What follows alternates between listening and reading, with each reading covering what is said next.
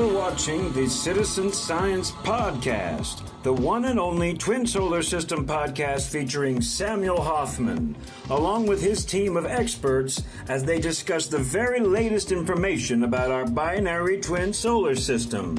Welcome to the show.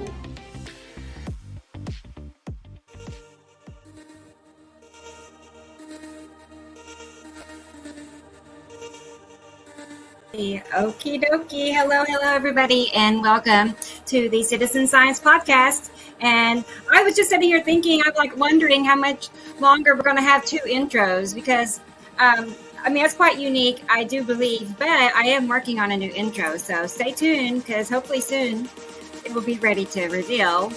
And anyway, as you can see, I'm Rebecca, and let's go ahead and get the show started, which this feature attraction, of course, is Sam Hofman. So let's add here. Mr. Sam Hofman, hello. How are you today? Hello. Feature attraction. That's very kind of you. Thank you. Hi, everybody.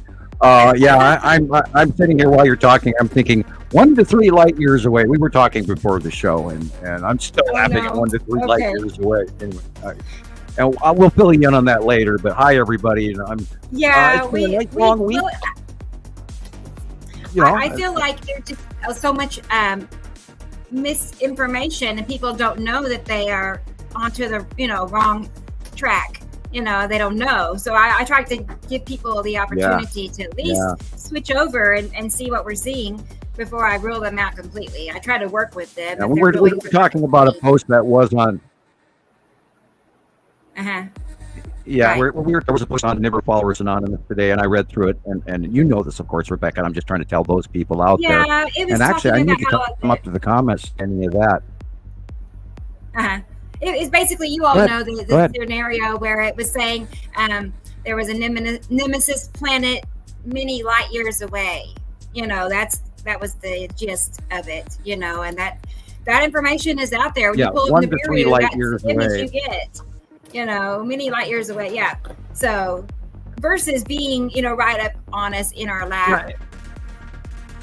So I messaged him. And when they talk about light years, that is that's the distance that light travels in 1 year, and that it's really, really fast because it's like 500,000 miles an hour. I'd have to relook that up, but it's really fast. Yeah. So in order to be 1 to 3 light years away, we wouldn't even see it. And it's talking about the distance from to our star, and it's like, that wouldn't even have anything to do with us at all. That would be in the outer extremities of the galaxy or even beyond our galaxy. What are you talking about? So you have to really be careful of the information that you're biting into from some of these people. And my effort was, of course, to get Rebecca to remove the disinformation post. And then we had a 5-minute discussion where she's standing there, well, I want to give the guy the benefit of the doubt and try to inform him.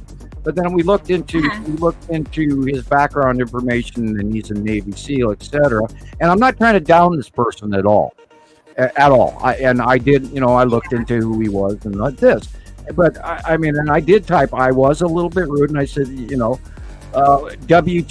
Where do you get your science from? And that's because I am less patient than you are, Rebecca. Okay. Anyway, we've confirmed that today. No. yeah, I have less patience than you do. But I did message that person, and this, to help explain, why we're different. We're not your typical Nibiru group. Yeah, we can say that. And there's another group of people out there talking about what they refer to as the Nibiru complex. And that's hogwash too. And so if you guys are out there and you are looking up anything, and I'm not going to mention the group on purpose because I don't want to add to their fame ratio, but we believe that they're paid by the government to put up more disinformation. Sure. That's what they do. And anytime you hear Nibiru complex, they're full of bull poo. So Pucky. They are working overtime trying to, put the disinformation. Oh, and the money that one particular lady of that group is pulling in is unbelievable. Can I have a portion of that, please? And then they publicly down me on top of it. Go ahead. So we didn't bring up our friend. Yeah. Hey, Zeus, how are you? Hi guys. How y'all doing? How's everybody? Do you know who we're talking about? They'll remain. I do. In fact, I've had a few friends. That went back, and I'm not going to mention names. Yeah. But I've had friends who actually went from believing it was planets to believing it was UFOs or craft. And I'm like, if it was craft, it wouldn't be in cyclic the way it is. We would see it way more randomly, but we're not seeing that. We're seeing that they're very consistent in their cycles. Very consistent. And their cloud-based pattern. I've caught the exact same planet crossing the front of my window many times. At the same time at every other every 2 weeks. It's not. No, there's absolutely not. And the Nibiru complex, that's just no. But I do agree with Rebecca, though. I think for some people, there's so much disinformation out there that we have to give people the benefit of the doubt and kind of give them the opportunity to maybe get out of that. Because let's face it, we all went down the bad, the sea trail hole. We all went down all those rabbit holes. And when I came to Montana Skywatcher, the first thing that I was told was, hey, whatever you think throw it out and restart. First thing they told me was think big. And that kind of stuck with me, and I just kept my mouth shut, and I just learned and soaked up the information. I think it's important to give people that information. Hi, Irene, how you doing? Hi, Audrey. Hi, Dennis. I'm ready to see Experimental, Freezy, all of you guys. Nice to see you here. I was really excited for today's show. A lot of cool stuff and some things I really want to discuss with you guys. Gillian, how you doing? Awesome. I know. Hi, Gillian. How are you? Good. Hello. Good evening. I guess it's evening for you. So indeed. Yes. Yeah. Right. Yep. Well, it's good to see you again. What's the weather like in Scotland? Hot or cold? It just is. At least it's not wet at the moment, but it was wet. It's. I think it's trying to decide. I see. It's warming up here in the U.S. There's areas that have a heat wave at the moment, and which actually is affecting our very own Christoper Kuchuris. So let's go ahead and check on Chris and see if he's staying cool enough in Vegas. Here he is. Hey everybody. All right, guys. Welcome to the Citizen Science Podcast, everybody. Yes, rocking the shades. So how hot is it in Vegas? So it's hot. It's like, but I'm used to it. But apparently there's a heat wave. They're calling it a heat dome. I've lived in the desert my whole life. I've never heard of a heat dome before. Right, now it's new. Hey, now you've got a heat dome, bro. Yeah. Let's get everybody going with that, down that rabbit hole. It's just odd. It's just like rain bomb, or now we got heat dome. And I was saying to Rebecca during the week, we need one of them little pocket books, and then you can just flip it out and go to like A, B, C, or you can just like flip it out and just if it can have some of our own like legitimate information that we've proven, and then you get a heat dome is a heat dome can go into the funny section at the back, like miscellaneous words used to describe. It's a high pressure system that sits in one place and all the weather goes around it, and it does it gets developed by the bubble of heat that it creates, and that clears out the sky, clears out the clouds and everything, and then the normal other moisture goes around everything. So that is a long time term. However, a lot of people don't apply it to their own heads, and they listen to the weathermen and ignore them. But now, of course, we can't do that anymore. And we did talk about this 6 months ago, a year ago, where we knew this coming. Oh, by the way, we also talked about the possible forest fires, and that one 40 miles east of San Francisco this last week has burned up. I don't know if it's completely contained yet or not, but the forest fires have already started, which is way early. Great. So, yeah. And then there's also, Florida. There's also a huge... Go ahead, Christopher. Oh, I'm just saying, this to Florida. This is terrible. Could you imagine that heat combined with humidity? No, that's insane. I've lived in places that are humid, I lived for a little bit in North Carolina where it was like 80% humidity, and it'll make 90 degrees feel like 120 degrees. It is horrible. That's how I it get is. one of those people who put it in the living room. Very, very humid. But Is here's what's going on. Really? I didn't know it was humid in Oklahoma. Really? Very humid. Very humid. But what I was going to say is, here we got the heat dome, whatever, over Vegas, and then over Florida, right? So Oklahoma right in the middle, and we're going to have a cold front. Yeah. Cold Oh, yeah, you're going to have a storm gust tonight. Too. It's going to be in the 70s or maybe 80s Wednesday, so enjoy it. Tonight over Oklahoma and Denver. From Colorado eastward, straight across the country tonight, there's going to be a very serious storm system developing from the heat dome mixing in with coming in out of the Gulf of Mexico. And the Gulf of Mexico is actually heating up very quickly this year. It's getting quite hot down there in the water temperature. And that, of course, will affect the jet stream and the undertone flow within the Gulf itself. But it's radiating up from South America. Now, they're anticipating a supremely extreme condition in northern South America and the Yucatan Peninsula of Mexico. So if you think Florida is hot, you should look into what's going on down there. They're going to have a catastrophic, life-threatening scenario in this period. So if you're going to check the weather, also check the weather in northern South America and the Yucatan Peninsula. It's insane. That Turkey and other crazy places had 46.5 degrees Celsius and 50 degrees Celsius. Can you imagine? Right, storms and floods. Yeah, we got freak weather all over the world, and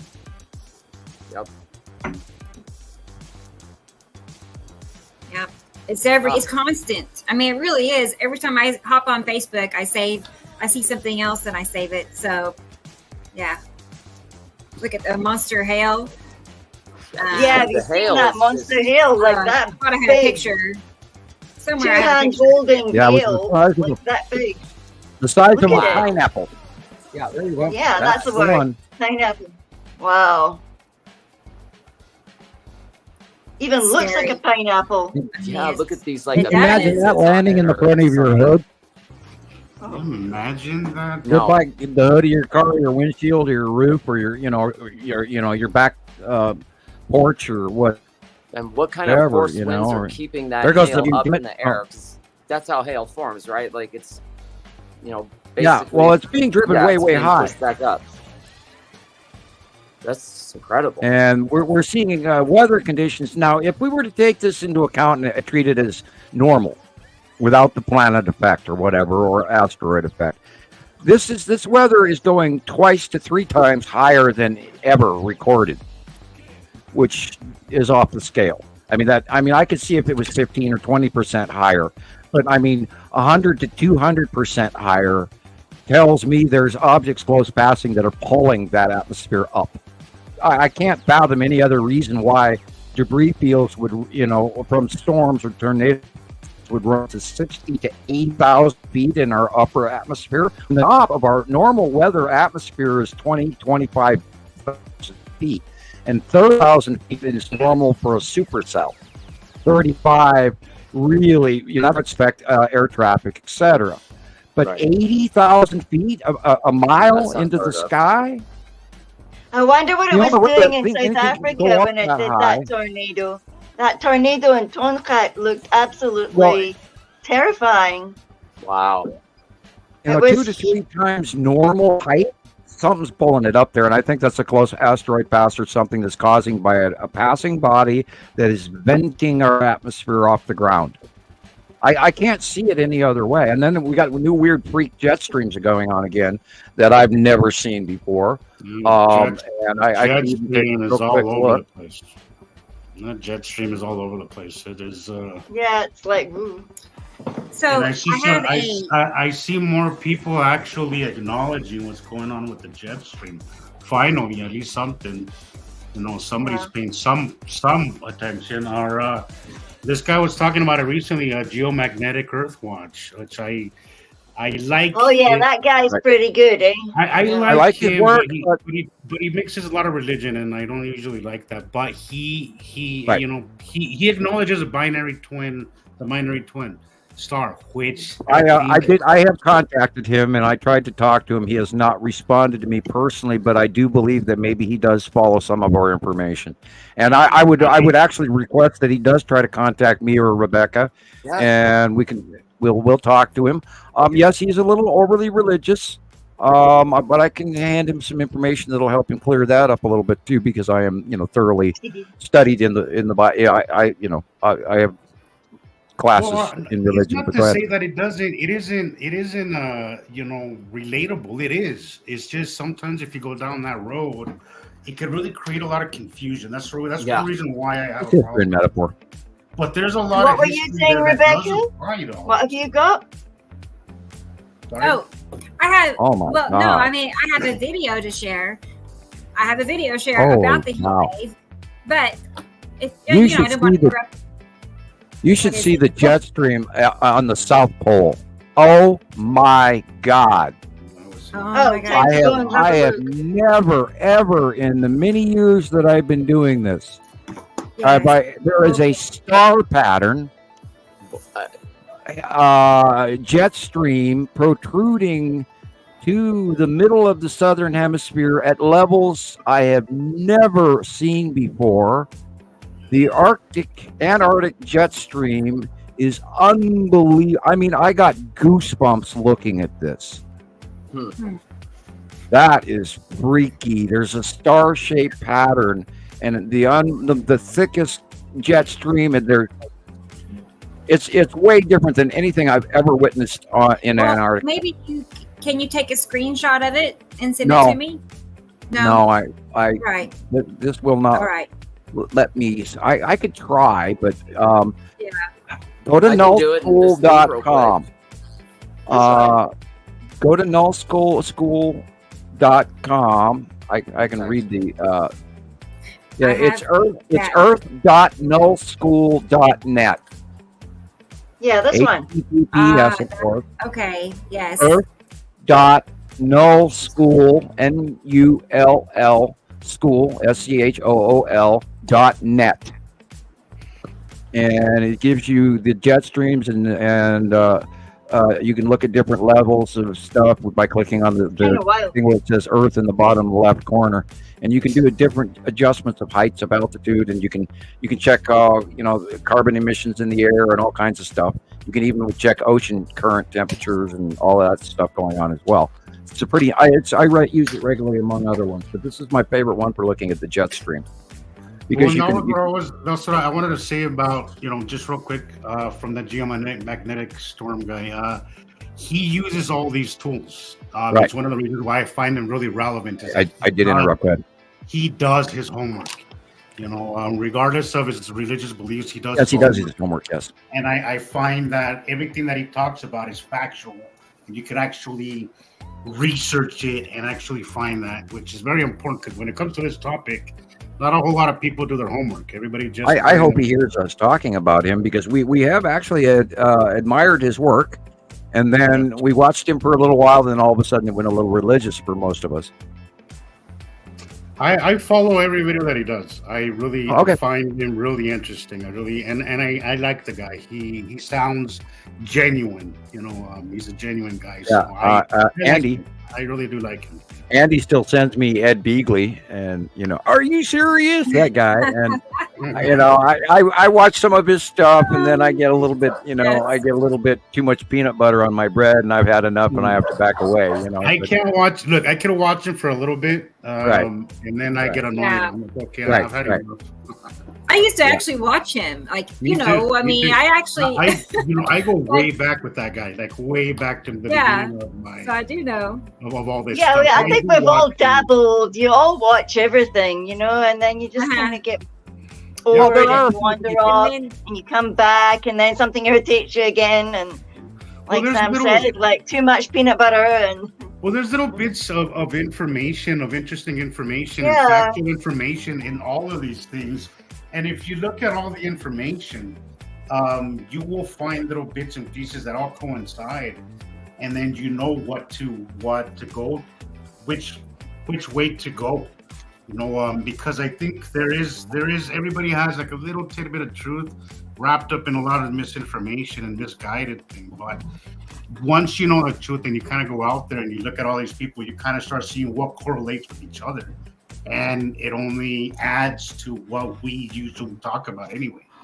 Do you know what really got me the other night? Like last night? I don't even remember because I got my tooth done again. But one of the nights, it was just, no, I think it was like I looked out my window and it's just purple.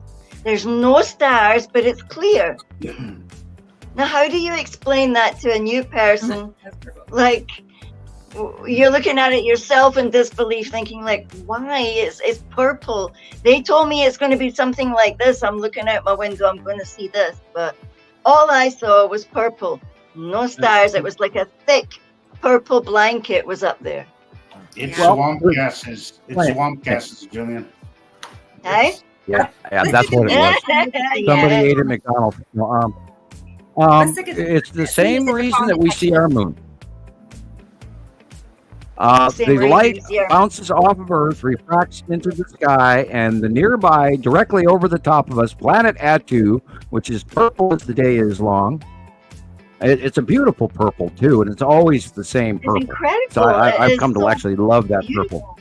And it's refracted light off the bottom of the overhead passing planets, and like that picture Rebecca just had up, and you can put it back up if you'd like.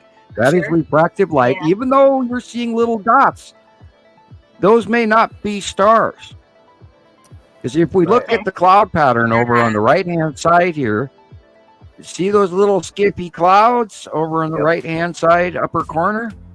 That's the side of Atu's moon right there. And then if you take into account that blacker area to the middle right, there's the shadow of Atu's moon behind Atu, which is being illuminated on the bottom, which is why there's that central little nibby thing over the top of the car, which is the base cloud snail foot formation of Atu.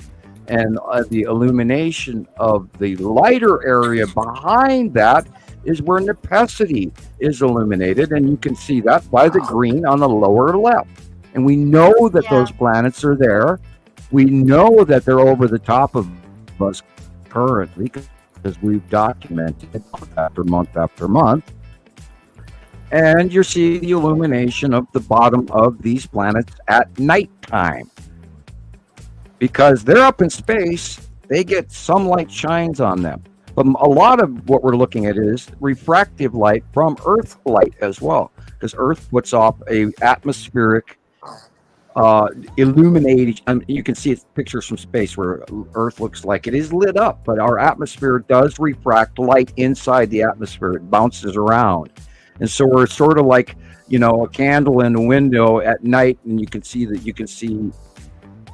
cabin up on the hill. So yes, Earth puts off a certain amount of refracted light even at night because the rest of the planet, the other half of the planet is being illuminated. And that light generation does exist within our atmosphere. It's sort of like accelerated ionization because it sort of does that. I'm glad that you bring that up, Sam, because often when you look at the night sky, it doesn't look as dark as space tends to actually be out deep into space. And I think that confuses people into thinking that space is black, not dark, which I like to say there is a huge difference between black and dark. But as you get away from Earth, it gets darker and darker because there is light still refracting off of the lit side of Earth. And I'm glad that you brought that up because I've been wanting to talk about that as well. Yeah, if you're in the middle of space and there's nothing around you except your nearby star, and the light is going past you, you can't see it. It doesn't exist to us humans. Now, other animals perhaps maybe they can see it, but we physically cannot see light because of our limited human vision. And the science even knows we have limited vision in compared to even animals around us. The birds are chirping at 3:00 in the morning because they're seeing the planets that we don't see, because they are noticing the light difference, which is telling them it's morning, even though it's not. So this is what's it has to go through a prism breakdown.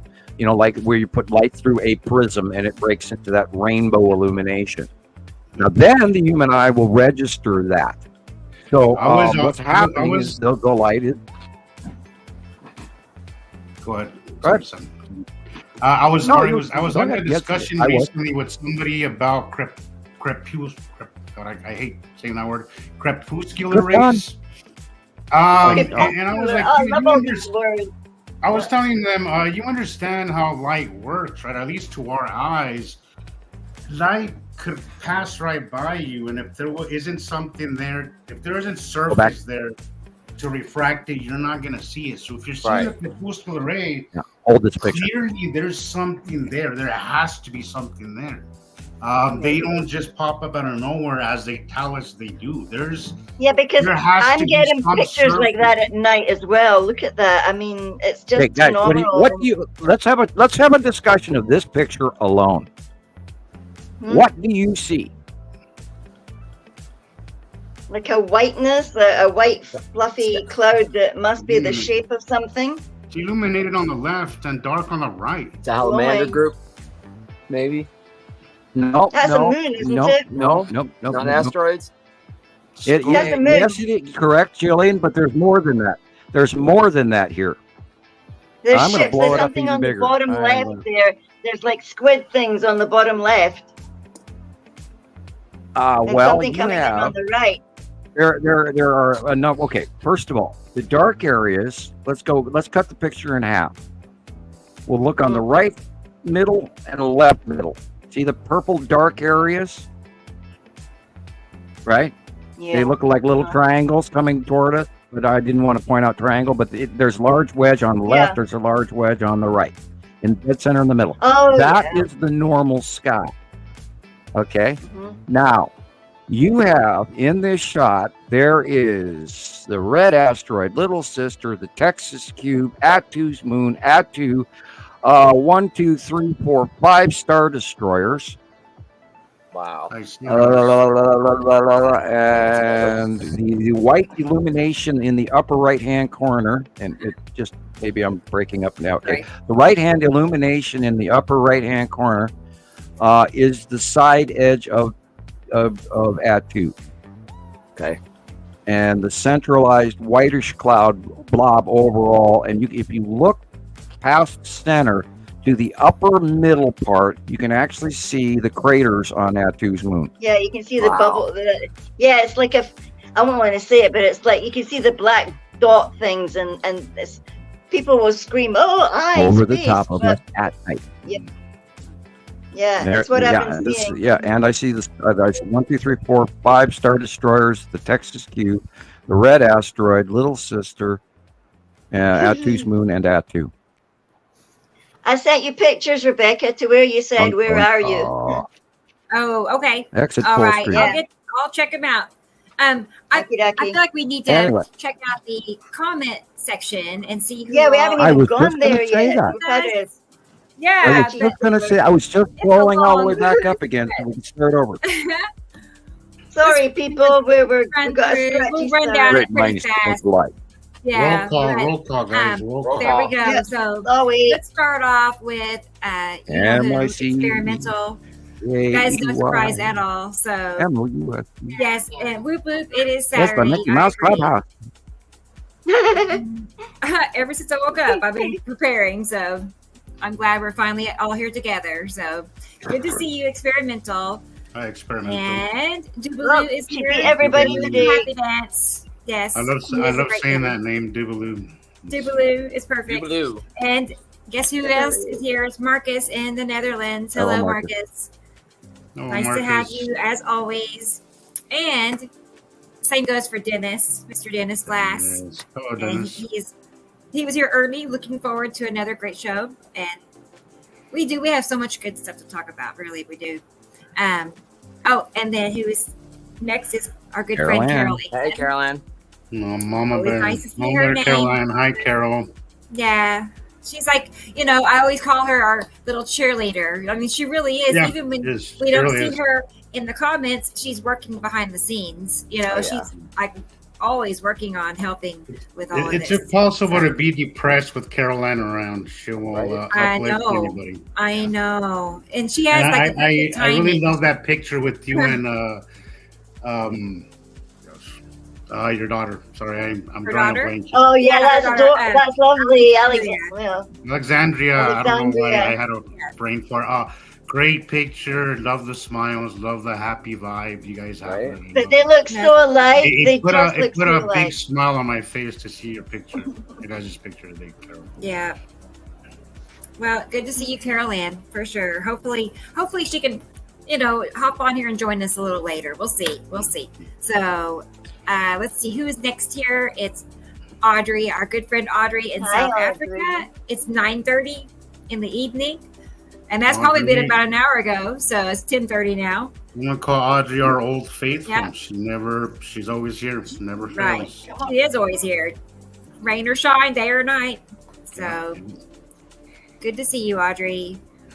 And here is Irene asking if we're on yet. Hello, Tell Irene in Florida. And I imagine she's down there dying in the heat. Poor Irene. Yeah, she is, because it's 100 plus the entire state. It's not like there's a pocket. Everybody has air conditioners. But I wanted to show. Look at these earrings Irene sent me. Wow. I need to put them on. Oh, but they're like so cute for summertime. Like these tassels. They're beautiful. They're cute. Wow, that's so. So I have to wear the purple shirt next time and hang it. So you got a pair. You got the ones from Alaska. I know. I'm rebuilding. You need to get like a little earring board and start. We should all send you earrings. So where's Irene again? Where's Irene again? I forget. I think she's in Florida. Florida? She's in Florida. Yeah, she's in Florida. Stay cool out there, Irene. I hear you guys are gonna get some really hot weather out there, so try to stay cool, stay indoors, stay hydrated. All that good stuff. So. Yes, and Irene, thank you for the birthday present for Shiloh. She's always been very helpful. That was like a week ago. Right. Yeah, very nice of you, Irene. Thank you. And while we're talking about that, Natalie, I'm trying to read her handwriting here. Natalie Hawking in Europe sent me a nice package. Thank you. And Karen Porter sent a donation and card and sent me some Ricolas. I got some Ricolas in the mail, which is what reminded me. When you get earrings, I get cough drops, and I really appreciate them. Thank you very much. You need a cough drop box. I've got a box standing here right in my monthly bill file, and I keep the Ricolas right next to it. And I've got 3 bags now, and believe me, I'll over time I'll go through them. So Freezy Peach is here. Hi, Freezy. Hi, Freezy. Yeah, and we do have to thank everybody for their donations. I've actually gotten a few nice cards and letters from people. Thank you. And we ask that you keep sending them. For those of you who haven't sent us a donation, we do function better when we have enough money to pay our bills, and unfortunately, my internet, it keeps going up and up, and I could never afford it in the first place. And we can't afford an R. So do send some donations. Know that Rebecca has bills as well, and it costs us a lot of money every month to keep these shows for you guys. And we tried to go with a system where somebody was going to support us, and we were going to end up in another channel and all of that, and that would have ended up costing people. And I wasn't comfortable with that. And there was talk of merchandise and stuff like that. And I want to, for the record, say to everybody that I am not comfortable with that. We're not trying to raise money off of you. We do not sell your pictures and your work. Although someday, in some way, there may be a book or an illustration group collection on paper. We don't know yet. There's talk about it, but we're not trying to make money off of this. What we're trying to do is inform you. And this is, and even if you have no donation or you don't want to slip me a $5 bill in an envelope, you can write me at P.O. Box 625, Lolo, Montana, 59847. And I just love to hear from you in the mail. And the kids, every time we get mail from somebody out there, I point it out on the map to the kids and say, well, there's your geography lesson for today. And this letter comes from here, and then it's association teaching. So anyway, appreciate your mail. Appreciate everybody for listening today. I want you please go back to YouTube and rewatch some of the older shows, maybe, so that we can get Rebecca's view count up, because we want Rebecca to get enough people and enough subscribers that she'll actually be financially benefiting from this for her channel, for her YouTube channel, Nibiru Followers Anonymous. YouTube. I would be very happy to break even. I'm like you. I don't need, but anything and everything helps. And it's like buy a cup of coffee. Send the lady $5. She's got apps and stuff to do that. I mean, if everybody out there does this, once a year, twice a year, even. And I mean, Irene's always been a very, very regular person, and she sends me the few dollars that she has, and I know she doesn't have a lot, and that makes it all the more special. And I can never thank you, Irene, enough. And you do not have to send me any more money. Thank you very much. But Shiloh did appreciate her birthday present as well. So we do get by through fan mail, and it does help. And we do need the help, because this costs us an arm and a leg. And we've been doing this for, I'm on my 15th computer, and I paid for that, and I'm only 14 years running, and I'm on computer number 15. How that worked out in the years, I don't know. There was a year where I blew 3 computers in 1 year. Wow. And so, and that was in the early years when, the government decided to zap me and half my house, excuse me, I have to retract that. I can't say the government.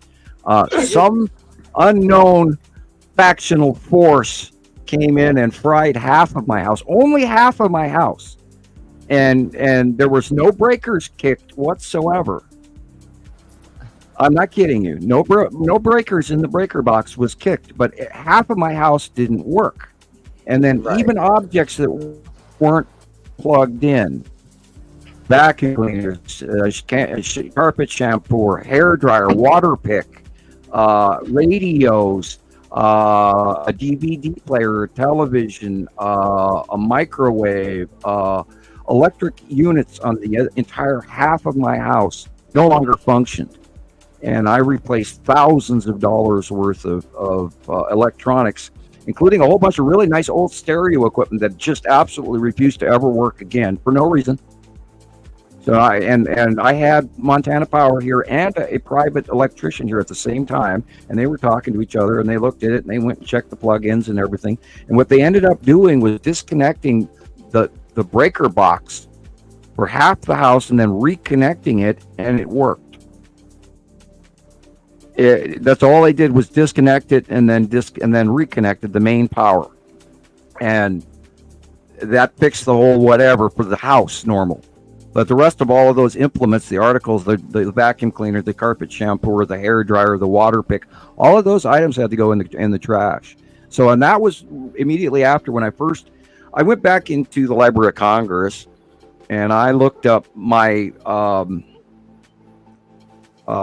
my project that I was recruited for, because after a period of years of being away from it, the farther I got away from the government intervention, and that I can say actually happened, government intervention in my life, I went to look up the project to see if that I had somehow misremembered things, because I had to be freaking crazy to think that this really had happened. And then I found and downloaded the information I needed from the Library of Congress. You have to learn about the sessions, because it doesn't go by years. You have to learn the session numbers and all that. And so anyway, I through the Freedom of Information Act, looked up my project. And within a week or two of me doing that, my computer never turned on again, and neither did half of my house. So I've gone through 15 computers. I've been hacked over and over again and locked out and all of that time after time. And I bought a few cheaper computers that didn't last. So, and the new computer guy I talked to recently says, yeah, any more computers only last for 3 years. It's like, what? Well, because here I'm expecting to buy a machine and have it work. Oh, Did you see we've got it looked like a new follower? Is it UK Surfer? Did you see that? That's okay. That's okay. Let me go back over here a second and see where I left off. I think it was Freezy Peach. Hi, Freezy. Good to hi, have Dennis. Dennis was saying hi, but look, we've got a new person here, it looks like. And Rodney is here. Hi, Rodney. Like an old guy in the corner standing there talking about. Okay. Hi, Rodney. I feel like an old guy standing in the corner talking about things that nobody wants to hear, and they're like, "Oh boy, did I go left field, man!" I do apologize. Hi, Leah. I caught myself going into it long. It was a story I apparently had to get out. But yeah, we've replaced a lot of equipment to, rounding out the whole topic. We've replaced a lot of equipment over the years to ever even get caught up to breaking even. That's the finish of the entire story. We won't ever break even. It's true, and I mean, I somebody made the comment a couple of weeks ago about how they aren't rich, and Sam and I are not rich either. So it's like that, I mean, maybe we have give the illusion that we are, but we're not. So like we don't get a great deal of donations at all. So everything counts because not very many people donate. I don't want to publicly admit that, but I just did. But we get a portion, but it doesn't cover all of the expenses that go into it, which are just fees for. It costs $43 to have StreamYard every month. Okay. And then all the different apps I have that make all the videos we enjoy, each of those costs $10, and internet $15 services and phones. And, whatever, it all adds up. But, I've been doing it for years. I want to do it. It's like my hobby. I like, I'm not complaining about it. But the bigger we try to get, the more expensive, then the more fees. Liberaholics. Like our new website. I worked on it till 4 a.m. a couple of nights ago, and I think it'll be ready by next Saturday. It will be. Anyway, it looks really good. I can't wait for you all to see it. And so that's a small extra fee every month. They're teasing us again. Yeah, and then we're going to get on, to the podcast channels, and it's going to grow.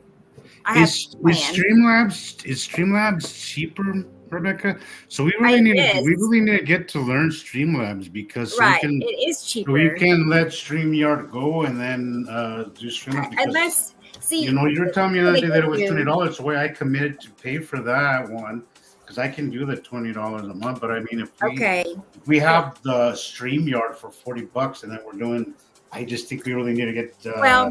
It's $25. It's $25, and then since we have that's for so many hours, and we exceed those hours, so in order to cover us for the month, it takes an additional $18. So it's 25 plus 18. So would Streamlabs be like even? And that I don't know. I don't know if it's for so many hours yet. So it could be cheaper. It could be about the same. Okay. You know what I mean? Well, I can help you with Streamlabs whenever we decide to move over to there. I could commit to even $40 a month. So, Okay. So whenever we are ready for that, I did a few. I had done a few tutorials on YouTube a few months back when we were still talking to that other person, but I haven't got back to doing that again. So I will work on getting some tutorials on Streamlabs because I do have the app on my phone and I have it on my laptop. I just need to change the login information and see how that goes. I have all these big old plans, I really do. It's exciting, but it's just one person, doing all of that. Yeah. So it takes a little bit long. Everything takes the longer. time is a little harder for me to contribute, but I could contribute at least with some of the costs when it comes to that. So I appreciate that. I really do. I mean, it's my hobby too. I love doing this. And I work a lot, but at least we all want to offer something, but we don't know what it is that we can do to help because I know it seems like a big mystery. Yeah. I know money is tight for like all of us here, like not just you guys. I know it's a difficult year for everybody. It is a difficult year for everybody, but I think if we all come together, we all can get this going, It's not. Yeah, It's to not have like the site somewhere that we can just go in you'd be and be. surprised how much a little bit goes if it's more than one person. It'll really go a long way. And Yeah. it would take a lot of it's huge. stress It's a away huge from thing. having to worry about financially how we're going to get this done and start focusing more on other things. I think that's Right. here. And again, not trying to get rich off of this, just break even. Right. That would be awesome. But we do have, like, here's Maria. Hi, Maria. I was gonna say we have Maria. consistent supporters, people like Irene and Maria and Carolyn. They do consistently help out. So I appreciate that very much. Yeah, we have a very loyal, Really loyal, following. People who come. We and really watch do. it. I was I do telling want to that say thank you guys, and for those who can donate, please, you guys being here. For those who can donate, that's more than enough. Of course. We appreciate it very much. Yeah. And we understand also. it is a difficult year financially for everybody. So we do get that. Right. And here, hi, Esther. Esther's mother just got hit by a tornado a week or 10 days ago. That's right. Lost her house. So thank goodness she's okay. But still, I mean, that's Thoughts and prayers. It's going to take years to recover from something like that. It does. It's like you start. And we're going to see more of that. Like I was saying tonight from Denver. Well, yeah, from pretty much east of Denver, all the way. It's going to go over the top of you tonight too, I believe, Rebecca. It might not be till the midnight or so. I don't know. I didn't look at the time. Be back in a minute. But I did look into the weather quickly today, and it's going to be another big nasty electrical event, and of course high winds and probably hail. So if you have a car, park it properly. Somewhere near, do you want to park next to a tree and get a limb down on top of it? No. Or the entire tree? No. But I mean, if it's really bad winds, then your garage or carport or weather won't do well either. So do plan on where you're parking. Watch out for the weather that is coming. Literally, it'll be, I believe, western Oklahoma more over than your area, hopefully. But it is supposed to run all the way over the top of Missouri, Arkansas, and then into the nearby eastern states. So be ready that it's a pretty big event. It's a little centralized compared to what has been going on. But we do have, there's a rotational low scenario that is very large and not being shown to the average public, because currently most of that low, we talk about the hurricane like an octopus that's spinning with arms, and those arms are bent. It's almost sort of like solar waves as well. There's these waves of electrical arms off the central body of these low pressure systems, and they're the moisture bearing ones, and this is where you get these freak electrical storms and all the hail and everything, and they're rolling, tumbling electrical arms of a rotational octopus, which is why we're talking about on land northern hemisphere hurricanes, and they're very large superstorms. And this thing is so damn big that if you go and you watch the actual radar footage, it's currently the center of the low, I believe, is in the middle of like Saskatchewan area in Canada right now. But that low and several of the other lows last week that actually ran across the East Coast, that came in from the Gulf of Alaska and then took a turn, and it would have been a left turn for the storm, over the top of California, and then goes over the mountains of Colorado and then dumps into Oklahoma, Nebraska, Kansas, etc. And then that formation of the storm, of that front, of that circulating low pressure system, which to this day I still believe has direct relationship to passing of necessity. Can't absolutely prove it, but look at all the footage that we got this week and JD sent, thank you JD. JD sent in some awesome shots of the three bandits that they call supercell, and it's green as the day is long. We're talking a leprechaun.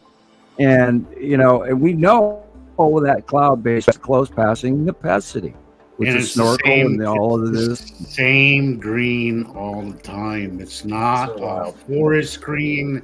It's not a metallic green. It's the same freaking green we see for years going back. I got a shot this week.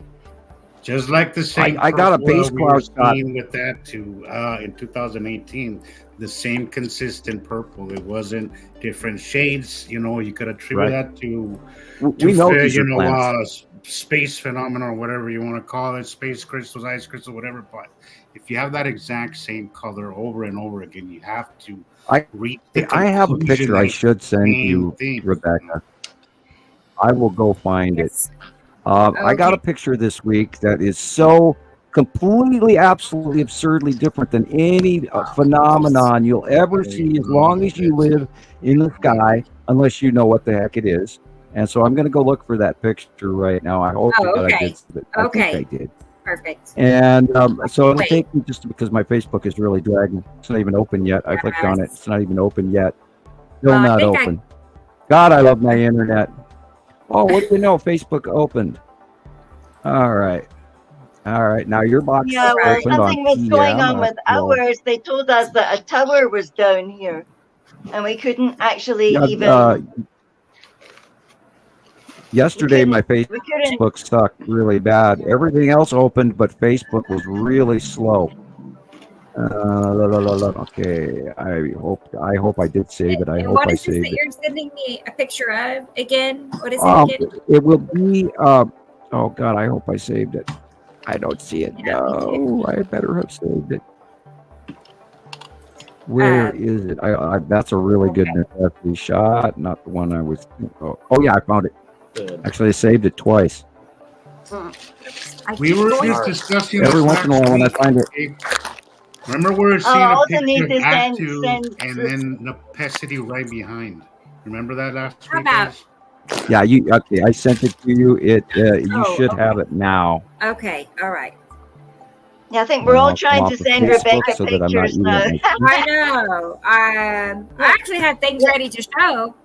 And Lindsay sent me pictures of what she believed was Matum at night, the blue, the sky that was like the unique blue. Cool. And she sent me a bunch of pictures of that to show you guys because she's out at different times with her sessions. Cool. Yeah, we need to Gillian, talk about you let the cat out of the bag. Did I? I wasn't even talking to you yet. See, I must be psychic.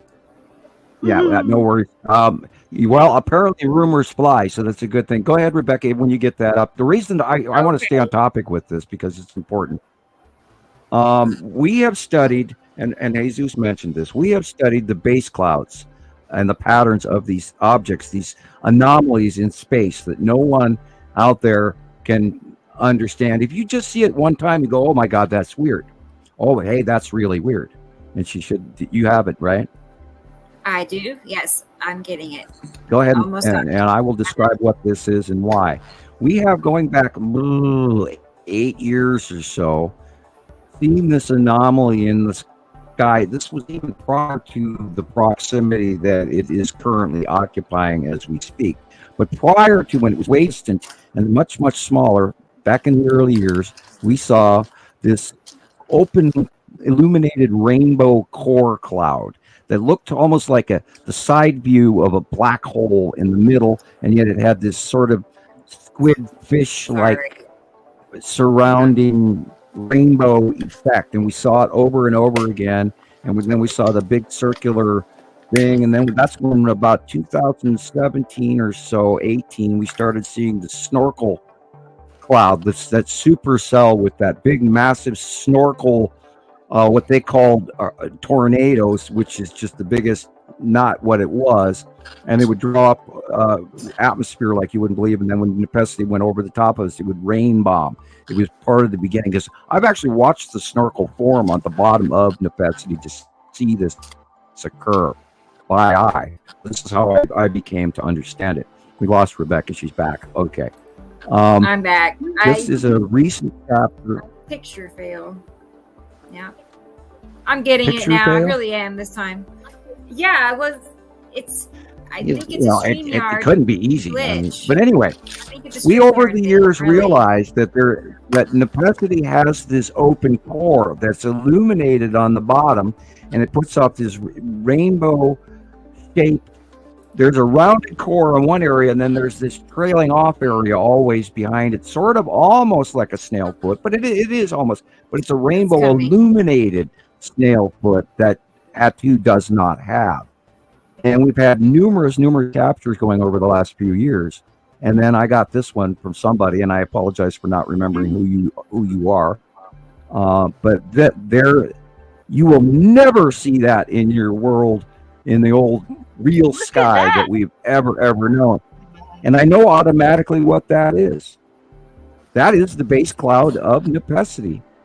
Incredible. And it's coming in. It's approaching. So every time that we've seen this shape, and we discussed this a few shows ago, some of us guessed it was asteroids because it was a lot smaller and more distant than this picture. And you always say Nepacity, and I'm like, how is it Nepacity? But it's always very glowy and lit up, and it's this same exact shape, this very exact shape. But it always gets me because when I look at it, I always think it's an illuminated asteroid, and then you come back and you're like, it's not. It's Nepacity's base core base cloud, and I'm like, right, and it's usually an open core. In this case, it's flattening in. I feel now it's finally actually stuck in my head now that I see this picture, because that see the ring 1, 2, 3. This shape of this cloud, and yes, those 3 bands. That's insane. That's crazy. 1, 2, 3. Now I see it. That's the identifying. That's the. Uri has one big lower ring, and then of course that massive weird base cloud that it does with all the asteroids involved. And Nibiru has very white fingers base cloud. Saru has a very large open core, but she has a very thick rounded base cloud with, I think, maybe 1 base ring, and then it's very, very, very thick, and it's always orange illuminated because it's such a large planet. It's always very illuminated. Let's see. We know about his Saturn and Saturn's yellow moon, and the ion trail, the bleed off path that goes around both sides of the planet is Saturn. So, and they all have particular base clouds that over the years we've watched, and there's no other way that you can attribute all of these repeating, matching year after year anomalies, if you want to call them space cloud anomalies. And we've correlated all of this information. We've gathered all of this information in 14 years because we've been watching them since day one when they got here. Nobody else out there does that. And people really need to, here I go again, jump on board with this. And because you're seeing phenomena that never existed in our skies for my entire life, and I'm in my 60s. So I've watched the sky my whole life because I paint. And I've always wanted to paint skies well. And I've been a cloud watcher, and a star watcher, and I've studied everything NASA ever put out that I could get my hands on as a teen. And Isaac Asimov, and we had it on our coffee table all the time. We had subscriptions to all the magazines, and I read, Velikovsky's work, and et cetera. So, we've proven all of this is absolutely real. We are not guessing. We watch it. That example. I mean, have you ever seen a rainbow thing like that in the sky in your entire life? But it's the side view. We've never seen it before, and I thought, wow, we've never seen it at this angle before.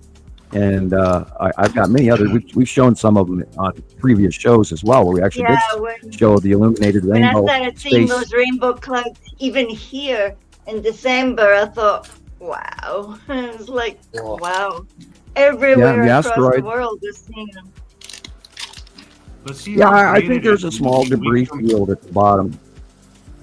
But see how great it is, and I just really can't stress this enough, how great it is to compare things from all over the world. That cloud, not cloud, but that base cloud of Nepacity, I can go back throughout my memory and think of all the same matching clouds that we saw with that one, that it just correlates over years and years and years. Again, guys, that is what makes us different from everybody else.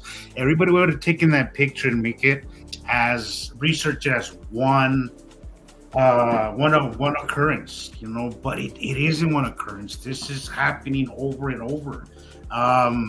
And we can go back and compare, but not everybody does that. Everybody just compares the today, the now, or doesn't even compare. They just talk about what they see today, and they don't correlate it with nothing else. And that is the biggest problem. That is picture why where Sam said to us, that's the moon of Attu, where you could see the craters, that very first picture. Yeah. It's just exactly like the cloud pictures that I've taken and sent to Rebecca now of the thing that was so heavy in our sky, and you can see the craters, and they're so big, but it's the same craters. And that picture of yours, the craters are small, but what I seen in my sky was bigger, and you're like, wow, but it is that. Well, that's how we knew that it was a moon. Let's say I have a video for pictures of close captured. Jesus all those years ago captured in his famous New Mexico shots of Attu's moon directly overhead, and I mean that's some of the best captured that we've seen out of all of them. And I actually missed those days, although Attu's moon when close past was highly volatile to a lot of earthquakes and a lot of major body aches and insanity. People were really crazy, and crimes and all sorts of shit went up. 2018 is when I first had my episode with my leg that I ended up in the hospital, which I get reoccurring since then. That's when it started, was 2018. Wow. It's the pressure, the air pressure and the blood pressure and the electrics in the body. I was talking to a friend this week about them being seasick and nauseous all week long, as it happened to me again as well. And I was that way this morning. I was like, God, I'm sitting in a rowboat on a really big body of water, and I'm actually getting seasick. And I'm just sitting in my living room, and I'm hearing the tone outside up here in Montana, and it goes, wow, wow, wow. Wow, wow, wow, wow, wow, wow, wow, wow. I can't believe that you hear it. I can feel it. It makes you nauseous. You can feel it in the pit of your stomach, above your belly button. It's like a hum. It's like hum. I don't know. I can't explain it. And I get earaches a lot, but I can't literally hear it that way. I can't. I get really bad earaches. Oh, it's deafening to me. I can hear it as well. At either end of my house, it's like a speaker box, and I can hear it.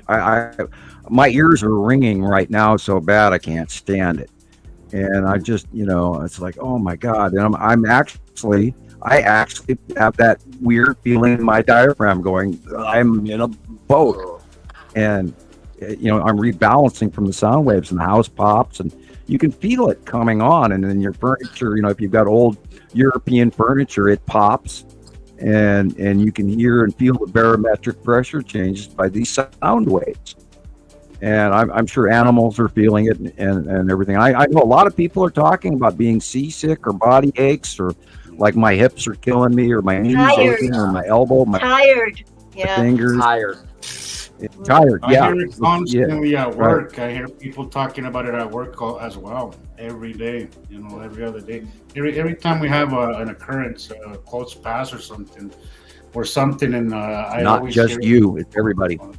Everybody's getting the butt kicked by it. Now in Revelations, that is referred to as the birthing pains. Yeah. And that's how it's quoted, but you can make what you want from that. Do you have some work for us, Rebecca? I have. Yeah, we sent you 500 pictures now. Yeah, I know. We have options, actually. I was going to show you all the heat wave video. So let's do that. Let's do that one first. Okay. That's what's happening right now as we speak. Here we go.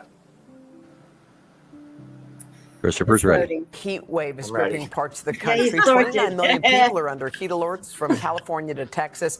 Temperatures soaring as much as 25 degrees above average in cities like Abilene and Del Rio. Tomorrow, it's going to get even worse in some places. Phoenix is forecast to break a 129-year record, hitting 113. Aren't you glad your mom is? Temperatures will be near 110 degrees in many metro cities here in the United States. What you need to know is that there's going to be a heat dome that progresses from California over to Texas, and this will bring temperatures of up to 110 degrees Fahrenheit. I'm sweating just thinking about it. So this is looking an hour out, but you can definitely see where the heat is over here on the west coast. And then this will slowly progress over to Phoenix, which is anticipated to hit 110 degrees. Now, portions of Texas could also see these warming temperatures too. Now, one thing you need to know, Las Vegas will also hit into the low 110s, which will tie it to 2010, which is last time they had temperatures this high. So typically it would be around 80 degrees, maybe even 85, 90 around this time, but it's 20 to 25 degrees higher. And I know a lot. Summer looks like it's hitting early this year in Las Vegas, as we're about to see the quickest 100. And Nibiru Followers Anonymous has warned you that this summer we are going to fry. This kind of heat We've been talking about this for 6 months. And here it is. Sunshine State. This past week, 2 months early, by the way. Record temperatures. It's in Key not West, fun. they had a heat index of over 115 degrees, which was a record with its humidity. And the thing is that beef in sight over the weekend. Look at that guy's Record shirt. temperatures across all of Florida. And what? Oh, wrinkly. We're going to have to prepare for a Yeah. tough summer. He's wearing that like an old sackcloth. Possibly a tough fall, and we don't really know what's going Oh, man. I'm down here. I'm melting. because this is all I'm trying to talk to you. climate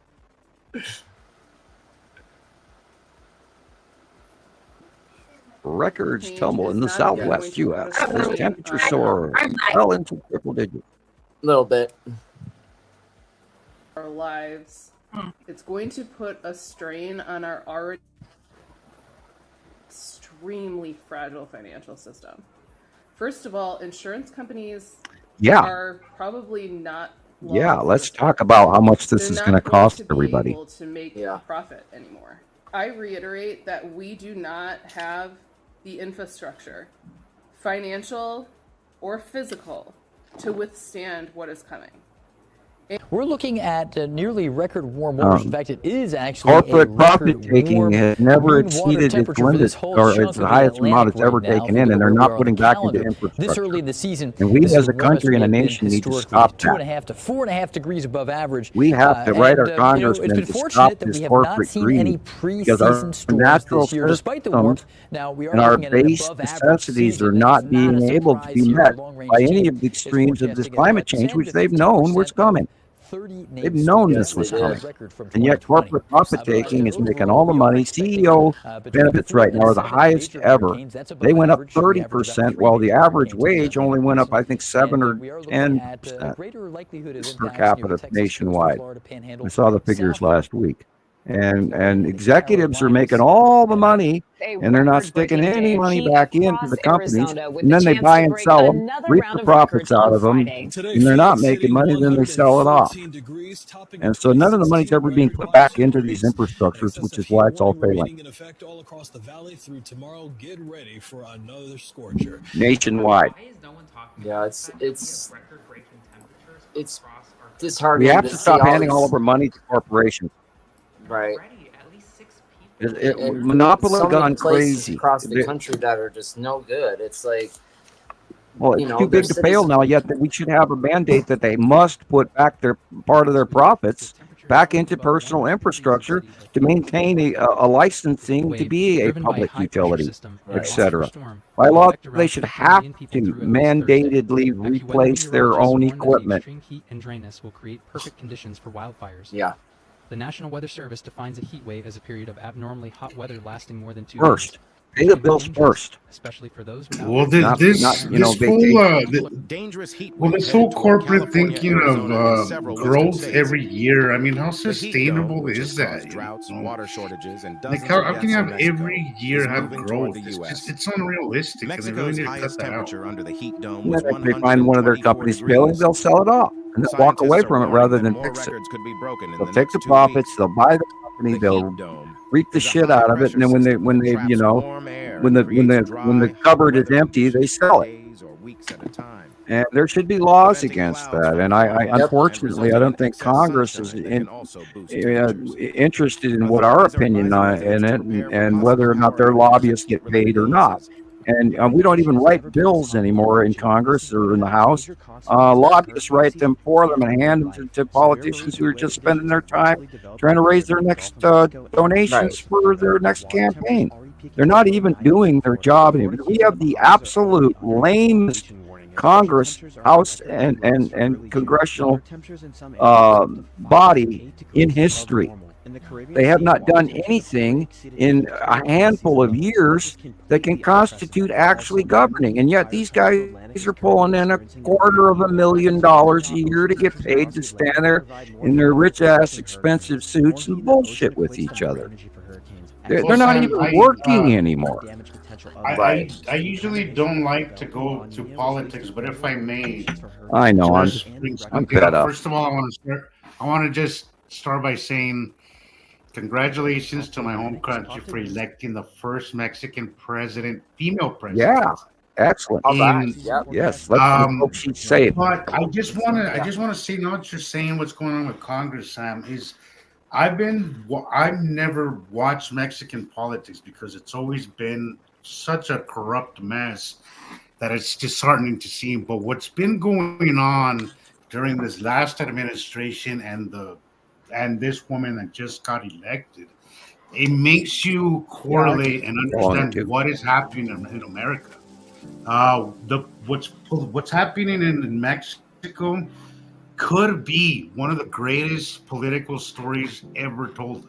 And I think that we should. Yeah, let's hope they get a handle on it. What's happening because they are single. They are doing one department at a time and getting rid of the corruption that has been plaguing Mexico for so long.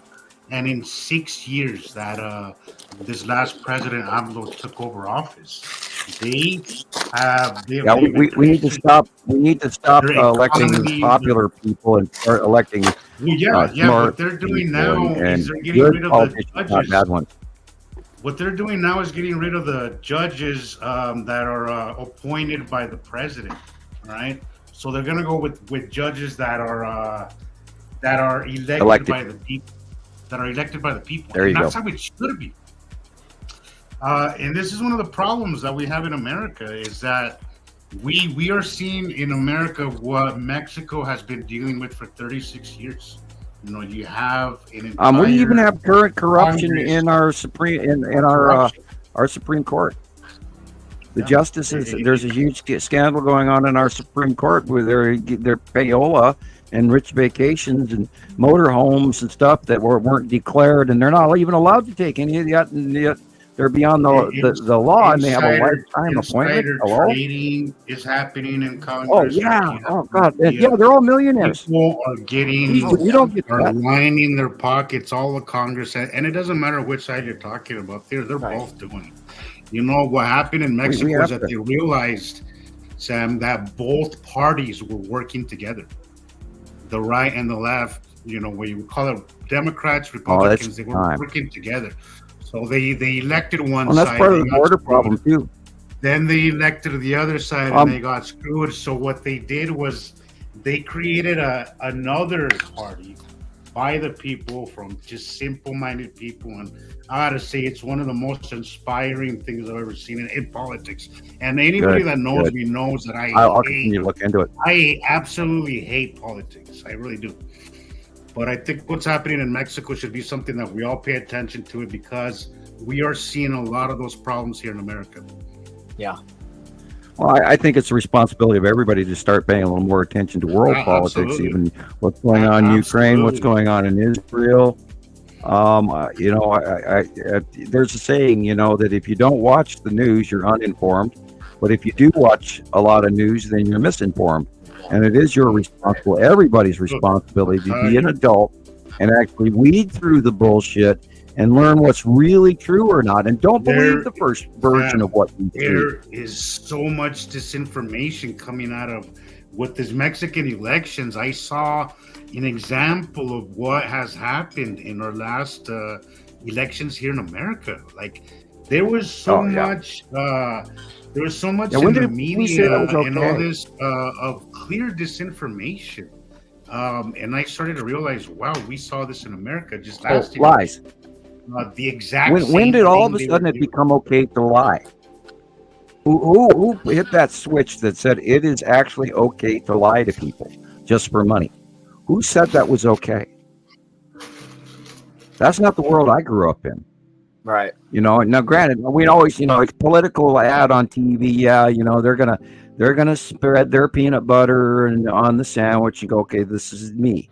But I mean, where did we cross that line to absolute nonstop lying? Not cool. So we as a populace, we have to rethink. And an example of what's going on in South America. They started electing these people called populist candidates. That's somebody who's famous. An example of a populist candidate or a candidate, not Canada, is Zelensky in Ukraine. But he's actually done a fantastic job, and he's very good. And he's a turnaround, actually good politician, not only a TV actor. But anyway, in South America, what has gone on, they've elected a whole bunch of populist candidates who are not qualified actually to run the government. And then you get automatic corruption and favor doing and throwing out of the rules and stuff like that. And that's why all those people are leaving South America and Guatemala and all of that, why all of those poor folks are leaving, trying to come up to the United States and Mexico to get a better life, because those entire social systems that those people lived with and grew up with are now just horrible. I mean, I'm not sure. Is it Venezuela? There's a couple of economies down in northern South America that their economy is so bad, it's unbelievable. At the pace that we're going, we're not far behind that here in America. We have now shit here in America. If we don't we are at 1.4 trillion. So far deep into corruption now. Undoing it is going to take a long time. Yeah, we do have a lot of corruption, unfortunately, and I think we need to admit that publicly as well. We have to be careful of who we're running into office. The other day I was just sitting, and I'll shut up right after this. The other day I was wondering, I was like, what would have happened if Al Gore had become president? And go back to your politics, and Al Gore was populist vote, but they actually gave it to Bush. But anyway, so I mean, what would the world would be like? Because Al Gore was kind of green. He was a green environmentalist, and we would have probably done some things, and maybe he would have released information that we're talking about right now. Yeah, we need Jesus' famous finger right now pointing out what we're looking at. Look at this. Yeah, this is Atu and Atu's moon over the top, and then Necessity is behind it to the left. And this, see the rotation change, and isn't that cool? And then this is illuminated, is Saturn's yellow moon right there, that white, and it's transitioning. Wow. I agree, experimental. Society was built on lies, corruption, banks, church, all that crap. But I think we've come to a time now where we know better, and we really need to get politically involved. And I honestly, Sam, I've heard you say that before, that we need to get involved.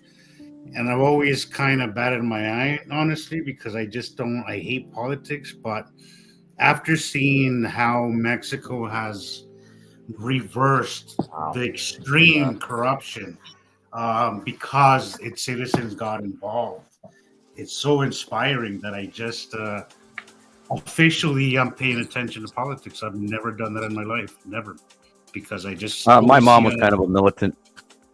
I have always I've lost done cause, marches, but what's happening in Mexico right now is just, again, so inspiring that it makes me actually have hope that we can change things. If we all get involved, it is possible to change the curse that we're. I really thought we were going to be done with the good old boys long ago, and yet they just keep popping up. Yeah, that mentality, the greed, and white supremacist attitudes, et cetera, the rich man's attitude. Like I don't care as long as there's money involved, and unfortunately there's this big, that thing they talk about, wokeism. Well, excuse me, but liberalism is very important because guess what? We're a society and we're supposed to move forward. And if you want to bring it back to 1947 and 1950, I'm sorry, that's not going to happen, and you're living a pipe dream.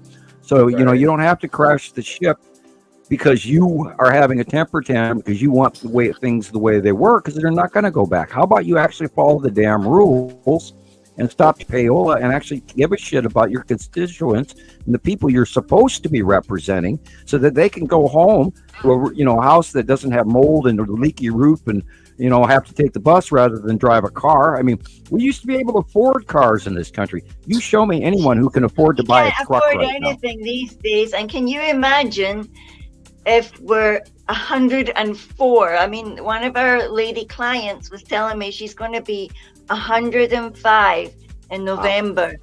She can remember so much stuff, and you would not believe, to look at this woman. She's 105. She looks like she's in her 70s, maybe, easily.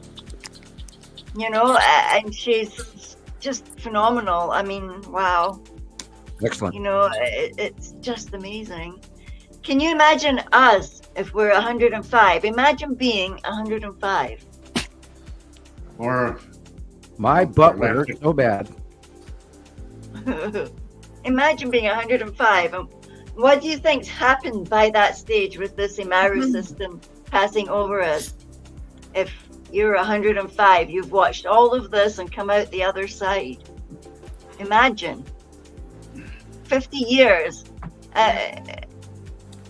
It's kind of mind-boggling because Sam says he's been doing this for 40 years. And can you imagine another 50 years? It sounds... We're only halfway there, Sam. Only halfway there. We're halfway up the There's a hill. video pictures from Gillian. Oh, This is what Scotland looks like.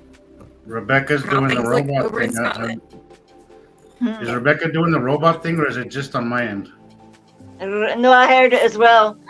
Okay. Well, I've never heard Rebecca doing the robot thing. Robot Rebecca.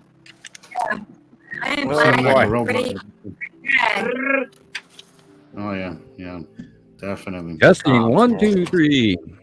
Yeah, okay. Now Sam seems a little pixelated, kind of like 8-bit. Oh boy! Back in 1980 Nintendo. Yeah. On your Commodore 64. Yeah. Oh man! I don't know what it's been for the last 10 days. It's been a nightmare. Oh, is your bum-de bum sore? No, I hit Get a cushion, man. Bone.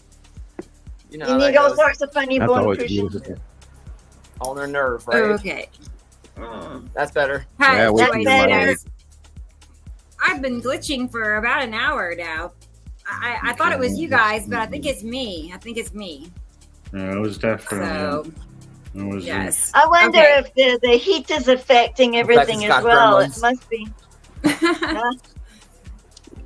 Okay, guys, let's go get that video. These are some pictures that Gillian herself took. Right. Okay.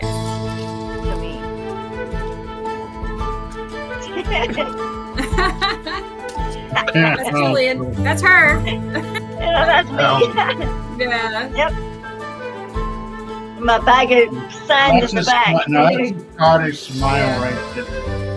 Yeah.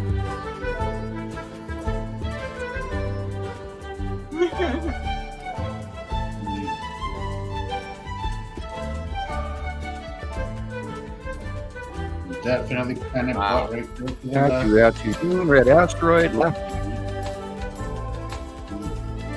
Oh. Yeah. Nasty stuff in there. Nice. Oh yeah, we've been seeing the skull all week. Everybody, the skull asteroid is just on the left hand side.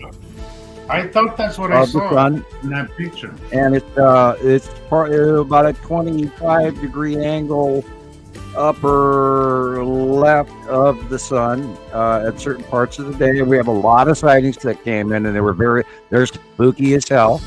Look at that. Does that not look like the Skull asteroid? They're amazing. That would be the. I think. Can you go back to that? I sure can. This one or the one before that? No. Before. One more. One more. One before it. Whoa! Check it out, Does guys. that not look like the skull? No, in 2015, that's how big it was when I saw it in 2015. Like at its And I mean, it came out of the darkness and it came around the backside of Atu, and that's how we figured out where it was because I saw it by eye. And when I saw that thing peel out of the darkness and the cold gases empty out of the eye sockets in the mouth, I mean, my knees buckled and I almost peed my pants. And I'm not kidding you. I sat there and, took 5 or 6 really deep breaths, my jaw wide open, going, whoa. And I just, and that's how I knew the Skull asteroid was real. And we announced, we'd had captures. I think by that time we had like 15 or 20 captures of the Skull asteroid, but I never seen it by eye by myself. And then I'm out in my yard and, that sucker comes out from behind Atu, out of the shadows. And I knew where Yuri was. And so that added to the placement. And then like 4 years later, NASA comes out and tells everybody where it is.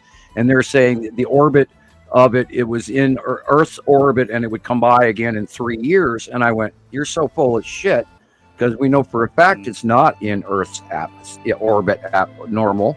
And it's not coming back in 3 years because we kept seeing it and kept seeing it and kept seeing it and kept seeing it. And it wasn't in some strange orbit. It was orbiting between Atu and Yuri. And that could be it as well. See how dark that is?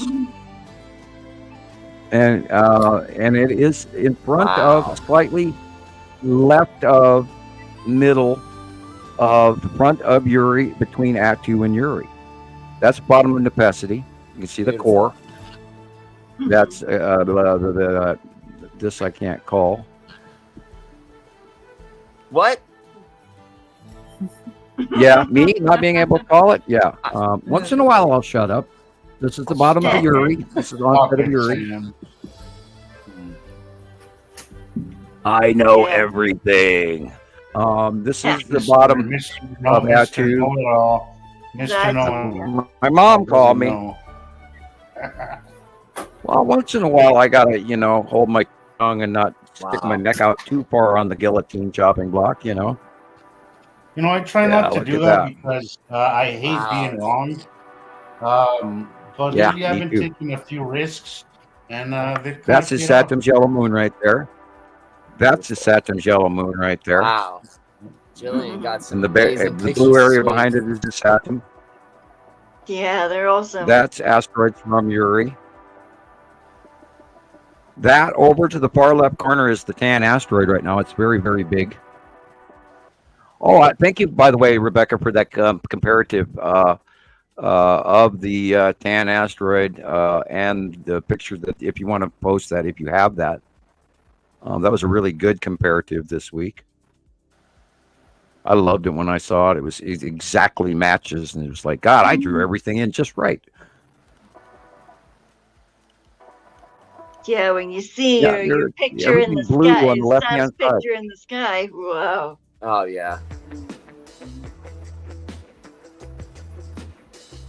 Glowing at night. And that in the upper middle is lead asteroid, dead center. That is Saturn's yellow moon in front of Saturn.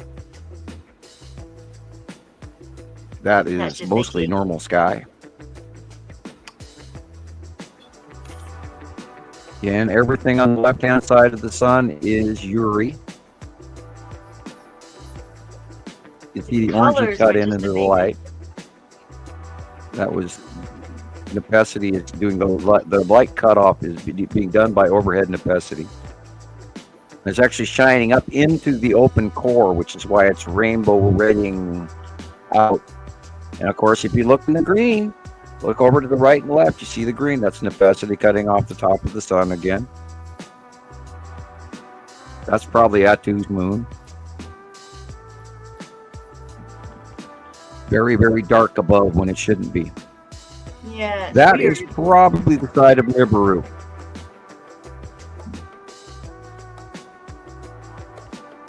Nepacity over the top of the sun. Nepacity a lot because of the And rain. again, yeah, she's doing a close run again, and I swear that's happened with this weather crazy shit going on. And again, right there, this matches that nighttime picture we talked about in the early. That's that same shape. This again is an open base cloud of Nepacity. You see right there in the upper right or left. Look at that. I know what These that are was. asteroids. These are asteroids. On the left, we know the asteroids are coming in from the left off the side of Uri, and that's why you're seeing a rainbow illumination. Some of this may be asteroidal, but the background upper area is. But these are normal clouds in the front of, and in the back left corner is asteroids. Wow.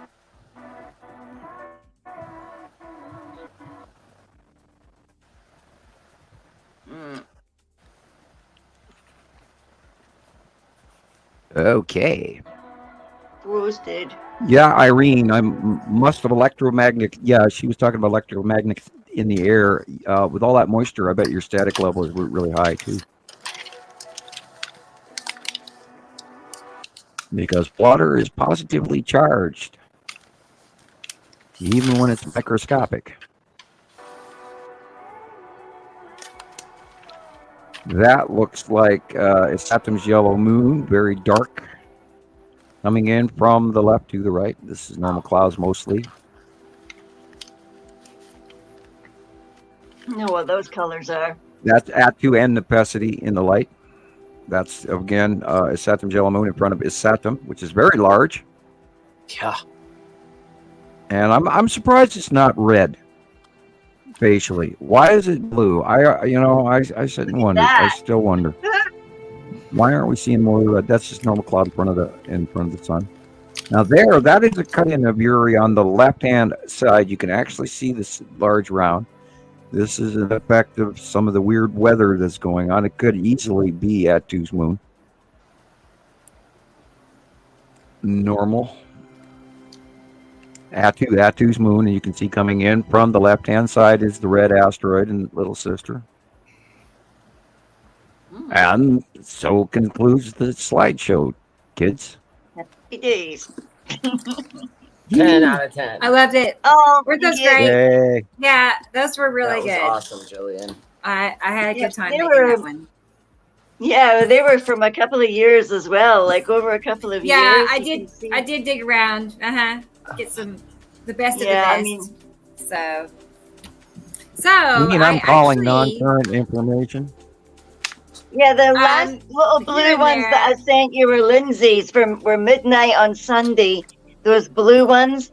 She wondered if they were Matim, I suppose, because they're, or maybe they're just planets at night. So they were for Sam. So. And now that we're talking about Matim again, we have cited Matim. Matim is a very small blue planet. It's really tiny. It's the smallest of all of them. And about a week ago, I saw it before sunrise in the due north sky, right beside Uri, which has moved farther over than where it was at sunrise even a month and a half, 2 months ago. And we're able, now that Uri is actually rising up and getting slightly smaller, we're able to see in between Uri and Saru in a way that we didn't outview. Matim has obviously been behind Uri for a long time. And it orbits, I believe, and I don't have absolute proof of it, but it has a completely unique orbit compared to all of the other planets. Matim rotates around Saru and all the way back out, and then comes into Uri, and then orbits Uri, and then goes back to Saru, which is the number one planet in the spinning arm of the two-armed octopus orbit model that you could attribute to Nibiru and Saru. Saru is on one side of the sun, Nibiru is on the other side of the sun. Nibiru and Isatum are close together on one side of the sun, where Saru on the other side of the sun is close to Uri, Atu, and Nepacity trailing behind, but it's always in a spiral. So Nepacity looks to be in between everything, but what it is lower on the plane in the orbital rotation and following like a dragon's tail from the center as the dragon turns around in the cave, so to speak. It's following. I got a picture It's of at that the end dragon of the screen, tail. but it's in the middle. It's in the Nibiru system has a tight spiral orbital, and I've shown pictures to people. I try to lay out the chemistry equation or the orbit model, but picture a five-sided star inside a five-sided star, and then make it three-dimensional. That's why the Nibiru planets are so close to each other. They rotate because they're the central main solar system, while we are the outward spread out five-sided star. We're spread out with our 7, 8, 9, 10. And we probably have more planets than man gives credit to, because the atomic structure and mathematics behind it do depict that. There's way more than man understands. And Einstein was wrong. And I'm sorry, and I got yelled at by the government, going, "Oh, how dare you think you're smarter than Einstein and Newton," quote unquote. And these are, Langley scientists screaming at me. And I said, well, first of all, you're the one that told me I was. And second of all, it fits. And Einstein does not have a unification model. And I do. And we are a chemistry equation. Now, in this model here before you, we spiral behind our star in a static, not gravitational, static electricity, because it's the structure of our solar system, just like an atom or a molecule. We are a compound of two stars, two atoms, and two sets of solar systems. And you add another star to this model, which they don't have here, but it is, and that our star, because of our orbit model being egg-shaped, that's proof that we're not running around in a direct circle like Einstein laid out on his dinner plate model. And that's the aberration that they were talking about, the Planet X system, all the way back in the 70s. Why we had to have Planet X, because there had to be an outside body that was causing an exterior influence, which would gravitationally, quote unquote, affect the orbit path model of Neptune and Uranus. So they knew something was out there pulling on us in a way that they could not describe. And that was under the Einsteinian theory. But we are a binary solar system. Most 83.3% of all solar systems have two or more stars, period. And they're non-paradoxal because they're a functioning electrical compound. Just like if you were, adding gold to silver, it would become a compound of, partial silver or less percentage of gold value, less carats of gold, etc. A changed compound. And we are a binary system with two sets of planets, two stars. And that's the reason that our planet is so hot this year. We believe the two stars are starting to separate. And it might be that currently this larger star is headed partially towards us, which is my greatest concern. And I talk about it. I don't want to be alarmist, but if that sun is actually coming close to us and going to leave, because we know that they came in from below us. If we're staring at the sun and we're on planet Earth and you're staring at the sun and you think in your brain of Antarctica, they came down from the left-hand side of Antarctica below us as you're staring at the sun, north, south, east, doesn't matter what kind of time of day. But if you take into account, you're staring at the sun, it came up from below us.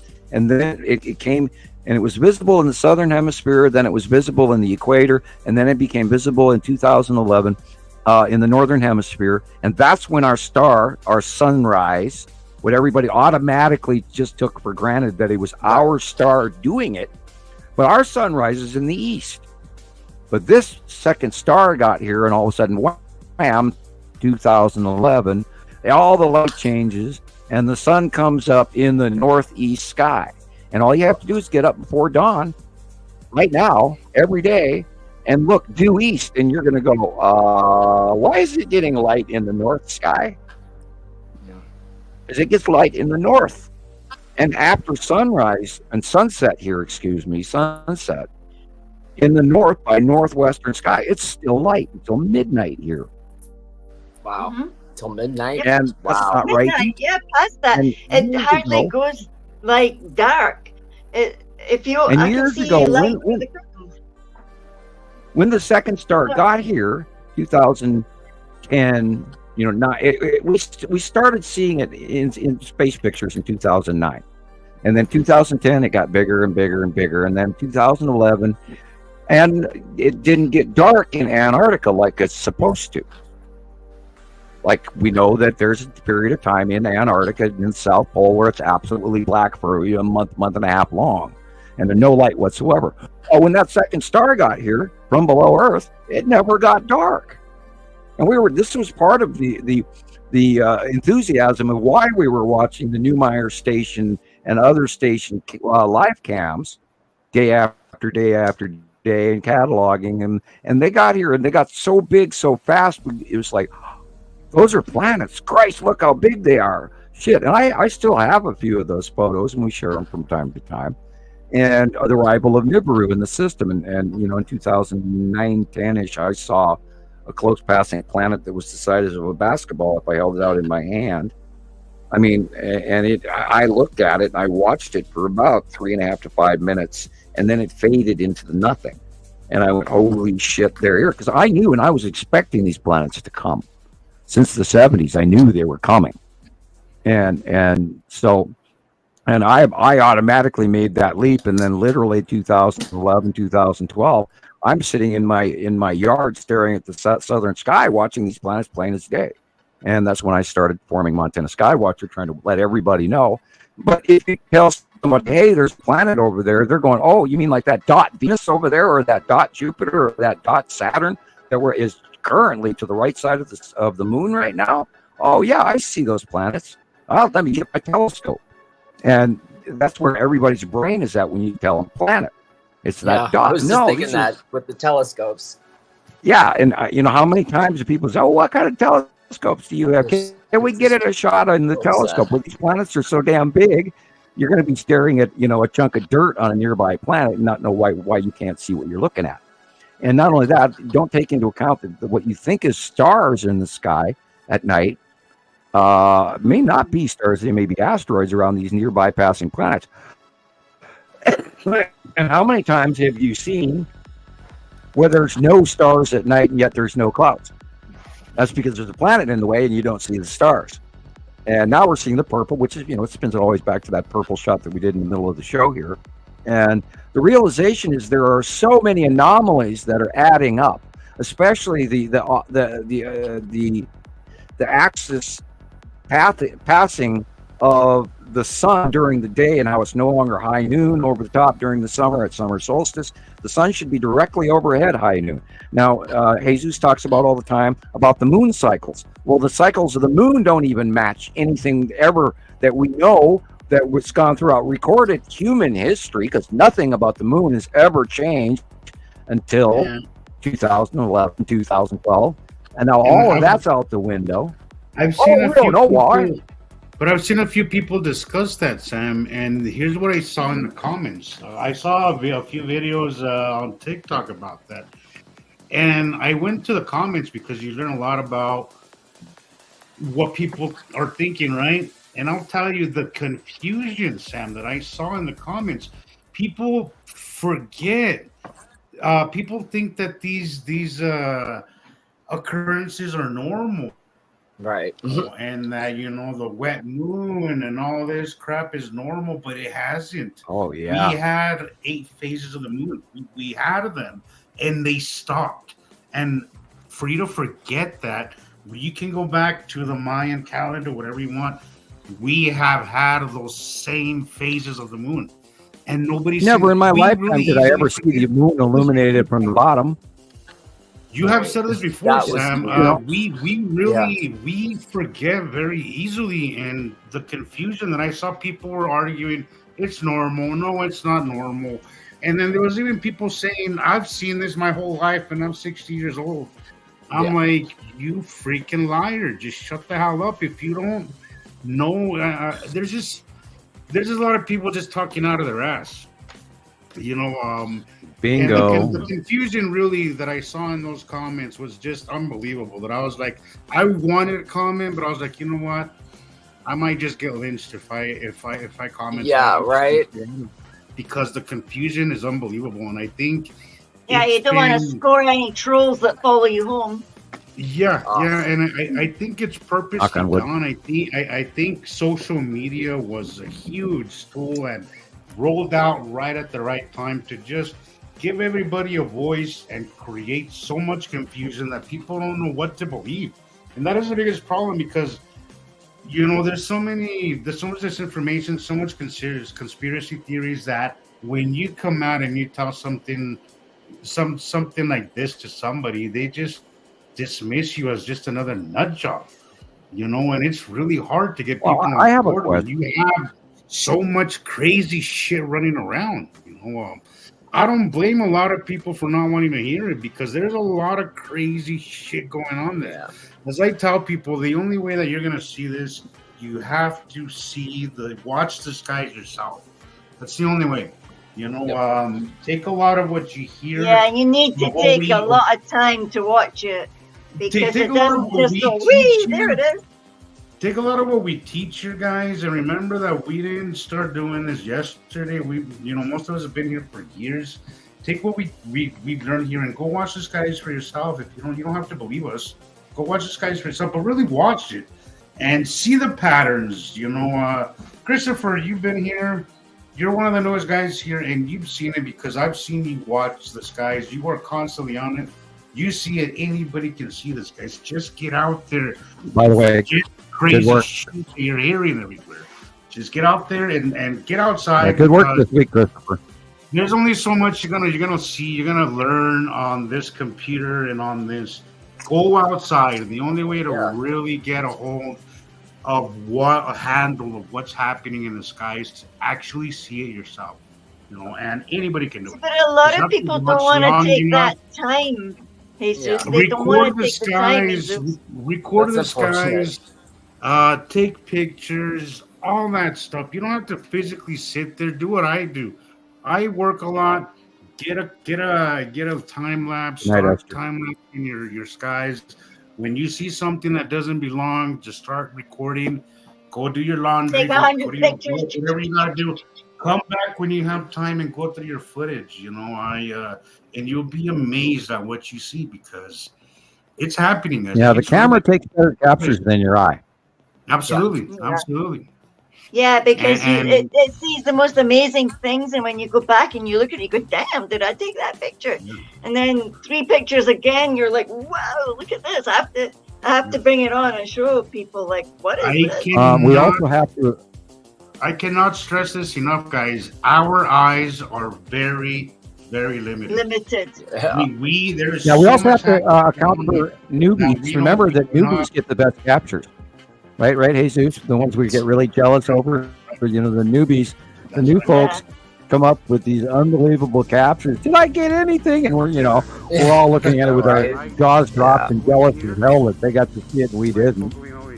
The old famous I've been wanting to talk about. Oh, hey, this was an excellent capture, Jesus. Congratulations. Yeah. Oh my God, you're exactly like. Look at that backflash and illumination. This was okay. So Saturday's show. Remember when I left early? I'm like, I gotta go. Right as soon as I walk outside, I take a drive. This was what's going on. Awesome. Right as you guys were finishing up the show when I left. So something told me to leave, I guess, and this is what I caught, which was just phenomenal. Yeah, that's exactly what it is, Rebecca. For some time, and I have not been. That is the sun is in the upper left. And that is light focaling out the backside behind the Saturn's yellow moon. Now you're seeing the dark body there in the front. That's the Saturn's yellow moon, and the light is shining behind it. And if you look in the bottom right corner, you can see the straight line of the planet edge. That is a backlit illumination. That is a very large moon. And those white dots in the center are craters on that moon. Got a wee button. Let's get a wee button. I agree, Irene. I agree. I think some people can see more than others. Absolutely. Got a wee button on it. Can you pause it on that backlit crescent picture, Rebecca? I sure can. Yes. Yeah, look at that. So pretty. Look at it. Hey, that's good. Got a wee button on it. See, there's no okay. So this has been called many times two suns for people who don't understand what they're looking at, but it's not two suns, guys. It's just light. The real sun is on the left. Yeah. And you're not even seeing the whole sun. You're just kind of, it's where it is, but you're not, most of what you're seeing isn't even the sun. It's just light focaling just around that corner. And focaling out the other And the side. back area on the bottom right. Oh, that's right. Is the light focaling out the far side of the minor atmosphere of the moon and the light between that and his Saturn proper. His Saturn is to the right behind this, but there's the light shining between the Saturn's yellow moon and his Saturn, and we're seeing the right-hand corner illumination on the bottom. That's the light coming behind the dark body, because remember, they're between us and the sun. Right. So we are seeing the back side of its Saturn's yellow moon. And I might add, on the middle right, just above the rock in the thumbnail frame behind it, on the right-hand corner is Lead Asteroid, very large and very circular. Yeah. You can see that extra circle right there. It's about the size of a lime. Yeah, I see it. In front of me here. I remember I'm on a 43-inch screen. So, yeah, Lead Asteroid is right in front of Saturn's yellow moon. Now, somewhere in the middle upper, right at the top, sort of right top part of the picture, is where the long box cube is, and I can see it and the side orb. Wow. Because, by the way, I got those eyes where I can see stuff. And who is that crazy Samuel Hofman dude that does his drawings ahead of time under some conspiracy theory, far-seeing ability that managed to do this for over a decade accurately? Who is that crazy man? Who is that crazy man? I don't know. I think we chased Rebecca away. No, I think it wasn't whatever she was playing next. Probably isn't playing, so she probably backed out and came back in. Yeah, that's that's what happened. And back to talking about Matim. I mean, I got to see it by eye, so I know where it is, and it will be in the monthly site drawing, and I'm sure everybody's going to be, because we've been waiting for Matim for a lot of years now. Really, and and we got, I think, about 5 captures this week. I really want to see it. I have not seen it. Had I not seen it by eye myself, I would not have gone across the line to say, yes, Matim is here. But I actually saw it before sunrise, 3-4 days ago. And it was blue. And, we know that the blue asteroid is right next to the sun and doing a sun cross as well recently as well. So I knew it wasn't there because I'm sitting here watching before sunrise. I'm looking due north, and I'm seeing a round blue object next to a whole bunch of other asteroids. And then I'm going, okay, so if that's a bunch of asteroids in that pattern, means, oh, look, that's got to be the Pan asteroid and the Salamander asteroid group on the side of Uri. There's Uri, and I worked through all of what I saw, and then I'm looking at this very golf ball size blue object, which is way too big to actually be the blue asteroid, because it should be a little smaller. It should be the size of a quarter. And I'm looking at a golf ball size, very bright blue object underneath Uri. And my brain went, okay, underneath, no, it has to be behind Uri. And then it dawned on me that Sarah was back there as well, literally filling the north by northeast sky at dawn now. You were like patching out really bad there. No, you're really. What did you say, Rebecca? I've been struggling with glitching and for a while now. I thought it was you guys, but I think it's me. Sorry. Patching. No, it's smooth here. I know. It's my turn today. My turn. Yeah, because Sam has been perfectly fine today. No robot, anything. No. Hey, go outside real quick. Take your shoe off and put your bare foot on the ground. Okay. Go outside and put one. Okay. No, run right now. Go outside, put your one or both feet on the ground, and then come back. Okay, I can do that. Make sure there's no ants there before you do it. Yeah. And don't, I'm not unlit hot pavement either. He's been telling us to ground, so I've been taking my shoes off, putting my feet in the ground, and yeah, I got bit so bad. My ankle looks like a Earth raspberry puts off right now. 235 volts. If you're standing barefoot on the ground in your yard, you're getting 235 volts from Earth in hum cycles, in cyclic. It comes in waves. And if you're wearing shoes and you go outside, you get 0. So that is part of what, and we can teach, that's part of what turns on the human brain and how you can achieve bodhisattva and enlightenment in Buddhism. And this is where you mix Om chant and other information, and then you can learn how to pretty much self-heal or become enlightened and far more intelligent. And we all have the capability. And I've been a natural remote viewer, apparently, because of my bloodline, and a lot that has a lot to my psychic level skills, which was partially rated with what I was recruited for, but it also had to do with my scientific abilities, because you had to have two criteria to be part of the Far Seeing Project, which is now declassified, so I can talk about it. And you had to have high science skills and high psychic skills on a military test rating and all of that. I did my ASVAB and all of that. So they came and recruited me because I was such. Plus, I have a very high government rated IQ, which I didn't take it for what it was, because they told me the number and I didn't have any association with, and I was directly told that I was well over 20 points higher than Einstein. And I kind of snickered at that and went, "Oh, okay," And then they alluded to my schoolwork and that, and I do remember writing my paper on the binary solar system, and then of course I got forced into a 30-year non-disclosure, and they didn't give me a lot of information on everything I wanted. But then there's a whole bunch of stories about stuff that did go on that I don't talk a lot about, because number one, I don't want to get in trouble and reach to the classified stage where, the men in black kick my front door down, because I have children at home. And number two, I don't want to be removed from doing what we're doing here. So I do occasionally limit some of the things I say. And I occasionally say way too much also. And there've been, we're on our 65th show. And Rebecca, is this 65? Yeah. Is this show 65? She's a way to get her shoes off and stick them in the garden.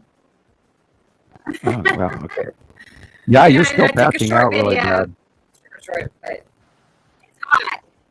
Oh, no. Yeah, you sound like you're talking in an airplane hangar. Play a video. Oh, that's better. Yeah. I have a video from Alexander in Germany. Cool. But let's get it going here. Alexander Germany. Walls. Let's see. WALZ, I believe is his last name. I think this one's it. And once again, great work, Alexander. Thank you. Thank you very much. I did see your work this week, and I do look forward to it every week. He's really up there in one of our top contributors. Very consistent. And he plays nice music. Excellent. Yeah, he's right. How does that guy do those drawings? It's perfect. It's just right on track. Yeah, well, I took a look. I drug out that 2015 drawing of Matim, and I was shocked.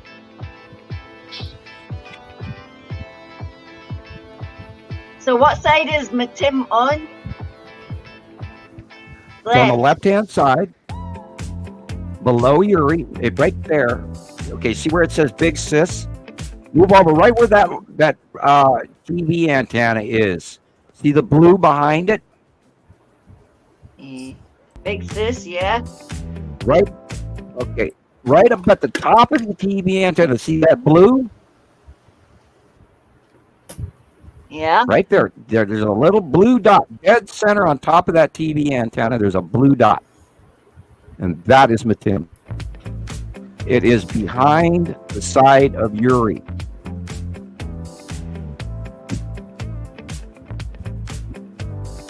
And it shows just for a short period of time before dawn.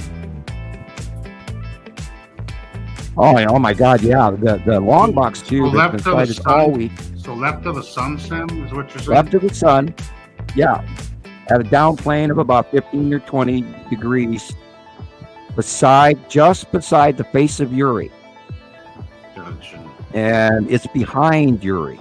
That's why it's so small. It's about the size of a golf ball by eye. In pictures, it'll be smaller, but it is just. See, there's a dot sticking out right there, or through that cloud. Yeah. Yeah, we've seen things like that all week. Matim is very bright, so we're going to see reactionary from Matim in many different ways, including a rainbow hue cloud. But it will be behind the Tan asteroid and the Salamander asteroid group, which will be far more to the left. But it will be predominant, and I'll bet you anything we're going to see more of it as Uri rises. And I'm doing cough drop number 1. I'm impressed. It's just to the left of the sun. Hey, Russell. Good to see you. Hi, Russell.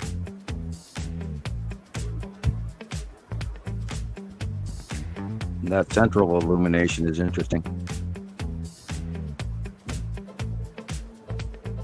Yeah, you guys got me looking at little stuff now. Yeah, my voice is breaking. Like that, Sam. Now I'm really practicing with my smaller stuff thing, and I'm getting better at it. I have not really practiced my small stuff. When James told me to think big, I really took it to heart, and I just kind of forgot about the small stuff. Yeah. But the asteroids are also getting bigger too, and there's more count, and we're seeing more and more and more. Yeah. And the big 3 is showing up again, because now that Nepacity is rising as well. The big 3 are between Atu and Nepacity.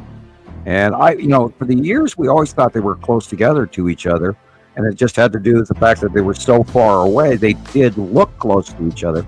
An example of that is, the green asteroid is way out now in front of what we call the lead asteroid. And years ago, it used to be the lead asteroid. That's cool. That could easily be the blue asteroid right there. We know that the blue asteroid is currently somewhere near the sun, depending on the capture and what part of the planet you're on. But usually we can't call it until we get a repetitive sighting and comparative agreement. Now, everything left of the sun, everything right of the sun in this shot is also the Saturn's yellow moon. That's our normal sun. The question is the shape normal? Is that the larger sun in front of our sun? We do not know. And there's no way to prove that until we, get outside of Earth's atmosphere to actually take pictures. Well, we do know that the sun is way too big compared to what I grew up with. The sun used to be the size of a quarter, and during the summer of 50 centimeters, and now it's way, way bigger. Especially if you go to Mexico. If you go on the equator, the sun is massive. God, I can't imagine the sightings that you would see in Mexico right now. Just from what little I've been watching, the political thing going on in Mexico. God, the background views have been amazing. Yeah, I do miss my Mexican sky cams. Oh, geez, there's so we used much a lot of them. Those I still miss the ones from Antarctica. They would be phenomenal right now. I'm really annoyed by that. They don't even have the same camera sighting on Neumeyer Station anymore. You're looking down at the station and no longer seeing much of the sky. They've changed everything from what it used to be to what it is. I have to protest about what you did. Geomagnetic Earthwatch was talking about that, Sam, how we have these tools right now, but we've been losing a few of them at a time. And he said it not too far from today, we're going to start losing a lot more of them. As things even on the Weather Channel, we will start losing more and more of these tools that we're seeing computer-generated models. They're, the dramatizations. They're already being manipulated. They're being manipulated right now, but eventually they will go offline, at least for us, at least for the public. Yeah, they've been taking away Well, you used to be able to directly link to satellite radar. You just type it in and you saw it was like 5 or 10 minutes old. And now everything's hours old, and we know that the Mexican sky cams are all gone, or they're staring at some church or something where before they were staring at half the sky and the city. So you got to see the city, you got to see the sky, and that's all taken away. Or there's really dirty housing unit where you can't even take anything or useful in the away because it's basically being recorded through glass, dirty ass glass, if I might add. Well, we know that even the ISS, International Space Station, has been caught at using a mock sound stage because there was a bee that landed on one of the arrays of the International Space Station in the camera, and then that bee landed on one of the solar arrays in the shot.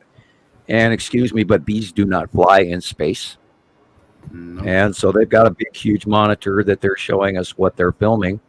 And I bet you anything they're doing reruns of what happened in space in 1993 or whatever, and they're rerunning it. And when there's if you do watch the space cam, just about the time you start to see something really cool developing in front of you, it goes offline. And then they probably switch back over to the sound stage and run a tape of the last 12 hours or something. Yeah, this is from up in Sweden. Oh. Switzerland. Okay. Mm-hmm. Yeah, always love his videos. I almost said New Zealand. Hey, Tara. No, that would be Robert Smith. Yeah, it is. Wow. In New Zealand, yeah. I want that view so bad. Yeah, the big blue object in front. See the illumination? See, there's weird, strange, odd illumination. Would you imagine waking up to that Atu view? Atu's moon. Imagine that peace. Yeah, that's Atu above. Imagine the peace that man has. That's Atu's moon. Sirens. Yeah, it makes me think of Heidi. Remember Heidi when we were little? That's Uri. That's the bottom of Uri right there.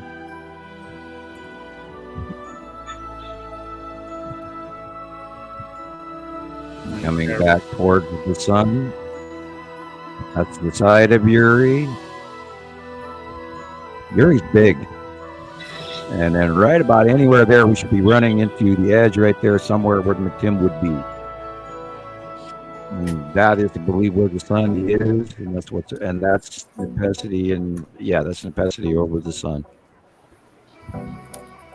Alexander, thank you. And we then love moon. watching your videos. And the back area right there is Nibiru. Wow, I'm getting spun around.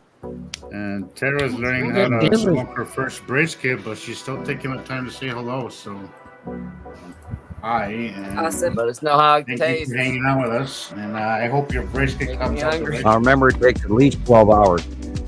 At 250 degrees, do not forget your brown sugar and some good hickory smoke. Applewood's real good, too.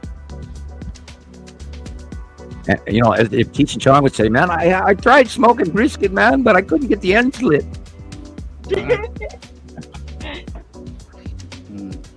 Goofballs.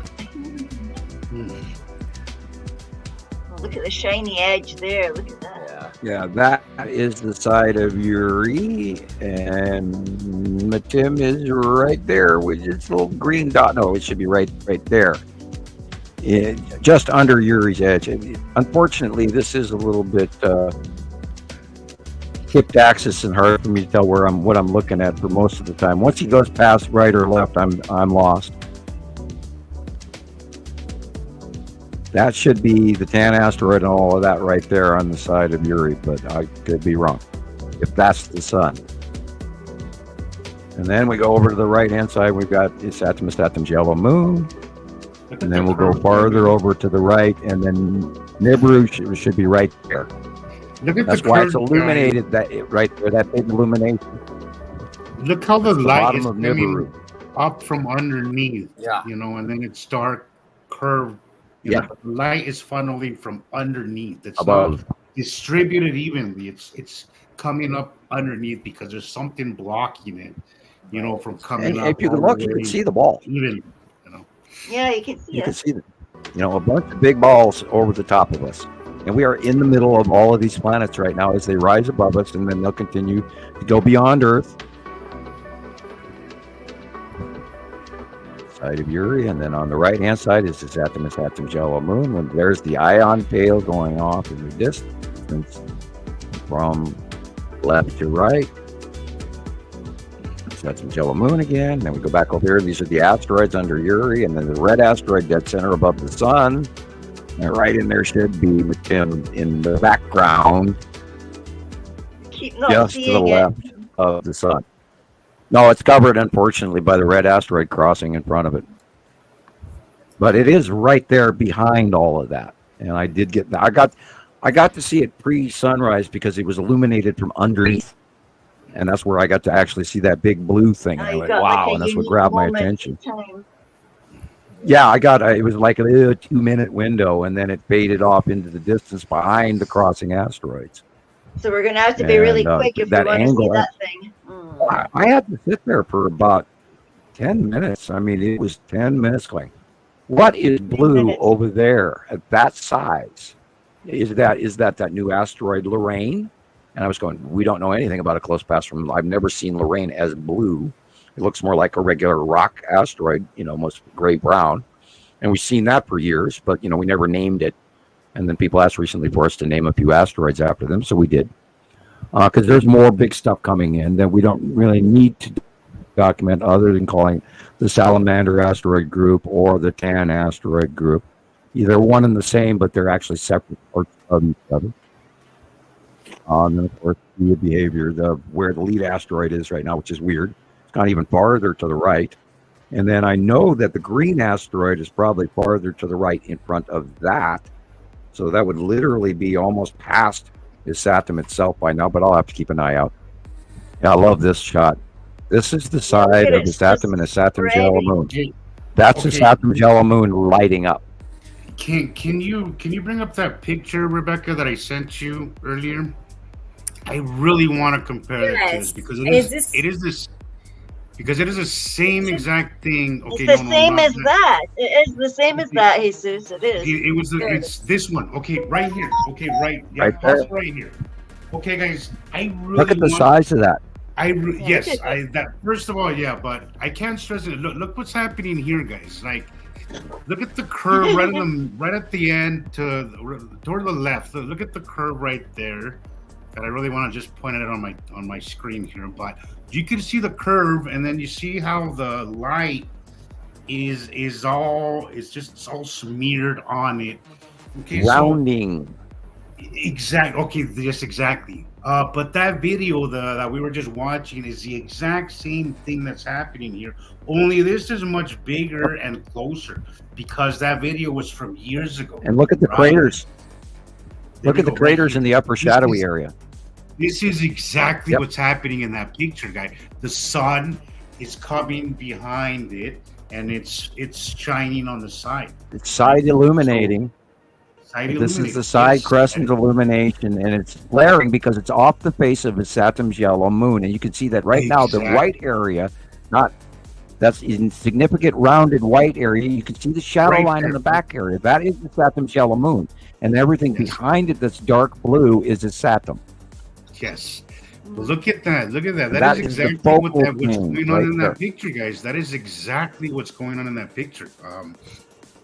Is you have light coming from behind, shining on the side of that planet, of the moon. Yeah, tell me that's not a freaking planet between us and the sun. Tell me it's not. That is crazy, guys. And this one right here is you can see the craters.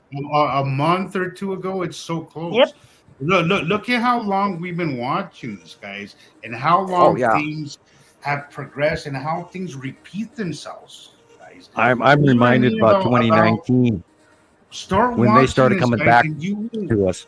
Start watching these guys, and you will start seeing these patterns, and then you will understand what's happening. That is the only way that you are going to get a handle and understand what's happening, is to actually start watching, because you will understand what's happening. You guys remember how small its Saturn's yellow moon used to be back in 2019? And how huge and we it were is actually, now. its Saturn was small then too, and its Saturn is massive right now, and so is its Saturn's yellow moon. I heard somebody say planets don't just disappear. This video is perfect example that they don't disappear. Okay, they don't, but they are out of view. If there is no lights shining on them, you will not Circular see them. dark area. And this is what we were talking, the one to the right, Yeah. Sam. Well, what's going on with the one? I was thinking it's a little QB, but somebody Above suggested here is probably Nepenthe, or Atu-Natu's moon. Okay. Directly above the sun. See how dark that is, and there's sort of some kind of a stripe, and I would you can I see would the say you're curve. in the stripe of Atu. You can see the clear curve. Yeah, there. I'm going to say Atu's moon and asteroids in front of the sun, crossing and refracting the light. But this is a fantastic shot. Now remember, make a very large circle, because the off edges of it, Saturn's yellow moon is off edge of this shot. In this video, this is a few months earlier. So, and this came from about 6 months. So The this dates is on it. Let me 20. This is in in 2021. So this was 3 years ago. Look how much they progressed in just Okay. three All right. years. Yeah. It's Saturn's yellow moon was smaller back then. So And basically, so you're seeing it in. Saturn's yellow moon is about the size Yeah. of his Saturn in this video. Wow. Gosh, Right. That is Right. That to me Right. is just this is the reason why I'm obsessed with this, because how cool is that to be able to compare something? Oh, I was so excited when Nibiru and its Saturn started coming back towards us, and I was watching it, and I understood the rotation in my head of how the orbit model fit, and that I had been drawing that orbit model for 5 years hence, and I knew it, but I didn't have any conclusive proof that the passing of them from below us to above us, or to beside us, in front of us, coming at us, and then passing Earth. 2018 is when it started. 2019, 2021, etc. And knowing that they were going beyond Earth and being illuminated, and then I got to start watching the ion trail of its Saturn's yellow moon wrapping around its Saturn again, because its Saturn crossed over the top of the sun in 2018, and then was hard to see after that for quite a while, as well as Nibiru was very difficult to see. And then in 2019, boom, there they were. They were coming out of the darkness towards us into the light. And I saw it, and I was so excited, I couldn't believe it. And here we've run through 3-4 years now, where they've just been getting bigger and bigger and bigger. Now it's completely, literally dominated all the sightings, moreover, than Uri used to do. So it's a whole new ball game, and we've never seen a Saturn's yellow moon this close to Earth. Where, guys, this is are the you gonna closest see something this cool, this significant, this huge? This is huge, guys. This is the coolest, greatest show that ever existed. Look at what we're watching. We're seeing. When I took that picture, I immediately thought of that video that we just saw, because we play it a lot here, and I was like, there it is. It's exactly that video, because it is no denying the comparison is identical. It is repetitive, guys. It's so repetitive. Everything is right so there. repetitive. Hit pause. I'll go back. Go Okay. back. What works too? This is when I ran outside to If you could go put my back foot on the ground. right there. In the upper right hand corner, dark bubbly areas. Same thing in the right corner. Darky, plain white clouds. That is its Saturn's yellow moon. Yeah. Now, its Saturn is cutting Beautiful. into the Look at light that. on the right hand side of the sun. And there's a little nip. It's called Saturn Flare. Plus, Nepenthe is going over the top of the sun as well. There's a bottom edge there, but in shadowing. And this is Atu and Atu's moon to the left. And if you can see right there, that string of the light pole there's a spiral series of clouds. That is the spiral asteroid, and it is very big. Looks like a teapot, a Compared to blue what it used teapot to be. there. I love the Yeah, shape. it kind of looks like a snake head or chicken head, but older. You can see the pareidolia just beside the lamppost itself. Yeah. That is the spiral. Behind it, the salamander asteroid group. The side of Uri, because we're looking at the side of Uri is back there behind all of that. And now hit pause somewhere to the left of this, and it could be that little cluster of clouds just in the upper left corner right there. Hit pause. See that blob right there in the upper left corner? And everybody, yes, you see that little tiny rounded thing in the upper left corner. That is where Matim is. All right. I'm not You seeing can see it. the dark side of Matim. There's a cloud base coming off the bottom of it. I've got it on a large screen, but it's in the upper left corner. Was now it's Here it not. comes. But that there in the right hand corner, that's the Saturn's yellow moon. In the flame-like clouds in front of the Saturn, and the Saturn is so large it's actually cutting off a little bit of the right hand side. Wow. But remember, the Saturn's yellow moon is moved farther over to the right in the middle of Saturn than it was last month. Remember, You see it now, guys, Christopher, right? remember, sometimes things ain't quite as visible to your eye. Just look at the video we were just showing of Saturn's yellow moon, how it's literally invisible, and as soon as you got the light shining on it, it becomes visible. Okay, And it's all about the light angles. Guys, I can't stress this enough. If there's no light, at certain times of the day, you're not going to see it. It's literally, there's no light shining on it. And then, sometimes you'll get a crescent view, sometimes you won't, but they're always around, but they're not always visible to us, because In the early years, is not, conducive to see it, so keep that in in mind. the early years, we saw the planetary colors. We saw the striped face of Uri. We saw the purple face with angled stripes of Attu. We saw the white moon. We saw the red planet of Saturn with the yellow moon when they were out in space. But the closer they got to Earth, when they started coming in for their first close passes from 2017 on, the closer they get to us, the bluer they turn. And then they lose their primary planetary normal facial colors.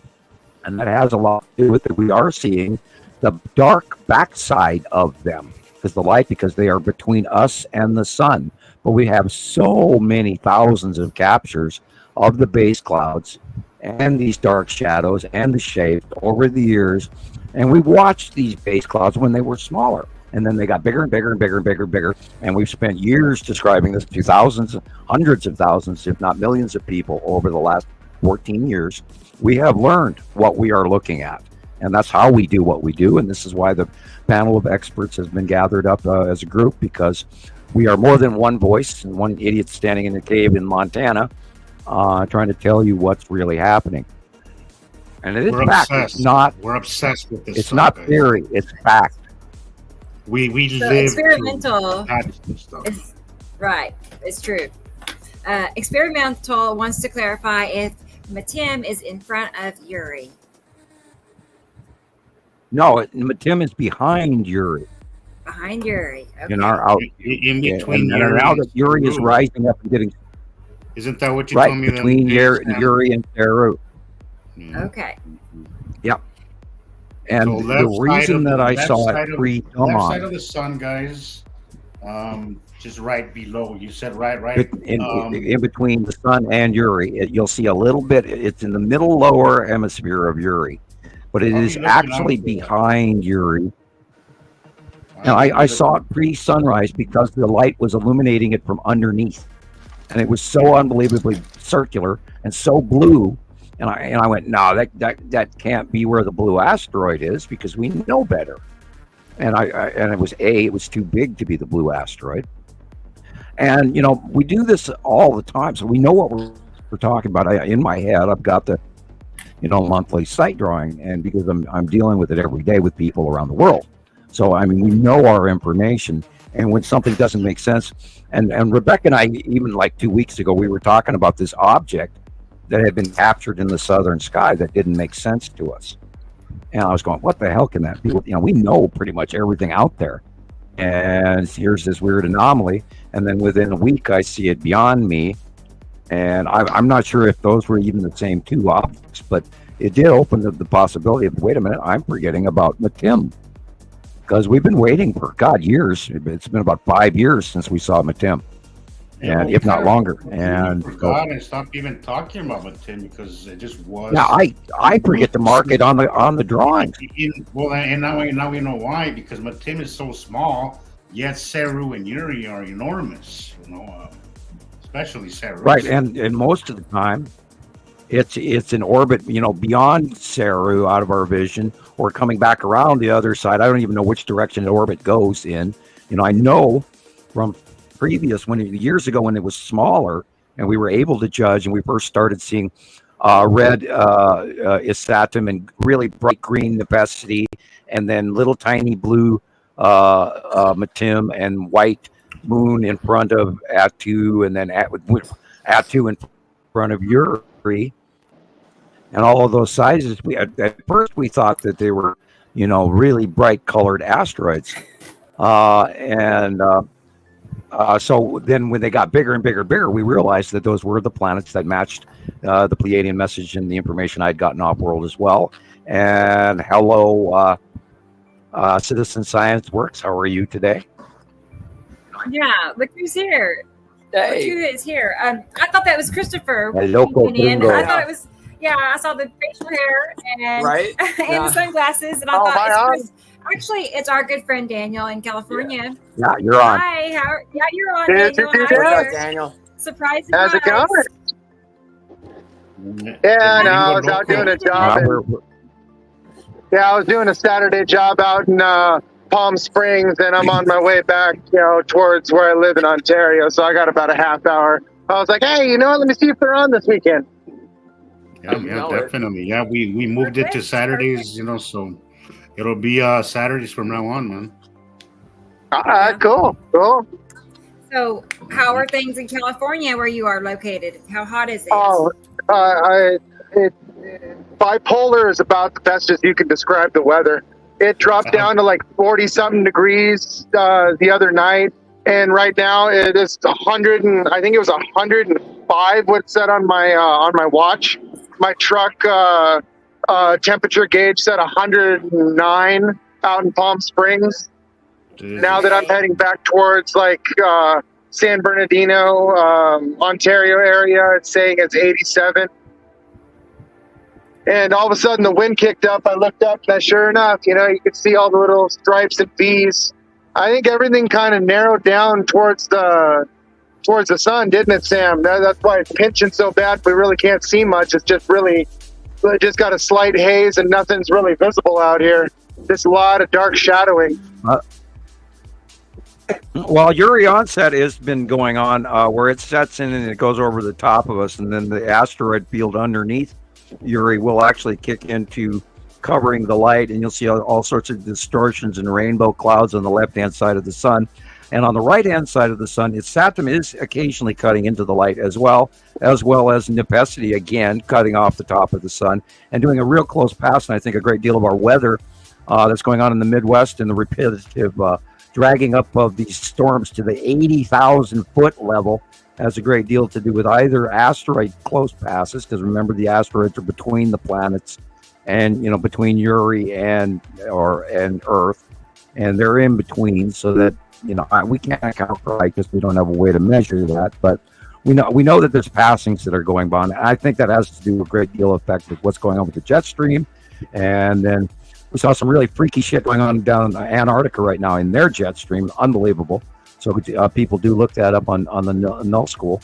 Anyway, there's a lot of crazy shit going on. It's unbelievable. And I think a great deal of the heat wave that we are suffering, it's directly related to the El Nino, La Nina transfer that is going on. But again, the second star we believe is separating from our star.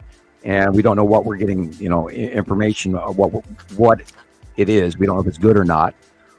So we're going to continue to watch for the effect of the 2 stars.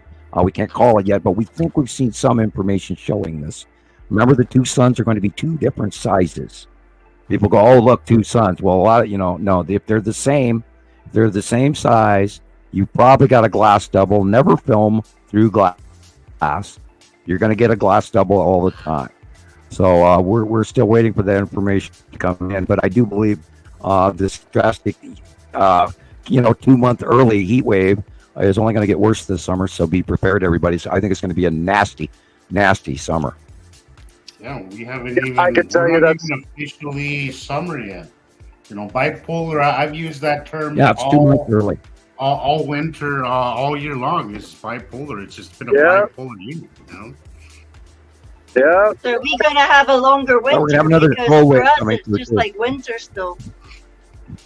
Are you still kind of chilly out there, Gillian? Yeah, we're gonna have rain this weekend.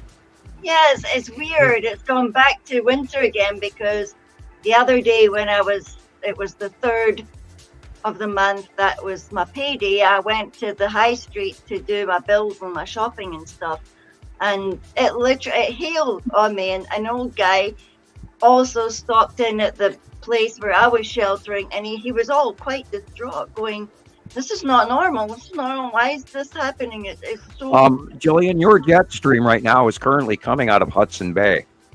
Oh. It is coming straight off the North American continent, going through Hudson Bay, straight across Newfoundland to Iceland. So it's being cooled in temperatures on that, and then dumped straight across the Atlantic Ocean to Ireland and Scotland. So it's coming in from way north of you, when averagely UK weather comes from the Earth to Brain comes from the west, and you're getting direct Arctic weather coming straight in off of Hudson Bay.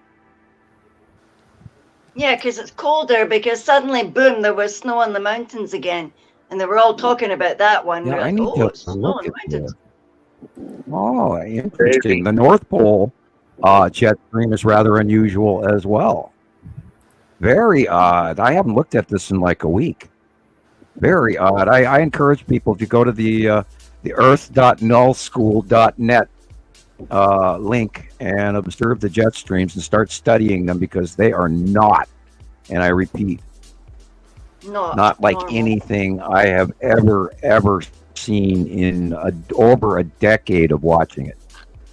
Wow. And then the troposphere, man, the central equator weather is weird. Weird.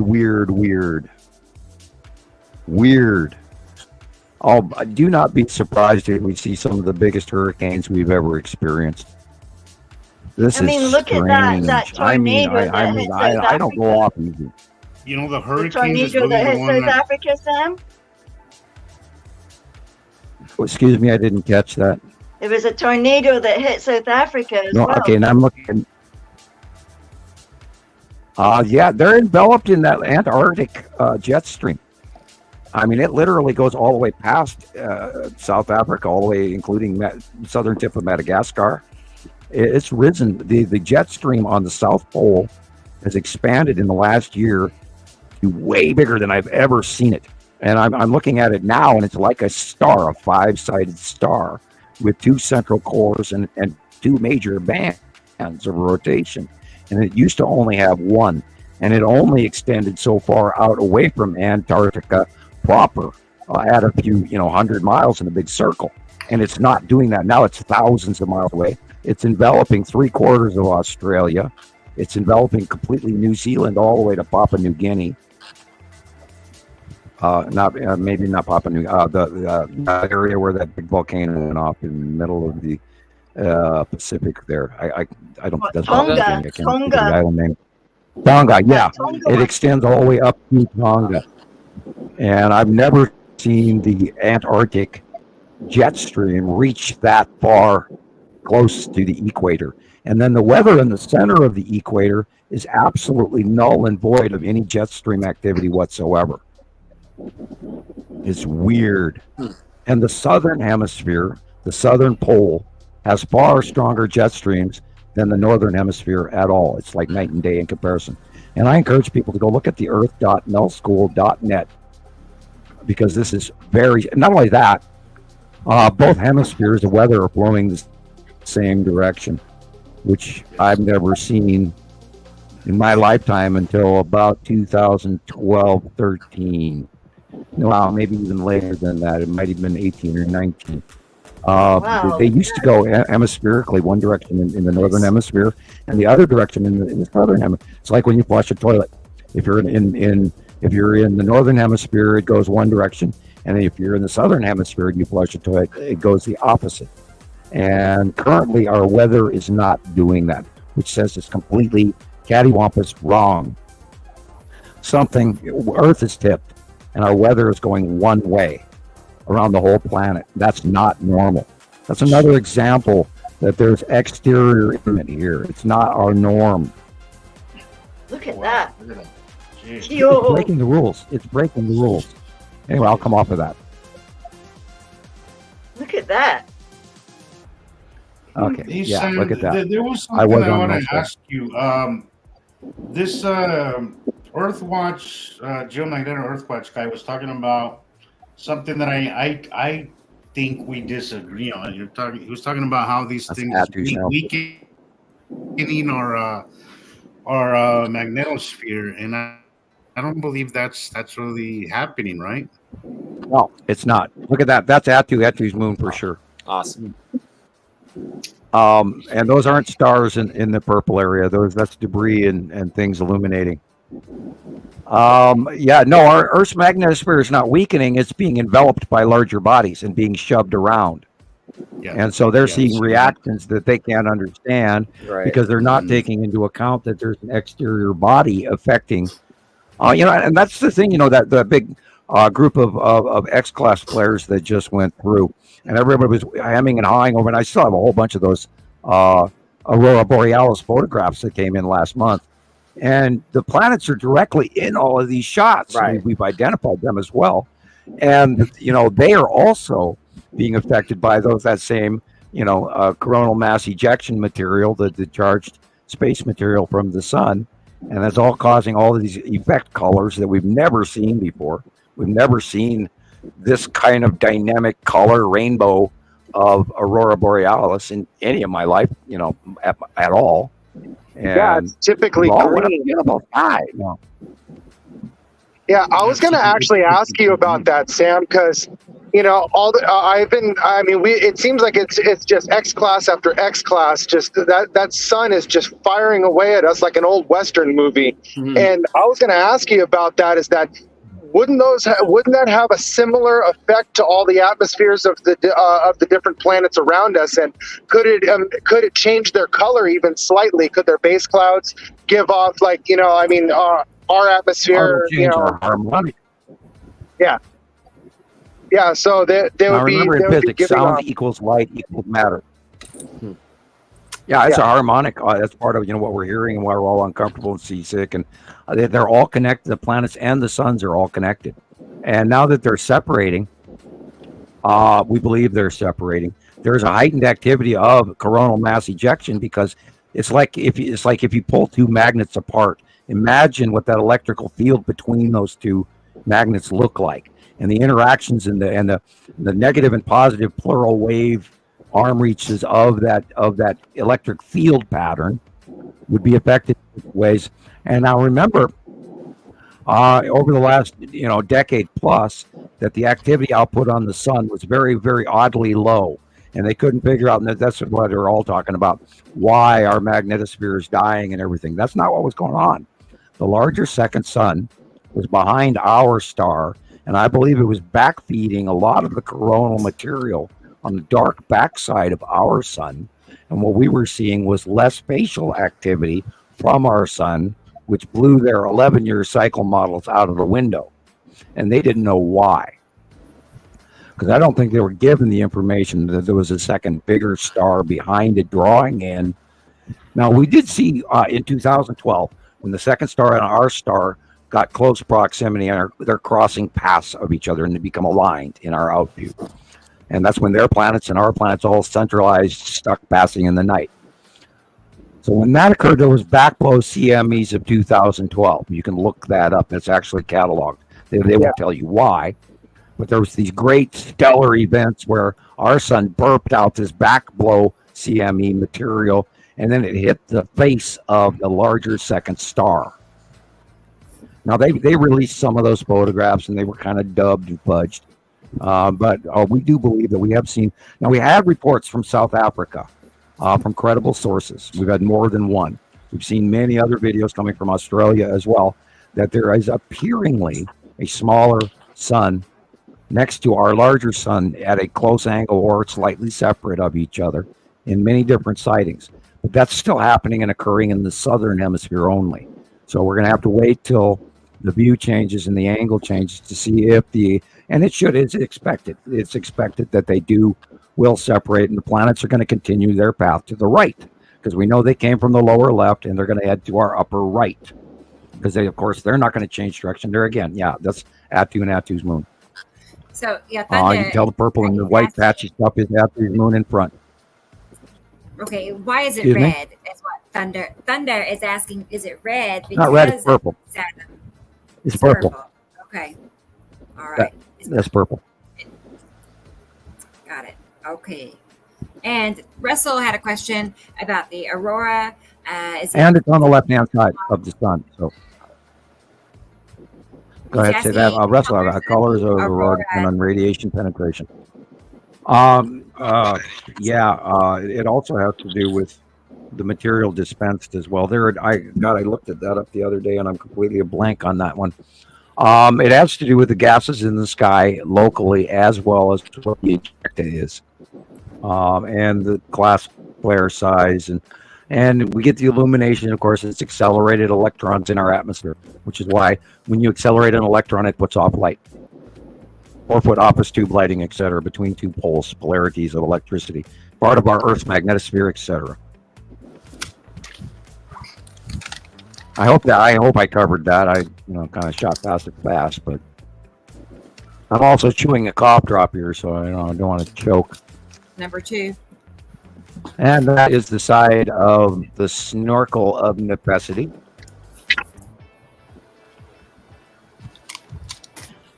And I think from the sunlight angle, it looks like it's in the Pacific Northwest. I could be wrong. That looks like Nepacity Core. Okay. And the light is coming from the far left. Okay, they go to that orange one.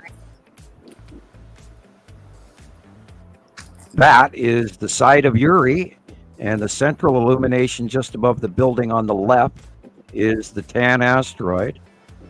And I believe, if you go just right of center, you see that dark bubbly edge, that is the side of Uri in the illumination.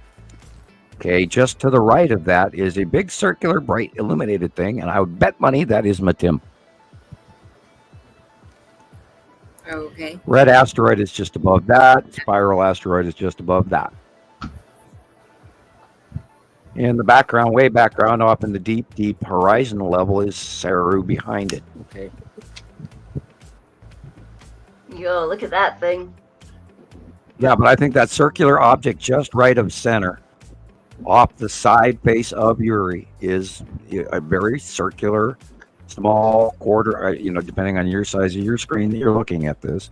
Mm-hmm. But that illuminated just right of center middle is probably Matim. Wow. Because look how it's much brighter than everything around it. And it's small, but I saw it and it was blue. Yeah. And I went, wow, look at that. What the hell is that? And like I said, it took me about 10 minutes to figure out that, wait a minute, Saru is behind Uri. And in between, we know that Matim is very, very blue. And very bright blue, too, I might add. So we get to call Matim. That is either, God, I don't know which direction the sun's coming from. That could easily be Nibiru. This morning was this is exactly what I got this morning. A little not quite as obvious as this one, but this is exactly what I saw. Because of the spacing of the white clouds. It is not Nepacity-like.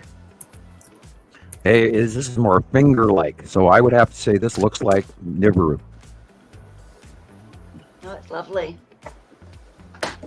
It was huge. And of course, it goes to the right and to the left off camera. Is how big it is. We've seen a bunch of this week. This is Nepacity close pass again. Wow.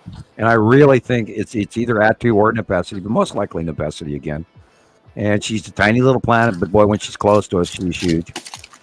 And we've seen weather. Talking about the black area, just to clarify. Yeah, right. Everything above. Yeah, the light is pinching underneath the planet. Oh, yeah, the black area. That's. And I'm not so sure that orange centralized circle is anything other than an asteroid as well. But I can't call it. It could be just a refractive lens flare. Okay. Because it does have both qualities of both, and it's kind of too round to be the red asteroid. But anyway, yeah, the light is pinching underneath the planet, and everything above it is dark because you have a body in front of the light. You cannot attribute that any other way unless you were like, coming into some big facility someplace and they've opened up a very large garage door.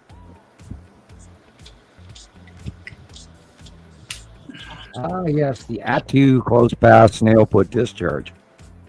Attu is above this cloud bank.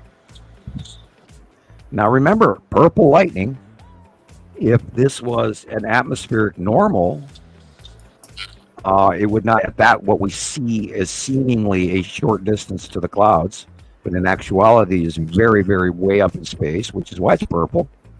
Otherwise, it would be light, white, or yellow lightning, because purple lightning only comes from the high atmosphere above normal. And look at this. Look how high this, of course, is Attu's moon over the top of us, and we're going through it again. Welcome to the 180-day cycle. Did you ever think? And hey, Zeus, this is like he's gone. This is like his capture in New Mexico. This is Attu's moon in a very close pass. Oh, I got pictures like that too. That's wild. And everybody says, "Oh, they're just momentous clouds." No, this is. If you look, it's a sky filler. This isn't the normal storm. And the light tells you everything. Those bubbly clouds, those are some more clouds that I don't recall seeing as a younger person ever. No, we never had skies like this ever when I was growing up. Never. A rainbow-based cloud illumination of the bottom of Nepacity. Oh, wow. That could easily be spiral asteroid. That's weird. Yeah, that almost looks like. It isn't. Now that's Nepacity. That's the bottom of Nepacity. But that. Okay. But this was different. I wonder. Yeah, that almost looks mechanically made by a machine. Yeah. I'm wondering if maybe the space tubes are coming in and they're landing, so they can fill them up. Or actually, they wouldn't land those big things. That could actually be a space tube. Wow. Well, I seriously thought this was the bottom of Nepacity, but the more I look at it, the more I'm going, this is different. And what's that thing in the middle on the bottom that's dark that looks like a triangular ship? Now, remember, they're here picking up the commodities, and they're filling this shipping container, and we think there's quite a few of them. That thing, there's something. Let's look at what we don't see in there.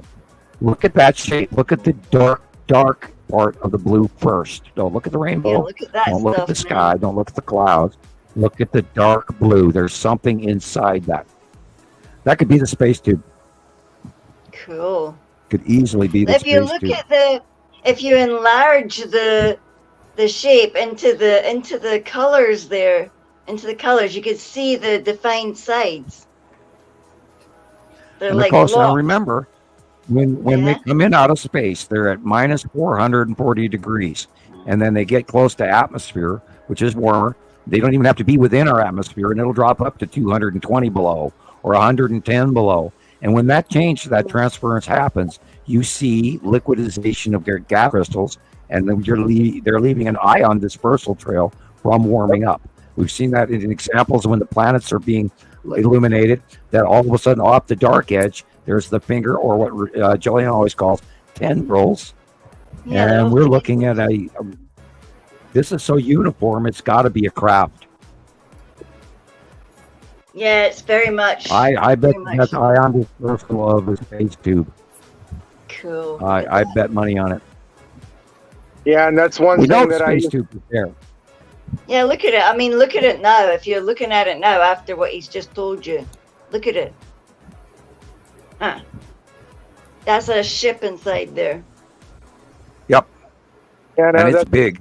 That was an argument that people would give to me quite often. Actually, is how do you know there's a ship in there? It's just a cloud. It's just a cloud, and it's if they're coming from deep space, there has to be some sort of crystallization on the outside of that craft with how cold it is out there. Warming up. And the moment it starts warming up, you're talking about. I mean, think about it. If it was like dry ice, you're talking about going from a solid to a gas. Yeah, exactly. Yeah. Mm-hmm. Yeah. And when you set it on the table, the gases creep along the table, then drop down, and then what we're calling tendrils or ion drop clouds. And look right in the middle, it looks almost like a pin. That looks like a Star Destroyer parked underneath it. Yeah. That, of course, is the bottom of Nepacity right there. Oh, by the way, the axis of Nepacity has been seen on the other side now, which tells me it's on the left-hand side of the sun now. And you can see it actually is, because the sunlight in this capture is behind us. So Nepacity is now going past Earth as well.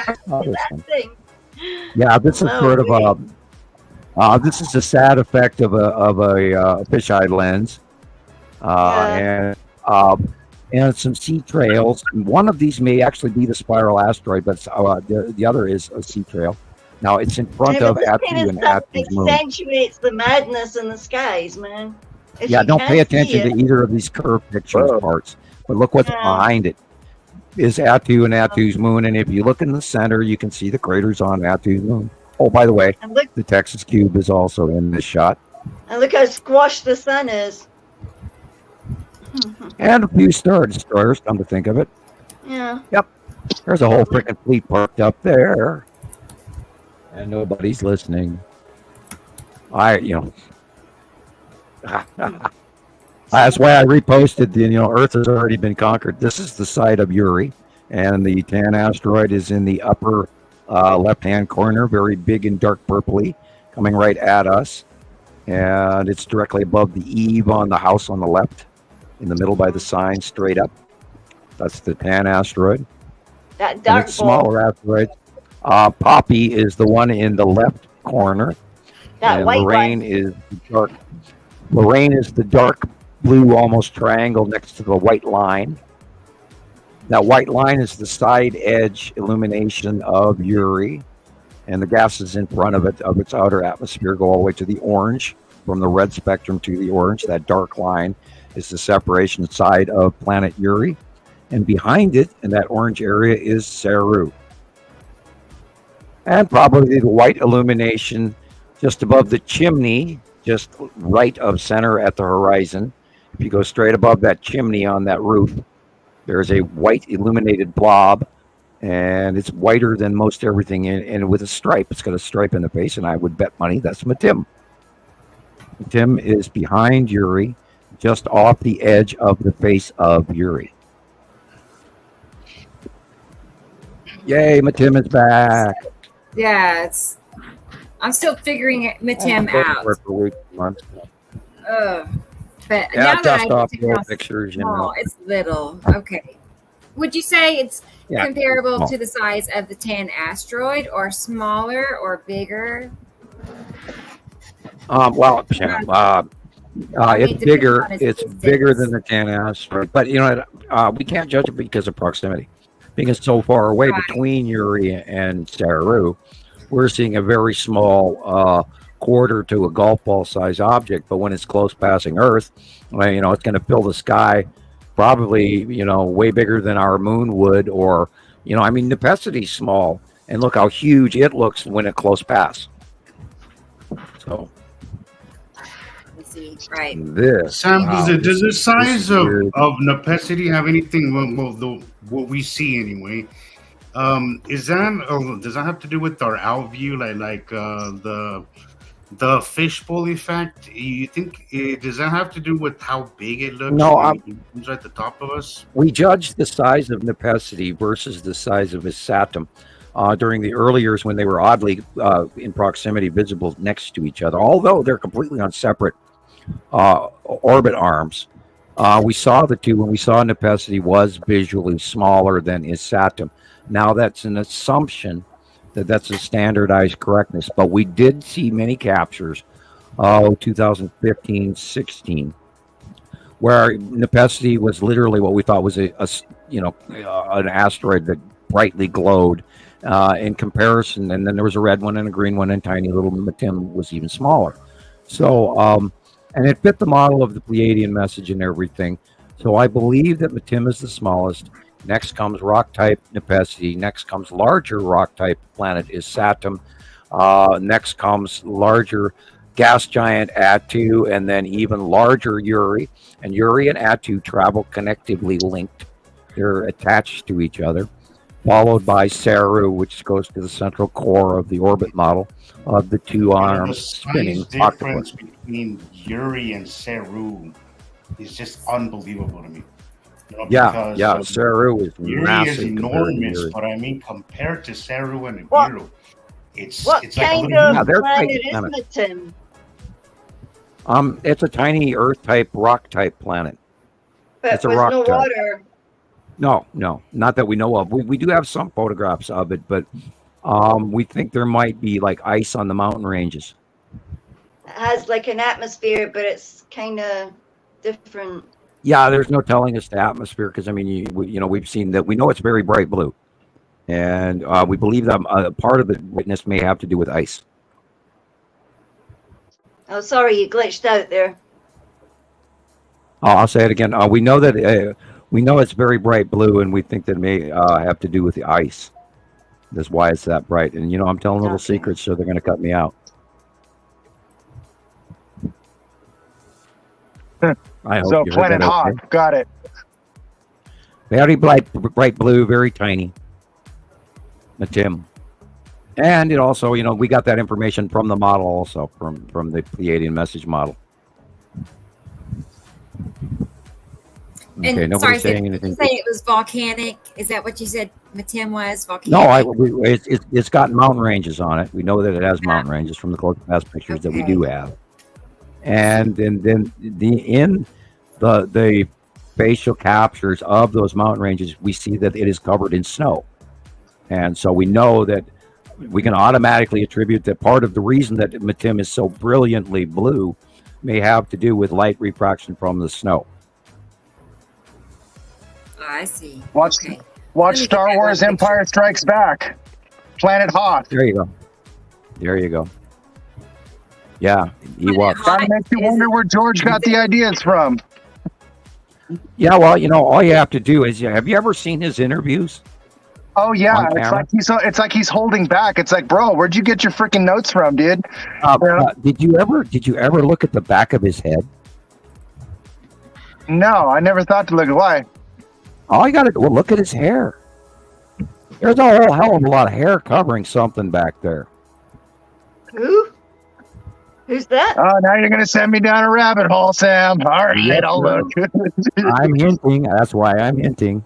Because when I watched George's interviews, I kept staring at the back of his. There's something wrong with that man's hair, and for years it bothered me.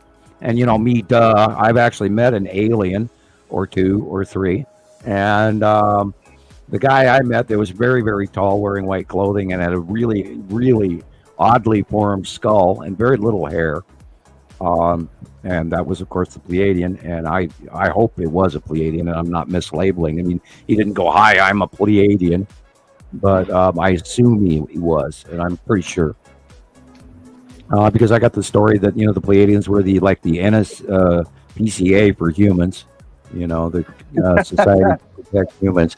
There are factions out there that don't like us, but then there's also a handful of factions who actually are in higher levels of power that do like us, which is why we're being given this transition opportunity that is in place, and I'm part of, and hopefully a lot of you people out there are part of as well, which is why I think you're wise enough that you found us, and since you have found us, we are the truth. And I can actually fully say that because we've used scientific capturing principles where we did not come to any summation whatsoever until we've had numerous examples of fact coming in from around the world through citizen science. We did not come up with this. We didn't invent this. We didn't make any of this shit up. It's too insane.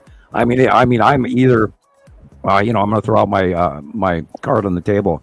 I'm really good at what I do, and I can, you can ask my friends here. I'm a good farseer. I can see things other people do not see, and I absolutely welcome debate, but I don't think there is any debate. This is fact. This isn't a theory. It's not a conspiracy theory. This is fact. Oh, speaking of conspiracy theories, Sam, you'll love this one. So I was on TikTok the other night, and I jumped in on the. I've been jumping in on a lot of different guys that go live on there talking about different things that they're seeing in the atmosphere, or weather phenomenon, or energy, or this, that, and the other. And I just hop in there just because they end up throwing out stuff. It's like, oh, hey, I know what that is. Hey, I know what that is. So I just happen to throw out Nibiru Followers Anonymous on there. It's like, oh, hey, have you ever seen some of the pictures that these guys like put up there? Or, of course, you know me, I'm just, instigating, being nosy because I want to see what they're going to say. And you're brave. You're brave. This guy pulls up this. I don't even know what it was. It was like some kind of a calculator, like an astrological calculator or whatever, where he typed your name in there and said, I forget what the hell he tried to say. Basically, it was like, oh, this guy is withholding information. He's the Freemason. You can see by the way he sits in the chair and puts his hand on his chin like this. And what the hell else did he say? He typed your name into this computer, and it came up with a number. And he says, "Oh yeah, you can see that he's part of." I forget what the hell it was. But yeah, this dude was going all deep conspiracy on it. And I'm like, oh, whoa, dude. All right. And I, of course, me, I'm like, wow, that's interesting. And the entire time I'm like, and they call us crazy. Yeah, so I am a former. That's a new one, Sam. That's a new one. I've heard you keep being accused of a lot of shit. But I am not an overweight guy in Texas. No. That went around for a long time. And there was a big campaign that people were calling me a meth head, and I don't send him money. He's going to use it for meth. And I went, oh my God. And then Rebecca and I have both been the proud bearers of poop hats and chainsaw dildos over the years, and also, Well, I'm kind of glad, and then there's that Daniel guy that put out a video or several videos about us saying how we were batshit crazy, and this is the kookiest conspiracy video, the nuttiest, stupidest. What was the quotes, Rebecca? The craziest person, the craziest guy. Something like that. Yeah, the craziest idea or whatever theory, craziest. Yeah, and the fact is, we are from a binary solar system, and if you go to the Sumerians and you go to the Egyptian lore alone, and that fully attributes the demigods coming down and ruling all of these early modern civilizations, and it fits perfectly into the cuneiform and all of that. And if you go into the genetic origin of wheat, for example, and they have now proven that wheat doesn't even come from Earth, and it was the food that was given to mankind from the demigods while we were being placed in the Garden of Eden, so that we would have the ability to eat and grow our own crops, because a lot of our plants come from off-world, and people haven't figured that out yet. And I have, by the way, I am withholding information. I know a lot of things I don't talk about. I talk, to some of my close friends about some of the things, but I think they're ready to handle. And, hell, I'm not ready to handle a good portion of what I know. And I spent 25 years in hiding because of it after the government let me go.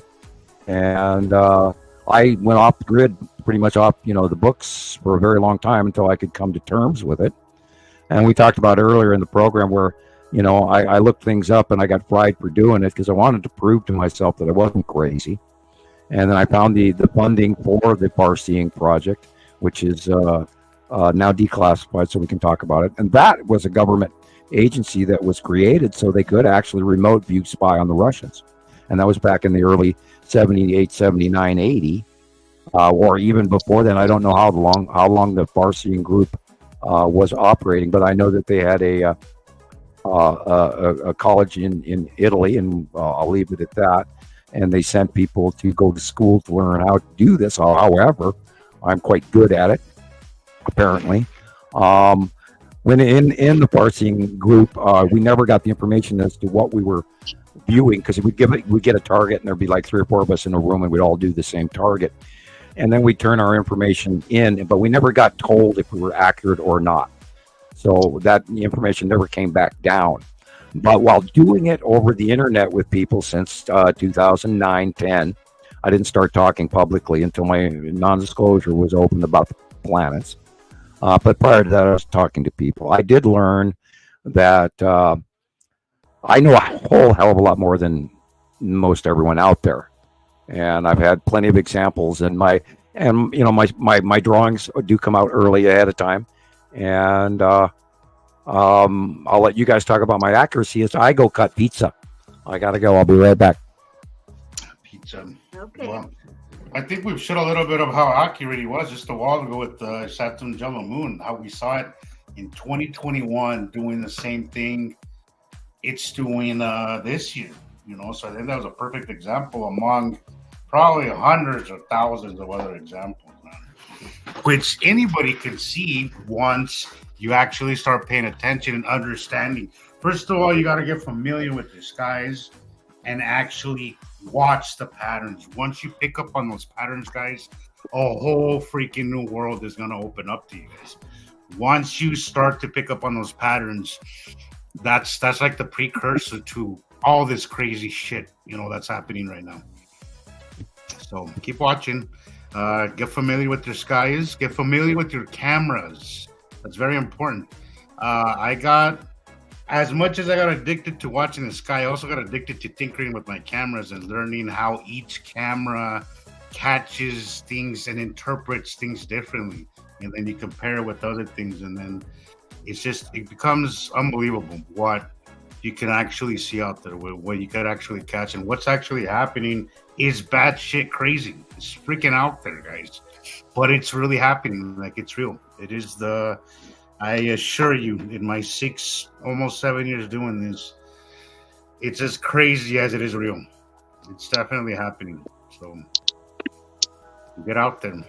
Get out there, get your cameras, get familiar with your skies, and start catching this stuff, because it'd be nice to have more captures from other people, Well, I'm not sure how many people are listening in, but as far as me, I just happened to stumble across Sam. Just literally one day it popped up in my Facebook feed. Never knew anything about it. Nothing. It just was all of a sudden there. And trust and believe, I've dug down so many different rabbit holes. I worked as a bodyguard in Hollywood, so I can tell you I have seen some freaky stuff. Sam just kind of popped up, and what I did is I honestly thought he was crazy. And I set myself out to prove him wrong, just to, over the last 5 years, continuously prove him right, which is why I'm constantly, at least I try to get in and talk as much as I can. But as far as people talking about how the big mantis clouds, those are just, those are just a little bit high up there or whatnot. And I tell people to look for the airplanes. If you go onto the different websites where you can actually track commercial airliners, so you could see more or less when commercial airliners are flying through, and you could look up and you'll see these tiny little dots in the sky. Oh yeah, that's a plane. Wait, how is that entire cloud structure above that? And then you could actually look at the cruising altitude. You could look at the speed that they're going or whatnot. And some of the really cool ones are when you get a reverse shadow effect going up I had a couple of captures of that about 2 years ago. That is the one that we've seen hundreds, we've seen thousands of those. Over the when last it goes 10 upways, years. it's kind of wild. And it's shining, and the shadow of the plane is shining on the planet atmosphere above. Yes, that's how close those damn things are to us. Shadow needs a surface for it to appear. It ain't gonna just appear out of thin air. Like there has to be a surface there for shadow to pop up. There has exactly. To be. Exactly. I normal weather. That and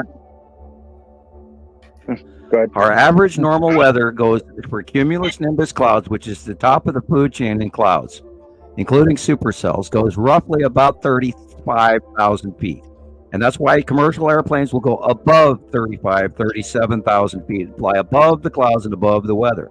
And if they're doing that, if you're flying above the cumulonimbus clouds and there are clouds above you, they should be thin cirrus or upper atmosphere clouds that you can see through. But if you see a whole bunch of shit over the top of you, well, that is a planet, not in our atmosphere, because our atmosphere does not have clouds above averagely 35,000 feet. That video that I have, that video that I have, where you see the planet, I believe it's a Saturn's yellow moon, but you could really see the blue blob moving across the sky. If you actually pay attention to that video, there's a plane coming from. So I live about 10 miles away from the airport. So by the time it gets there, they're probably flying about as high as probably cruising altitude, and you can see it's well beneath.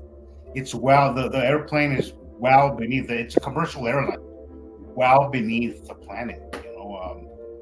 It's the craziest thing to see an airplane flying underneath the planet. I watch that video all the time, and I'm like in awe to actually see a commercial airline and a freaking planet above it. But it's happening. Yeah, and when the moon is in front of some of these planets, and the moon is tiny and the planet is just freaking massive, and it blows me away when I see the moon in front of some of these planets as well. It's just like, oh my God, are we? That kind of is Earth that damages your small? sanity. That just damages your sanity. It does. It messes with your head, and that's why we talk about batshit crazy all the time. Yeah, because all the light reflecting off of these planets. Yeah, I think you're on mute, Rebecca. I've been freezing up a lot. I don't know if. Okay, yeah, you're on mute. Definitely. Yeah. I'm just wondering, like, what is it about certain people, like those of us that will accept it, are open to it, and then there's people. Is there something different about people? Is it, you know what I mean? Is it deeper than we realize? If you take the time, or is it just... if you take more than 5 minutes to think about it, and I've had a lot of people over the years. As a matter of fact, I read one of them earlier today again. Yeah. But they'll think something through for a minute, and then they go, "Oh, that's beyond my education," and then they quit. And then another one that I did read today was, "Well, what can we do about it anyway?" And it's like, why are you even here? I can't tell you. The agree to disagree crowd. Well, that one instantly absolutely irritates the hell out of me. The whole "what can we do about it?" I can't stand that answer, and unfortunately, it's what I get from. Of course, you have to be aware of what's going on around you. Have to. Oh yeah, Sam. It's believing. You can see them. You can see them. So I believe it. I believe it because I can see it. Why is this the one thing that it's so easy? Like I can tell people the craziest shit, and it'll probably be accepted, or at least give me the time to actually talk about it. But this is the one thing that most people just will not accept, and it's frustrating. Like the craziest theories are out there, and people eat it up. But this is the one thing that people just refuse, and it drives me pretty nuts. So a little while ago, Sam, you were talking about light pinching, or one of the planets being basically right in front of the sun, and you're seeing the light underneath it, and you made a comparison to a garage door. So, hey, Rebecca, can you put me up on the big screen so everyone can see it? I sure can. Yes, hang on. Wait. 1 second. Okay, here you go. Okay, so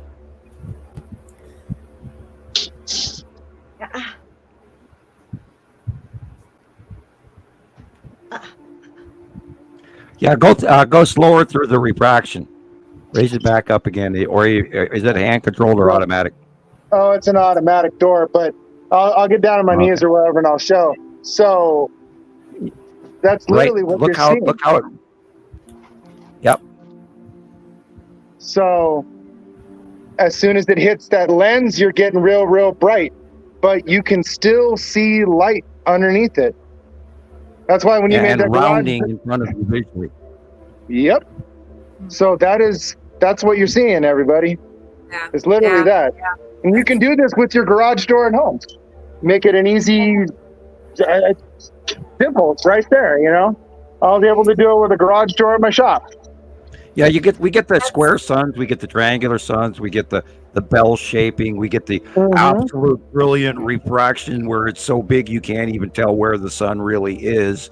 And that's that light bursting between the very much larger planets. Like, for example, you're on the left-hand side, and back when Nibiru was on the right-hand side, and we saw so many of those, and everybody said, "Oh, it's what the hell? I can't even think what the hell they even call it. Sun simulator." It's like, Jesus Christ! You know, they're willing to believe something that there might be a patent for that isn't going to be enough to brighten up. Excuse me, the sun simulator will not illuminate the entire solar system. No. Two, and why would they need one? And they can never answer that either. Why would they need a sun simulator? I don't know. Anything we have too many like suns right now. But I like your thinking there, because learning how light behaves is one of the key things that you will learn that'll help you with this topic, is learning what the light does and how it behaves. If you really get that down and practice and study light and what it does, how it behaves, that is one of the best things you can do. I'm always recommending gray-black sunglasses for everyone. If you want to really see the best, get gray-black sunglasses, and then trick your brain. The ultimate secret to seeing all of the planets is look at the dark areas first, not the light. Don't sunblind yourself. My daughter was sitting on the porch, and she looks up and she says, "What's that big black circle in the sky above us? Why is that there?" And she finally believes that the planets are here. She's been listening to her all of her life, but she said, "I'm actually inclined to believe that you are right." And I was just, I was really happy. And this is an example of it. This picture right in front of us here. You have to realize the light illumination, the light blue area, is the real sky. Everything above that, and look, that's the side, that big rounded oval is the side of planet Uri. And that cluster of dark objects in the upper left corner is the Tan asteroid and the Salamander asteroid group at the bottom, coming out of the bottom segment of gas giant planet Uri. It's a planet. We've been watching it get bigger and bigger and bigger and bigger for many years, and people have to I don't know how you don't see them. I don't. However, up here in Montana for the last 2 days, with minor exceptions to periods of time, generically, we couldn't hardly see anything other than the dark shapes above us. And we couldn't see the planets, but yet the entire sky was completely free of any clouds. It was blue, blue, blue, blue. But you look up with gray-black sunglasses, and you can see the dark shadows of the bodies over the top of us. They're there. There you go, there again. That is the sunlight shining on Saturn's yellow moon and his Saturn.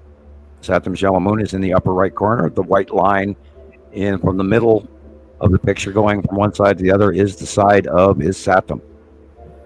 And you can and on the left, the blue to the right is actually closer than the blue on the left, guys. Like you can see it visibly closer to the camera, to yourself, than the sky on the left. People get confused because it's blue, but look at the depth there. There's the difference between where that curve is much closer than everything to the left. Sorry to interrupt you there, Sam. Sorry. Yeah. Oh, no problem at all. Right. Yeah, and you can see there's little chips in the front of that. There's like stuff. All right, guys. Well, I'm gonna go ahead and take off. I'm gonna go home. I'm at 65 hours this week alone, so I'm gonna go try and have something close to a resemblance of sleep. Wow. Yes. Yeah, I've been typing on my pillow again lately too. Yeah. Right. Yeah, so, anyways, well, yeah, it was good seeing all you guys again. I'll try and catch you next time. Yeah. Yeah. Hey, thanks for stopping in. We appreciate it. Always happy to have you. All right, take care. Okay, bye, Daniel. Careful. Bye, Daniel. Yeah, that's always nice. Mm-hmm. Yeah, Nice surprise. And then did he just pop in again? He sure did. Actually, I thought it was Christoper popping in because of the beard and the sunglasses. I didn't look at the name really. I just saw the, and I didn't think about it being somebody else outside. When he popped in, then it's like this StreamYard or whatever it's called has been kicking me out every few minutes. It froze me too. It froze up for me too. Like it completely froze. I thought it was just me, but it's been better though than the last show. Though the last show we were really plagued with audio problems. Yeah, especially Also, I do see but we do have another surprise guest in the waiting room. So let's go ahead and get her added here. She's been with us before, so I know you all know who she is. It's Carol Ann. So, okay. Here she is. Hi there, Carol Ann. It's been a couple of weeks since we've seen you. Mm-hmm. Hi, Carol. How are you? I'm awake for I promise. Hi. What's that? I said I'm awake. Yeah. I have a video to share. A new video. I made it today, and it's a world premiere, actually. Ooh, okay. I was trying to find the red curtain video for it, but I ran out of time trying to deck it out. But hang on a second. That's not it. Oh, stop it, dog. But yeah, I made a video really quick this morning, so I thought we'll share it here on the show. So it's about light pinches, what Daniel was, showing us, talking about. Let me. Theo says hello. I see that Wendy Williams is here. Hi, Wendy. Great work this week. Thank you. She's a main contributor on Skywatcher 2 lately. She does really good pictures. I was telling her that the other An day. occasional bombing run, too, but I understand your exuberance. The light pinch between... I love that picture. As I put it up the wall, that is an awesome picture. Yes. I love it when you do these. Yay. Good music. Yeah, me too. Yeah, you kind of wiggle your body. Wiggle. I would have used a more current drawing, but...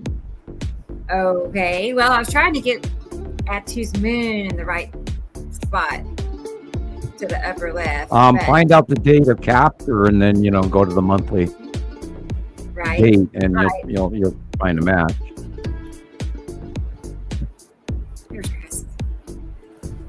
But I'm not complaining. Your work is always really good. So I'll see the end result. Yeah. I just always try to stay, as current as I possibly can. Yep. I get it. But I think his Saturn and its yellow moon have basically been in the same place for the longest time. They've only changed in size, but they've really just... Yeah, they've gotten bigger and bigger and closer to us ever since 2019. Yeah. I was so excited when I realized that they were coming back. I was like, oh, yay, it's coming back, and on top of it, we get the double show with the Saturn being in front of Nibiru. And it made so much more sense to my orbit model. And I went, oh, duh. Kick yourself in your own pants because you had something in front of you for years and you didn't even click. And then, well, duh, yeah, of course, that's the way it is. This is obvious. That's why Asatam went away when Nibiru went away, and backward, and then went over the top of the sun, did all those really cool solar events. Yeah, I love that. I like very much that period when it was doing the major pinching. That was last fall. Like we had major pinching last fall. Oh, Katina said, yeah, that top picture is 2012. This is more recent. This is even a few weeks ago. We've been seeing the pinching. That's like spokes of a wheel. Between the planets and the asteroids and everything crossing. That right there is the rounding of Uri. That is a debris asteroid field parting in front of the sun. That is a planetary pinch by probably the lead asteroid or red asteroid crossing the sun. That is our star and the star behind it. Our star is white, the red star is yellow. Cut off from above, just like the Nepesi drawing. This is where it's a square box because it's being pinched between Atu's moon and Nibiru. And see that white thing at the bottom there? That was the blue asteroid. Nice one. Because it has the central facial dot that we always recognize. Yay! Yeah, definitely. Cool. Applause, applause. Oh, Christopher, you have the sky behind you. Yeah, I figured it was better than a garage and a car. Yeah, I like the pirate cave. I never knew that you could like put something. Okay. Yeah. I kind of like the man cave vibe you got with the garage then. I spent, when I was in Vegas, I spent a lot of time in my garage. I'm at the in-laws house when I'm in the garage. I loved spending time in my garage when I was in Vegas. It was always like, everybody had a garage out there. Yeah, you just all you got to do is go to Treasure Island down on the Strip and watch the. You ever been to the pirate show? That's on the Strip. That's long gone now. Oh my God, I've been to the pirate show about 4 different times. Yeah, that was cool. Yeah, I'm one of those idiots that walk the Strip. Yeah, it's like I don't know if it's like well, I'll tell you about it later. Oh no, you can't start and then just leave someday like me not knowing anything. My earliest pirate show on the Strip, right? They had like these boats and stuff in front of this hotel, and then they changed the I don't know, sexual orientation of the pirates, I guess. Now it's I don't know, mermaids of the boats now, I guess.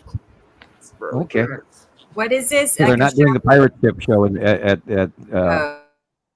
Treasure Island anymore, are they? Yeah, no, they're like they're not pirates. They're like other types of pirates now. Okay. Other types of pirates. Non-real pirates.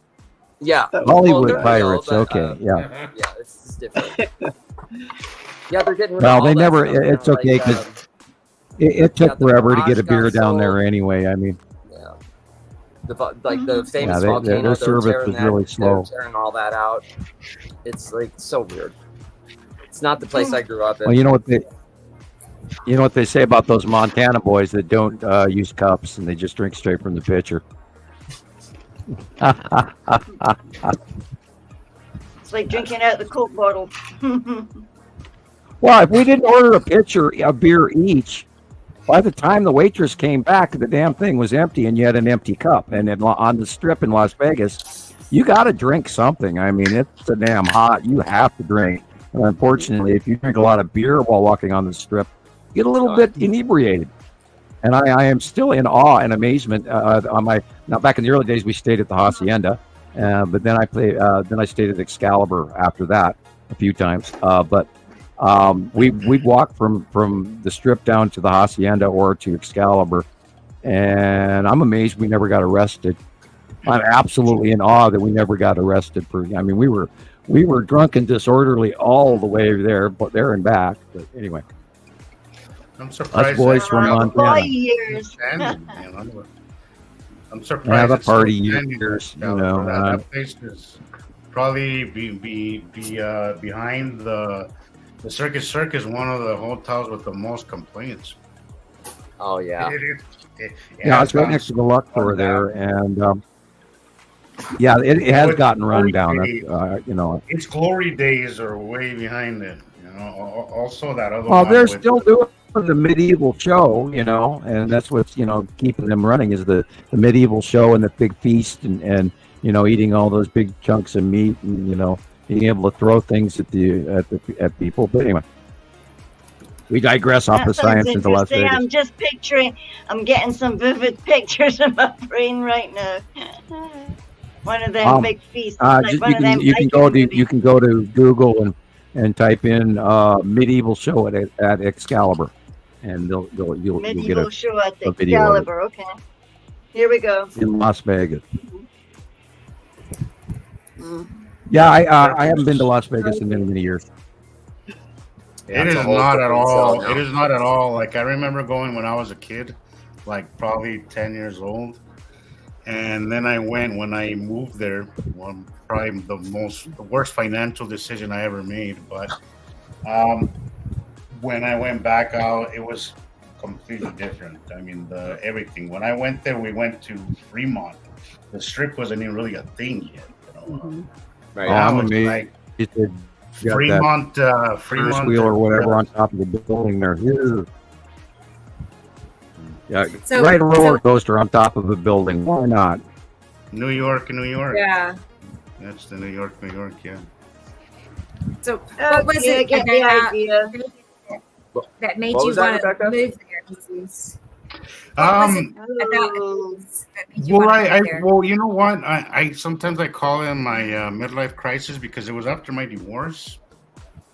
Yeah. And I hadn't been alone for like 18 years. I was married 18 years. So when really the idea was my brother's. He wanted me to help him start renting cars out there. So we did. We bought a few cars, financed a couple of them. We were renting cars on the Turo app, which we did do good. But I mean, it was 2021, right after COVID. So what happened? My brother ended up catching COVID. He almost died, and then we decided we didn't want to be there anymore because we were doing good. But when he got sick, I had to handle everything myself, and it was really overwhelming. It was just a lot of work.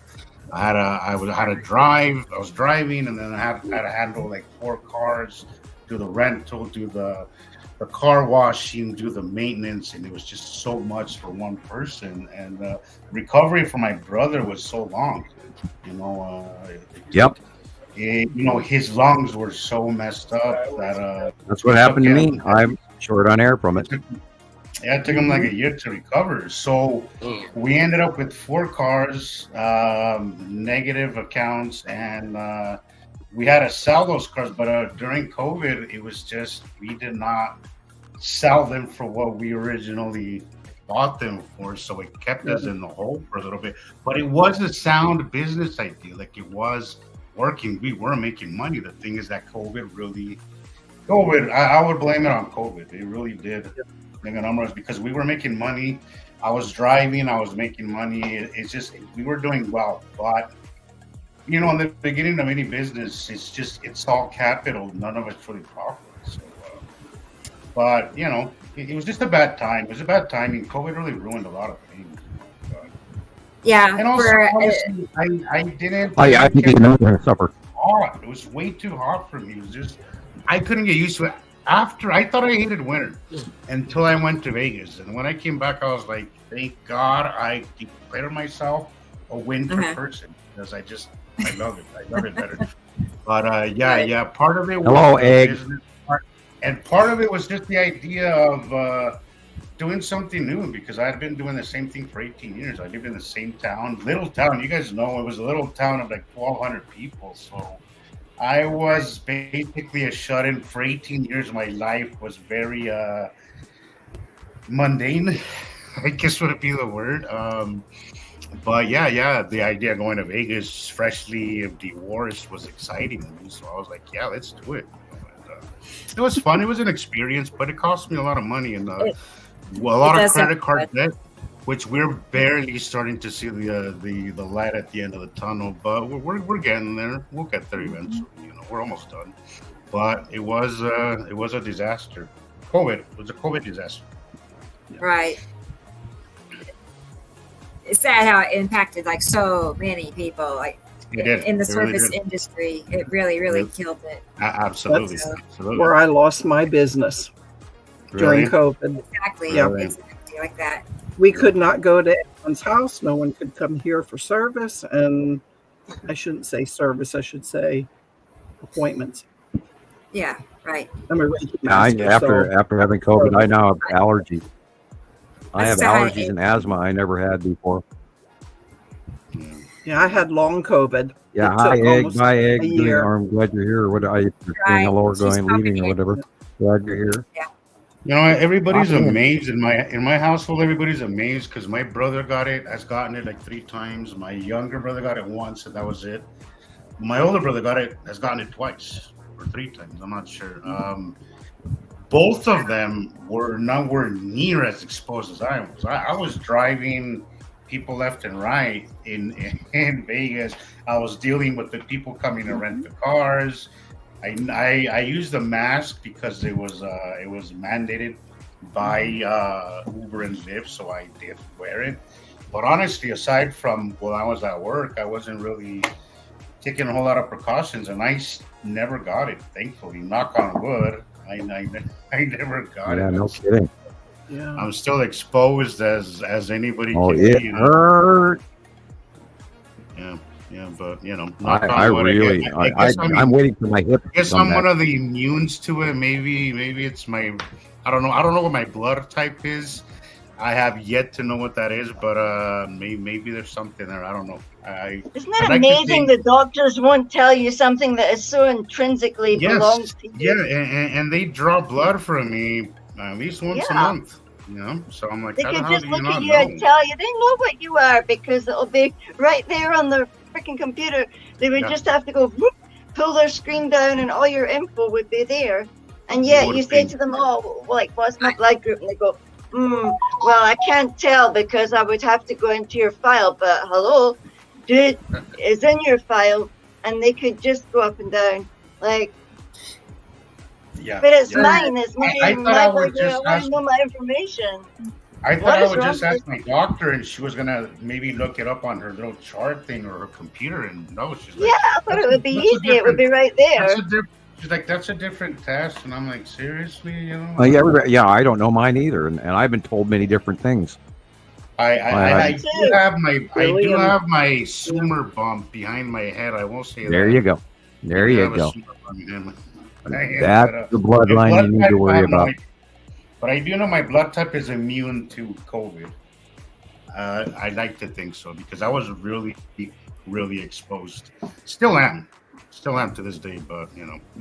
And Russell, I believe it is a red type. You know, maybe a little bit of blue blood in there. I don't know, but yeah. I'm pretty sure. I was like, what are the options?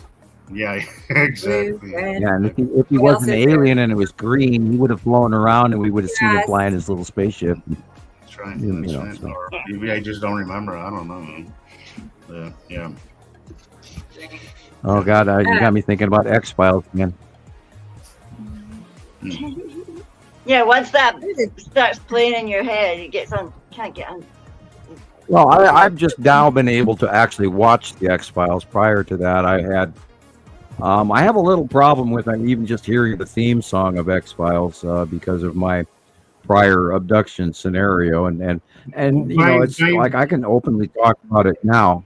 But by being able to see it, what do you mean, Sam? Like you can't see it because you don't like it, or you just it triggers you somehow, or what do you mean by it? It's a PTSD triggering, yeah. Okay. When I hear the X-Files theme song, I am reminded of my own personal lack of control over the situation. And I've had friends some of these same friends that we were abducted together as a group that they can't talk about it at all. One of them literally goes into PTSD and starts into tears. Another one gets quite angry and completely argues, and the other one claims not to remember any at all. And that over the years has changed in different varying degrees, but there were 4 of us during our abduction scenario where I was told, taken aside because I actually sat up when their control should normally keep normal humans, completely immobile, and yet here I sit up on them, and they freaked out, and they had to go look up who I was. And this is, of course, where I got most of my off-world information from. And I was taken and put aside for a while, and with that, there's record of that story in earlier shows. You can go look it up. And so when I hear the X-Files theme song, it immediately kicks me back into that place. For the same reason why we can't watch Ed Begley, because we know a lot of it's crap. We can only tolerate so much of it.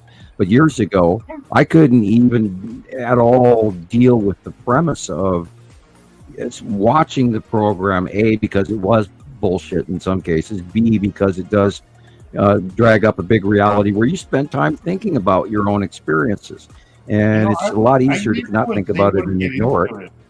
I was never able to get into it. It was a little too over the top to me. For me, and they had different creatures, and they didn't stick to one scenario. It was a little out there. It was a little out there, and I wanted to get into it because it was so popular. When everybody was watching, I wanted to, and I tried to.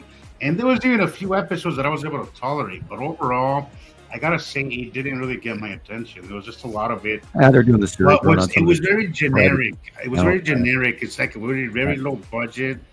I mean, from that time, maybe that was a big budget. I don't know. They do have a partial reality of truth in the alien, their definition and understanding of aliens to a point. What I did see was the newer episodes when they brought it back. When they brought it back and they made those new episodes, I watched those, and they were okay. It was better than the older stuff, I guess. But. I spent a lot of years trying to ignore and avoid talking about it, and I even catch myself thinking, because now I've gotten to the point where I've been talking publicly for over a decade, and it comes out of my mouth a lot easier than it ever used to. And so I caught myself thinking about it the other day, going, half these people, when I talk about alien abduction, they probably go, I don't believe that guy, he's full of shit. And I myself am extremely guilty of that, because when people talk to me about their abduction stories, I am generically a non-believer, and I have to really focus to sit and listen to them and try to give them the attention span that they actually do deserve. And I have to, above and beyond the call of duty, be kind, respectful, and polite, and listen to them. I get letters in the mail, 6 pages, 7 pages long, where these people are sharing their abduction stories with me. And I have to actually work to retain attention span. And I have believed more of them now than I used to. But I mean, I am a hardcore skeptic when it comes to about the planet. I'm honestly, I'm not as patient as you are when it comes to it, Sam. And I believe you because I know you, and I've known you long enough to actually know that you're not full of shit. But most people outside of our circle, I can't even stand the topic, because there's so many people out there that are full of shit. And then there might be one out of an enormous crowd, and I hate that people have done that. I prove my information. Nobody else out there proves their information, and I prove it by drawing it things ahead of time, and then publicly posting it to you guys, and then you guys see it happen after I've drawn it, and I think that has furthered our cause in many ways, and I have learned that do you have that comparison, Rebecca? The asteroid, that picture comparison that you made? The tan asteroid and my drawing. Oh, let me check it. Hang on. Let me make sure I got it. Yeah, she just did. Yeah, it's perfect. It's perfect. Hang on a second. I can grab a copy of it. I think I saved it. Yeah. See who gets it first. Okay, hang on. All right, are we on a timer here? Yeah. I know. I was trying to find a picture of an alien, it looks so real, you all. And I wanted to show it to Sam and see what he thought. It surfaced on TikTok, and I don't know. It could be fake. It could be. I know. But boy, it looks really realistic. All right. Geez, I'm not finding it. Didn't click on the right file. I'm in the vicinity of it. I got it. Yeah, I'm getting close to. Okay, you win. All right, I'll try to send it to you then. Okay. Here I it shouldn't is. have done that. On its way. Okay, get rid of that tab. All right, back to StreamYard. Yeah, and back to the fact that there are other people out there, Planet X people. Like I was going to slam somebody, but I won't. I still feel really bad for the people that those other people, the money boys, went after some of our friends, and I'm still not pleased with that. And I hope you guys pay the piper with your karma on that one. But the whole point is that we have taken the time to culminate all of this information. Now, this drawing was drawn in September of 2023. And if you look at the June photo, which I got this today or yesterday, and if you actually compare the drawing and the objects in the drawing to the objects in the sky in front of you, it's an exact match. It really is. That is the tan asteroid underneath at the bottom of Uri, which is on the left-hand side of the sun. Yes, it lines up perfectly. The light is being cut into by the side of God, that is a perfect match. clouds match, lines match, the small asteroids, Lorraine, Pepe, etc. are all it's exactly. Even those it's little exactly flame like the drawing. things, even those little flame things that are sticking out of the tan asteroid, that is insane. You know, I saw that. I have this video. We showed it here a while back of a Saturn's yellow moon. And Jesus Christ, I swear, man, it was the exact same freaking drawing as yours. And I always look at that video and in awe, and I always think about you, Sam. When I watch it, I'm like, this fucking guy every time. Like it's just. How I gotta the tell hell you, I'm does he sure do it? your ears are probably ringing a lot, Sam, because every time I'm watching a Yeah, video. they do. Yeah, why am I ringing And then today I'm so like, bad? how the hell does he do it? Because I wish I could tell you that some of them don't line up, but good God, over the years, it's just the more you do this, the more you just see how exactly spot on it is. It's incredible. It's one of the craziest, most significant thing that's ever happened to me in my life is to be able to experience what we're experiencing. And I really wish that we can share this with people. It's why I wanted to do this podcast, because this has to be shared. It's special. It's so special that it needs to be shared with the world. It's insanely special. Nobody in the next 4,000 years after this goes away. It's going to take 4,000 years again until man sees this. And, we don't have any chisels, and we're not carving in stones like the Hopis did, or the Egyptians did, or the Sumerians did, or all these other races that have cataloged, the spiral rotations and stuff. And all you have to do, if you go back to the tablets of Thoth and all of this stuff, once you realize that you take into account the secondary solar system, the binary solar system, all of this crap makes sense. It all starts to fit. And then you can go to the Colburn Bible, and if it's talking about a secondary solar system, the planetary names and the legends that they're handing you fit. And if it fits, it's the truth. If it's complicated and hard to understand, it's a lie. That's the way it is. But everything, and we've watched it for 14 years. A lot of our written history, a lot of ancient ruins, a lot of petroglyphs, everything starts lining up. Because I think once you start really getting into this stuff, and when you start actually seeing it and understanding the sky, you start to correlate, and it starts bringing you interest in other things. Like I had my time where I was obsessed with Graham Hancock. That was really helpful, right? And then I watched much of it really still. into geology, and I got into petroglyphs, and I got into ancient ruins, and all that stemmed Thunderbolts from Project.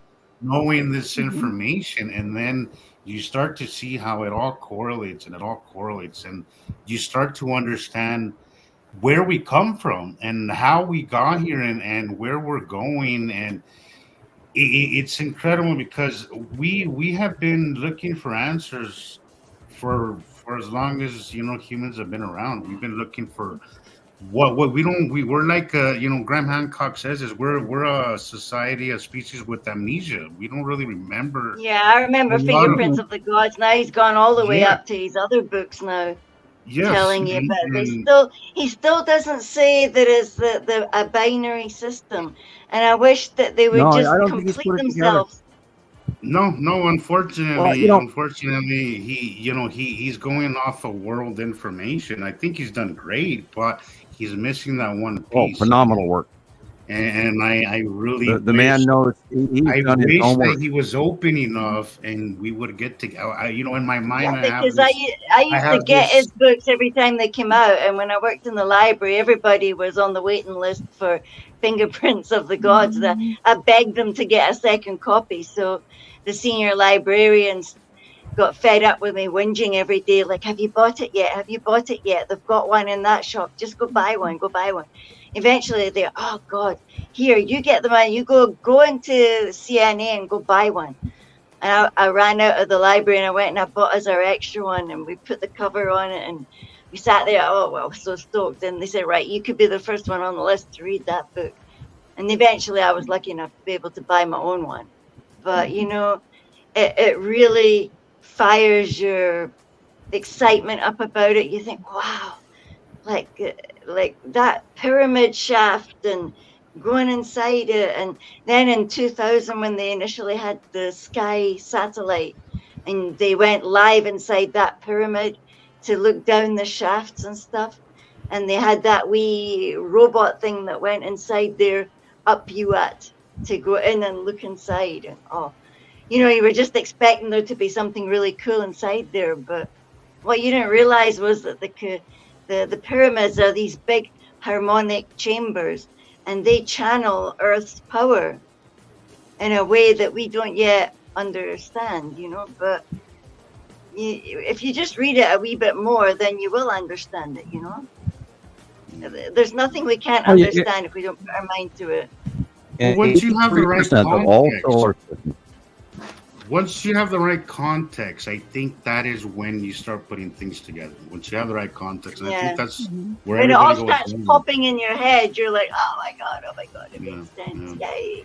I'm not a nutcase. Over the years, I've had people that have contacted me. "Oh my God, I saw Atu for the first time by eye, and I saw Atu's moon, and oh my God, I saw Nepesity in the snorkel drop, and I actually watched it happen, and then it did the rain bomb." And these people are just ecstatic as hell. And it is, if you're into this discovery process, and you actually do get to see it by your eye, once you see these planets, you can't unsee them. Once you learn. I love that picture on the left, in the upper left. But there's so much more to it than the description of the drawing below. There's actually a planet enveloped in those clouds, and that's the side of Uri. Yeah, look at it. And that picture goes. Yeah, and the bottom area is the drop-down asteroid field below the gas giant Uri. And you can see one or two of the stripes going, semi-horizontally, but it's actually at an angle. But that is Uri, and Uri's been on that side of the sun since 2019. And it's been there forever, for a very long time. Yeah, when you see a great big grey mass on the left. Yep, you're just about to be cold and wet. And white it out. Yep. And then, we are still anticipating some drastic extreme close path scenarios during this summer is going to be, we are in the 180-day cycle. And, I'm kind of wondering if Saturn's yellow moon is causing some sort of weather effects as well that we haven't yet attributed yet. That might account for a large part of why the jet stream, or even on Antarctica, may be changed into that star pattern. And our northern hemisphere is different because Saturn and Saturn's yellow moon are directly over the top of us on our right-hand side as we're staring at the sun. And Attu's moon and Attu are above us, directly above us. So I'm sure that, there's another example. That is Saturn's yellow moon again. Very large, very big right now. In front of us, Saturn. The dark area is at the top middle. That blue area, the dark blue area, that is the Saturn's yellow moon. And then the ion tail goes in front of it and actually goes on two sides around is Saturn, which is the major overall rounded area that you see from the left side from the tree on. So you're seeing a Saturn's yellow moon in front of very, very big Saturn. And the illumination on the bottom right corner is the light shining behind is Saturn.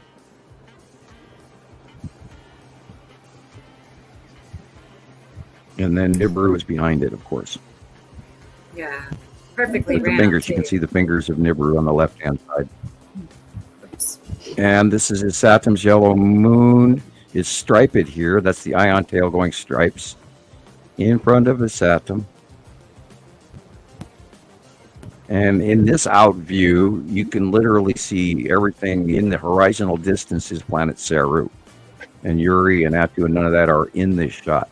But we're seeing a Saturn's yellow moon and Saru on the left-hand side of the sun at the horizon going way back. And it's always orange. Always very brilliantly orange. Pretty. And smaller stuff in the sky. I have another slideshow to share. Let's see. It's from Katie Jo. It's some of her videos that she's been sharing over the last few days for a little bit. So let's go ahead. Thank you, S. Colette, about Terrence Howard on Joe Rogan podcast. Thank you for that information. Yeah, unfortunately, I think I may have actually watched that. Unfortunately, they barely scratched the surface when they're reaching for the Sumerians and Nibiru. And of course, then they're pumping out, then they hand you an hour and a half worth of generalized information that we've known for many, many years. And which we've all unfortunately moved on from, and you have to forget what you learned. And we're just taking into account the planets and not the actual races that are on there. Because I'm sure that the race themselves of the Sumerians, or let me correct that, the Anunnaki. I'm sure that the Anunnaki have changed in the last 4,000 years. So, including their apparel and their little weird purse. I think their purse has to do with probably an oxygen or nitrogen / filtration system where they, being from a different planet, probably need some sort of an aid scenario in which to breathe, which would be either filtered in with them or it may be even a higher technology where it actually affects the air around them rather than them having to have a mask or whatever. I don't know. But they're always talking about, that purse that the Anunnaki are carrying in all the hieroglyphs. And I've always believed that has to do with probably, like a breathing apparatus. Yeah, I wonder about that as well, because the Astro Legends channel talks a lot about the Anunnaki's history, and it talks about how they couldn't really breathe on this planet when they came, and that they had eagle helmets. Right, we're smaller, tiny. The people from Nibiru or the people from Saru are living on a vastly larger body, and their barometric pressure and their pounds per square inch of what they breathe in, etc., is completely drastically different than ours. And we're here on this rock-type planet. Not only that, we polluted the crap out of it. in many ways, from plastic to gases to freon to you name it. And you have to also remember, excuse me, dry throat. The only part of what we breathe, about 23% of what we pull in with every breath, only about 23% of what we breathe in is what we use. And it is in a gaseous liquid form because we actually live in a gaseous liquid atmosphere. Air is thin water, water is thick air, one and the same. They're connected. They're not, but they are. Scientifically, right there. See that illumination right there? That bubbly cloud base right there? That's the Saturn's yellow moon. That flame-like cloud that we see over and over again, and it automatically identifies itself. And of course, I've been doing this for 14 years. Yes, I am. That was a little bit of bragging. I do apologize for those of you who are going to go, that guy's an asshole. But no, I'm not an asshole. I just know what the hell I'm talking about. And I'm not arrogant. Well, a little bit. But I'm, we all of us earned our places. Thank you. We earned this.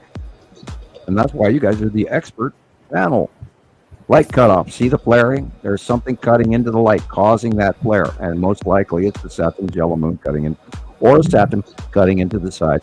Now remember, Rebecca, about 2 months ago, when the Saturn was cutting off the top of the sun, and then it actually briefly blocked the sun for a period of time. And then right after that, we came up with the eclipse that nobody expected was coming. And all of that. Right. Oh man, I'm actually kind of hot. It got warm in the house. To that, I'm gonna get a fan. I'll be right back. Go ahead.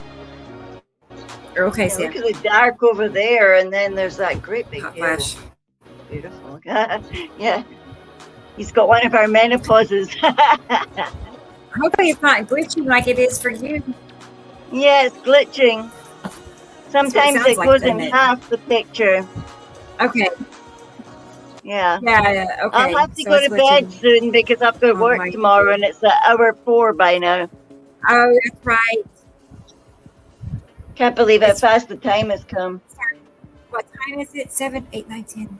Yeah, it is almost 1 in the morning. I just realized it was 1 in the morning. I can't remember timing, and I've got to go to work, and I've got to get up at 7. So. Okay. Well, you know what I always say, Gillian? Go to bed. You remember? Go to bed, Gillian. Go to bed, Gillian. Because we don't want you to get into. Hey, we don't want you to get in any trouble with your wonderful folks at your job. No. Well, I'll be cleaning tomorrow, so I have to be sharp and all the rest of it. So yeah. There you go. And my dogs are making. My doggies are making stinky little moments here. I gave them too many treaties. I got them. Somebody made little dog biscuit treaties. So. Yeah, somebody ran away with the bag and I had to go and get it. That's when I jumped up all of a sudden. The little buggers ran away with the baggie. They picked it off the table and ran away with the baggie. Yeah. Naughty boys. Yeah, that's what happens when you have multiple. Yeah. Multiple children, multiple fur. Oh, what happened to your new fur baby, Rebecca? All right, I don't have it yet, but I think Are you gonna? I mean, maybe. I mean, it's a serious maybe. Oh, look, there's our magic baby. Just as my baby jumped up. Oh my gosh, look at him. He's beautiful. A white man. Hello. They both are. Look at Mama's magic. Oh, it's so white compared to my black baby. I know. It's very pretty. So white. He said, "Good night, Gillian." Night. It's Moji. I know it's got to be Moji. How sweet. Bianco. It's Bianco. No, it's Bianco. Moji's the other one. Oh, Gillian, wake up. Okay, bad. It's all right. It's okay. Bianco because it's white. Bianco. Like Blanco. Yeah. Blanc means white. Yeah. This is. I knew that. Why did I not? Why did the word Moji pop into my head? Because Moji's always on your mind. Yeah. He always is. We always talk about Moji. Mm-hmm.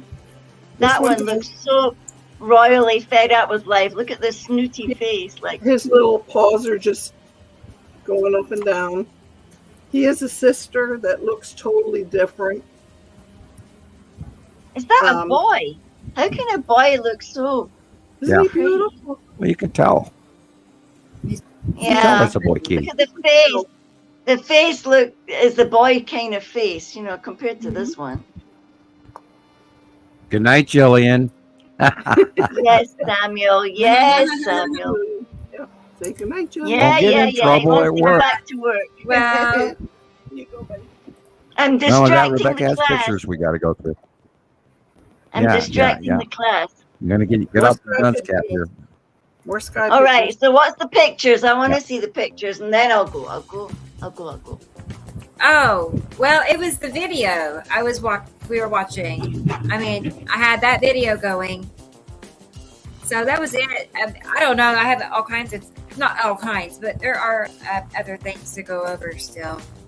Videos. Yeah, I know, because I sent you poor Lindsay's video pictures as well, because she was hoping she had caught Matim at night, but only Okay, Samuel be able sorry. to say if that's Matim at night. So I don't know. Yeah. Sorry, I haven't. No, I have it's to okay. contemplate where it would Chance be to at look night. at it. I saw it But pre-dawn. I can get them added for the next show or ask him. Yeah. Okay. Well, I've got them anyway. I mean, I can probably go and torture Sam sometime during the week and send them.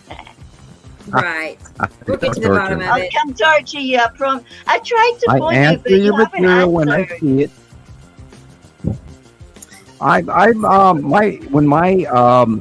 When my battery operated wireless phones are dead, I don't hear it ringing.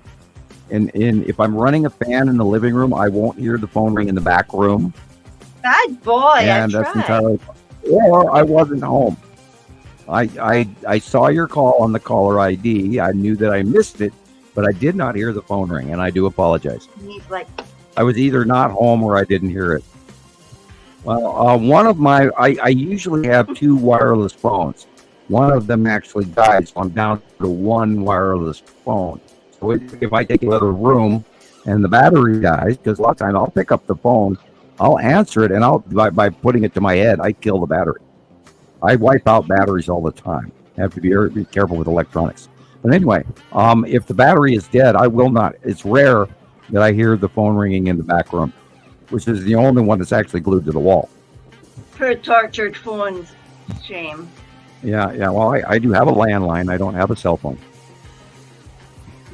So it's not with me. And if I'm away from home, I don't hear it. Okay, no worries. Go to bed, Jillian. Anyway, I'm away to bed because my eyes are shutting. Good night. Be good, There you dear go. people. Ask them some All right, good good night. questions, Caroline. Okay. Bye. And we just passed 4 hours. Yeah.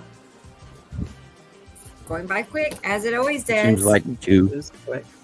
So, I have some videos. I wanted to finish watching this video from Katie Joe's. Well, do what you think you need to do. But also, and I have something from Christoper, but I'm waiting for him to come back.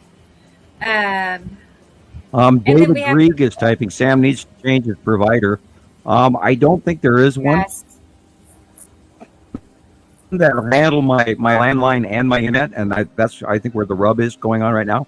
I haven't found a better. I don't want to lose my landline because that's sometimes the only way I can get out to people. We've had no way to even do Skype or anything. So I don't know if I'm limited, but we think I'm limited because my Skype worked for like 2 years and then quit. So we have no other way to explain that I'm being limited in feed some way, and I think I'm probably flagged, like my IP.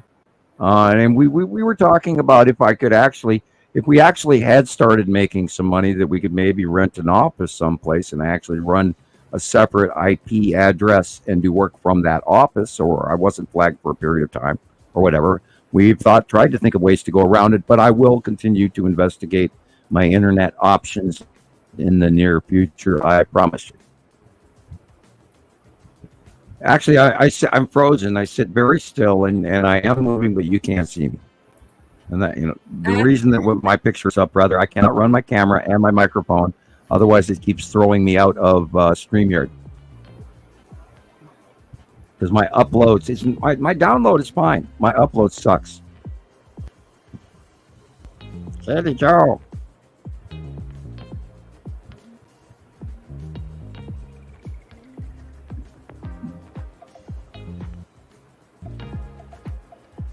She's been getting some really good captures. That halo is being caused by something cutting into the light. Yeah. That's the lead asteroid right there. Red asteroid right there. Tan asteroid near the bottom left, and that is the side of Uri in the upper left corner. But there is something cutting into the light to cause that halo. That is...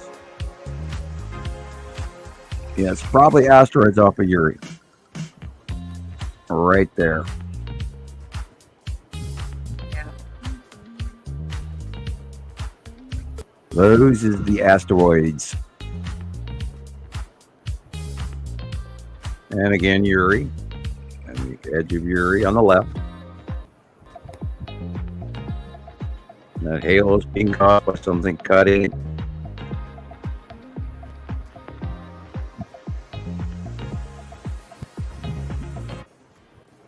On the right-hand side is where Saturn Jello Moon is. JD Joe, in the future, can you pan a little bit slower, please?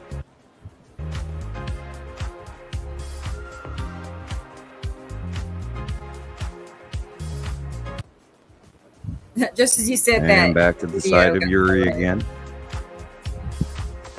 Yeah. Stalling out, yeah. As you wish. It's like buffering or something, right? Yeah. Yeah. Love the internet.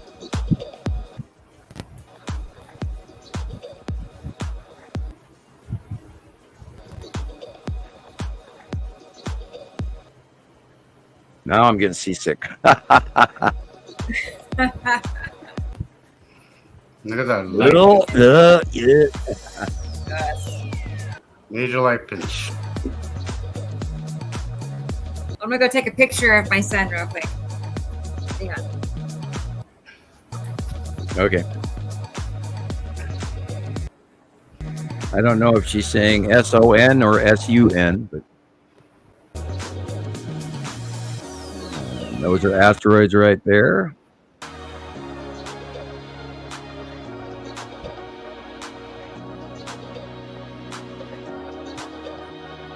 Some are normal clouds, some are not.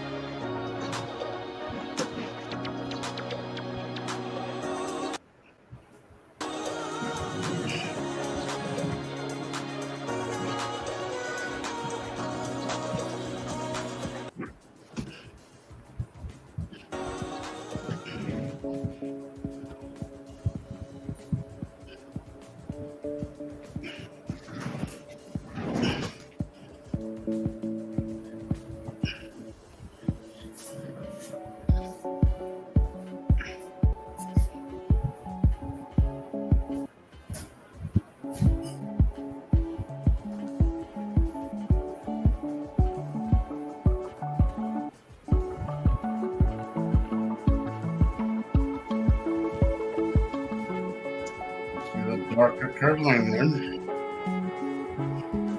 Shadowing the clouds as well.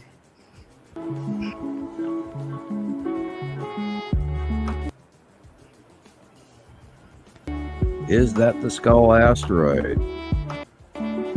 Yes, it is. That is the Skull asteroid.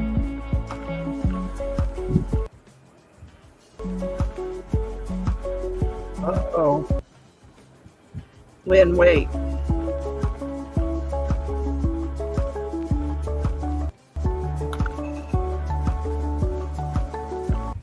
That again is the side of Uri that's illuminated. That's why it's illuminated. When the sun is over.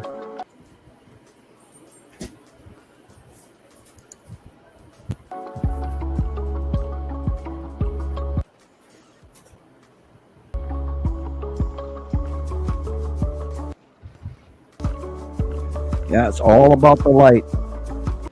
All about the light, absolutely. I say that a lot.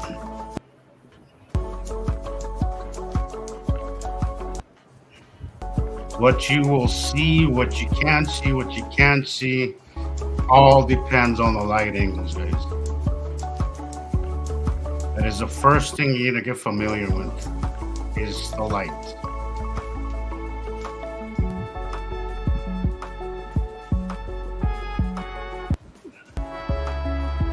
You have to imagine in your head also when these planets are going up above us. Now, everything we know is changing. And so you have to take that into account. And this is, why we talk about people to download a copy of the monthly site drawing. It's been a little confusing. It really has. It's been kind of a learning year as well. Yeah, well, we have changes we've never seen before. But hey, guys, I'm going to have to go. Okay. I'm going to have dinner with a friend. And if you guys are on still when I get back, hopefully I don't get back too late. I'll hop back on. Okay, bon appetit. Perfect. What's up, but yeah, I gotta go. We'll talk to you guys either later or next week. Depends on how late you guys are gonna stay out tonight. But it was fun. It was a great show. Well, we won't be too long, but we won't be. Yeah. We won't be too short either. Yeah. We're already at 4 hours, almost 4.5 hours. So, all right, guys, it was fun. It was nice to see y'all. I was looking forward to today's show. Now that we're doing it once a week, it feels more like I can't wait till Saturday. And it's not right. It's like I have enough time to miss, the show and miss everybody. I was like, I think this is working out better. I really do think. I agree completely, like fully. I agree. It's 2 shows a week. Been a big help for me. I bet you for you especially because you're the one putting it all together. Yes. Yes. Yeah. So now I have time to work on other things. It's nice. Yes. And even the flow of the show, we're actually more excited. We have more to say instead of just kind of dragging on to the show. So I think at first we were excited. When we first started, we were just excited, and we couldn't wait to do it again and again and again. 64 shows later, And then we're now I think once a week is perfect. So. I think it is. And I think we picked a great day and a great timing too. So, because me too. I'm starting to see that we don't have nobody really missing. Everybody's showing up to the show because our view count has gone up as well. Oh, yeah. And we're on Twitter today. We're live on Twitter today too. That's gonna be nice. It's gonna be nice. Hi, Twitter. Is it also Nibiru Followers Anonymous? Is that your handle or whatever on Twitter? On Twitter? Is that what you mean on Twitter? It's the same. Yeah, Nibiru. So we have keep the name. I can't wait to see the reactions we're gonna get over there. See what people say about it. Yeah. Right now we have. If you're on Twitter, like, subscribe, hit the notification button, all of that. Also, please go back and watch some of the YouTube videos. We have 65 before this on YouTube. Nibiru Followers Anonymous on YouTube. So please go back if you're new to the show, and we hope we earn your subscription and all of that. And let's boost Rebecca's ratings here so she can get that plaque and her subscribers and all of that. So thank you all. I really want to say thank you all. You guys are really the greatest crowd. I mean, you guys are such loyal and so you guys are always here. We really appreciate, and we become quite a good family here. I can't say that enough, guys. Thank you very much for joining us. True. And we'll see you next week. Yeah. Okay, Jesus. Good night. Bye, Caroline. Bye, guys.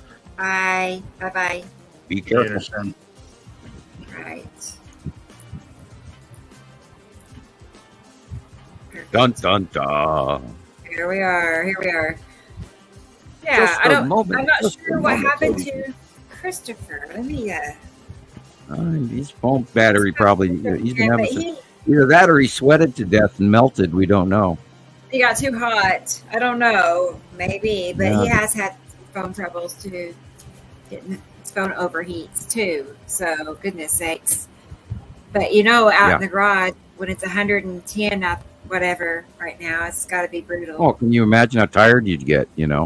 I got warm and it's like 85 in the house right now, and I had to go and get a fan. Right.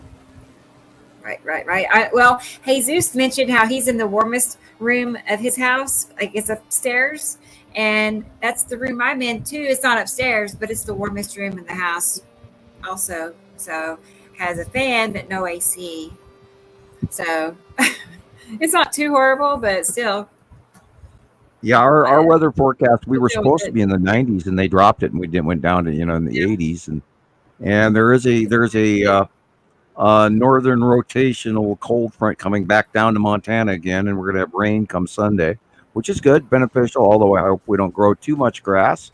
We don't want a wildfire season like we had last year, so we'll see what's coming on. And I was shocked that the forest fires already started in Northern California over 30 miles, 40 miles. There you are, 40 miles east of San Francisco. And like I said before, I don't know what happened to that. If they had it semi under control, and I hope they're having low winds. And look, we got the pirate flag back! Yay! We're just jealous that you got one and I don't. Which is what brought me to the Tropicana topic a long time ago. Right. Hi, Caroline. How you doing? Hello, love. I'm good. How are you? I forgot you all hadn't united yet, so. Oh, hello to Shelly Stardust, Goddess. Oh, there's my girl. See you. I wanted to also just share that, last week I announced that Tara agreed to help be a co-admin on the new Nibiruholics Anonymous group, right? Okay. So Tara said yes. And I also asked Shelly.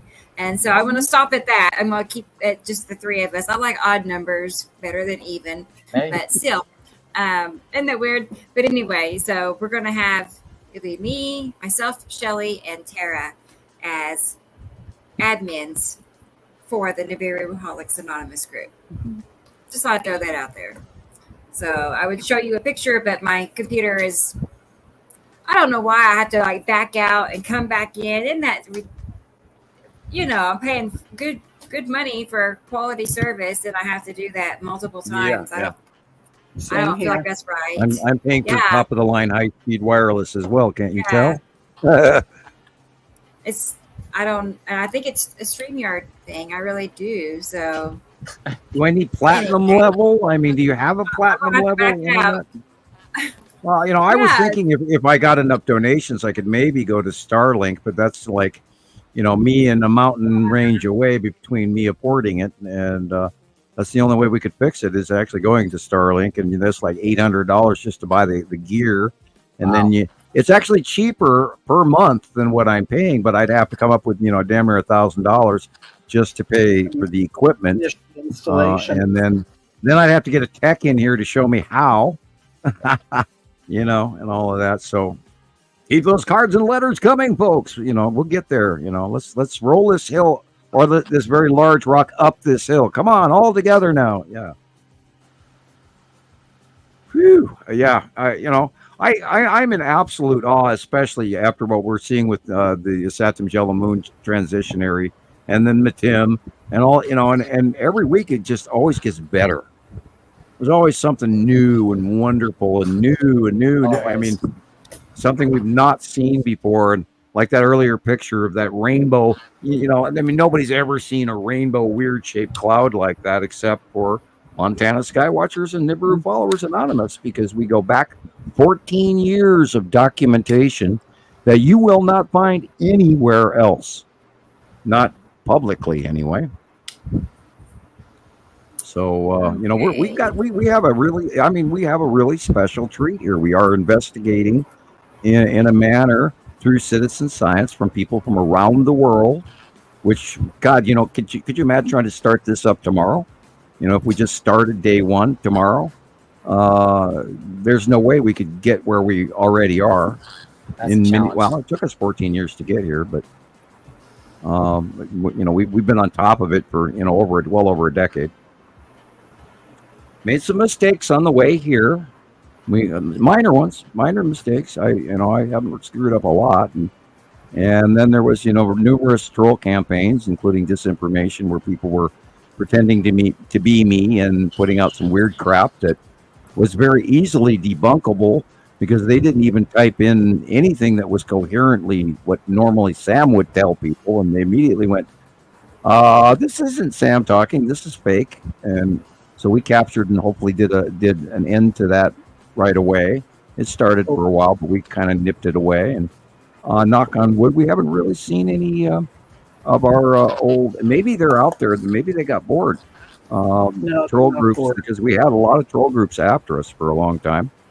And thank you for not being so noticeable. Bite your tongue, Samuel. I was knocking on wood. I was. Okay, as long as you were knocking on wood. I think they gave up. And I had my eyes crossed. Everything. It would be nice. Yeah, they never. I don't hear anything about like I used to for a while. It was just like really consistent. Yeah. But now like weeks or months have gone by and it's crickets. So they know we're right. Yeah, and knock on wood again. I haven't had a death threat this year. Wait a minute. No, I had one at Christmas, but yeah, okay, yeah, this year. You had a Christmas troll? Yes. Oh, so God, you wouldn't believe what I got in the mail for Christmas this year from trolls. Hey, at least it was mail. Right. This year my mail has really dropped off ever since we started doing these shows. My donations in my mail have dropped off, and I kind of wonder why. But so keep those cards and letters coming, even if you are a troll. I just wanted to clarify that Stardust Goddess is Shelley. Okay, just so everybody understands. Yeah, these two are the same. Look at those eyes. Yeah, she's really pretty lady, inside out and she's out. A sweetheart. She's really sweet. Yeah, she found me on TikTok, and I'm not gonna say right away, but I remember her offering to be a moderator when I was on live. I was outside, and yeah. After that, she was always a moderator. I mean, she's like a total natural. We had so much fun together. We still do. Yes, we got to do it again soon. Yes, I hope so. So, but anyway, so I'm thankful for her, and Thank you, Shelley. She found me. I know, it was pretty awesome, and that's how Christoper found me on TikTok also. So I'm gonna miss TikTok if it really, really, really goes away. So I just can't. I can't imagine. But thank you to Shelley and Tara. There's Tara too. And she's pretty can't too. imagine because I never get to see any TikTok. Well, no cell phone. So many people rely on it for their income. Right. It's just, I don't know. I never realized that you could do so well on TikTok. Like, I had no idea. Right. But yeah, they're both doing great. Like, Shelley's even been posting a lot of her own photos and videos. Yes, she is. More often. Like, yeah, they're really into it. So it's awesome to see that. Right. Liberaholics. Yeah, and the 0-step program, because we don't think you have to break away from us. We actually want you addicted. No, that's a bad joke. No, but you I have apologize to be really. People who do suffer addiction issues. Yeah, you have to be really over the edge, addicted to Nibiru to be, to seek treatment into this group. Okay, because it's only for the most extreme. Place to go when you have 4 days of no. I know it's intense in treatment. The sky, Certifiable, yeah. And I have to be able to verify. I'm Bill, and I'd like to share. Yeah. I mean, just to everybody to know. I mean, I feel like, we should be able to verify if somebody is a true Skywatcher. If they want to be a part of the group, they should have, a history of pictures on their account somewhere. So that's what I'm looking for. When you said that, I see another thing. It has 48 members. Yeah, it's 50 now. I remember when Montana Skywatcher had 48 members. And I'm going, the planet is right there. Can you see that? Oh my God, just look south by southwest. It's right there. Tiny. And everybody thought I was out of my mind, which I was. And I still am. And but guess what? By God, I see these planets and they're real. Oh. I was waiting. I knew they were coming. And so it wasn't no big surprise to me when I saw them. And it was like, oh shit, they're here. And then 2010 on, we've been, working as a collective group from around the world with, somewhere around 1 million people. And there's a lot of people that have come and gone. There's a lot of people out there that are following and don't dare say anything because they, have family and they worry. And we had some, in the early years, we had some top level scientists from around the world that were involved in Berlin Polytechnic and up in some of the Swedish schools. And I even had a friend on the East Coast, and I'm of course not going to mention his observatory, but he was very involved for the longest time and working with the fact that was when we first started seeing the planets coming in up from the Antarctica and everything, and the fact that it didn't get dark down there, and which was like catastrophically important to anyone who really knows their science, and the fact that somehow suddenly everything we know is a scheduled thing going on in Antarctica yearly suddenly doesn't happen. And unfortunately, we see that a lot with, and I'm not trying to down him, but Mr. MBB333, he does great reports, he does great work, but he doesn't summation anything. He doesn't collect this information that he's gathered over the years and culminate it the way we do. And we've been gathering this information when we found these anomalies. And I mean, that's what it started out as, is a lot of what was going on in the early years of Montana Skywatcher 1, is we kept seeing the same anomaly in the sky on the left-hand side. There it is again, there it is again, there it is again. And I was watching the blob from space in 2008 and 2009 with my little handheld digital recording camera. It was not a phone, but it was back then. And they actually had banned that phone for some reason, and I know why, because it was taking captures of things they didn't want us to see. It had a really good camera on it, and if you held it up and into the northwest sky, you could see this big round blob with all these dots in it, and those, of course, were planets and objects and asteroids and stuff in the blob.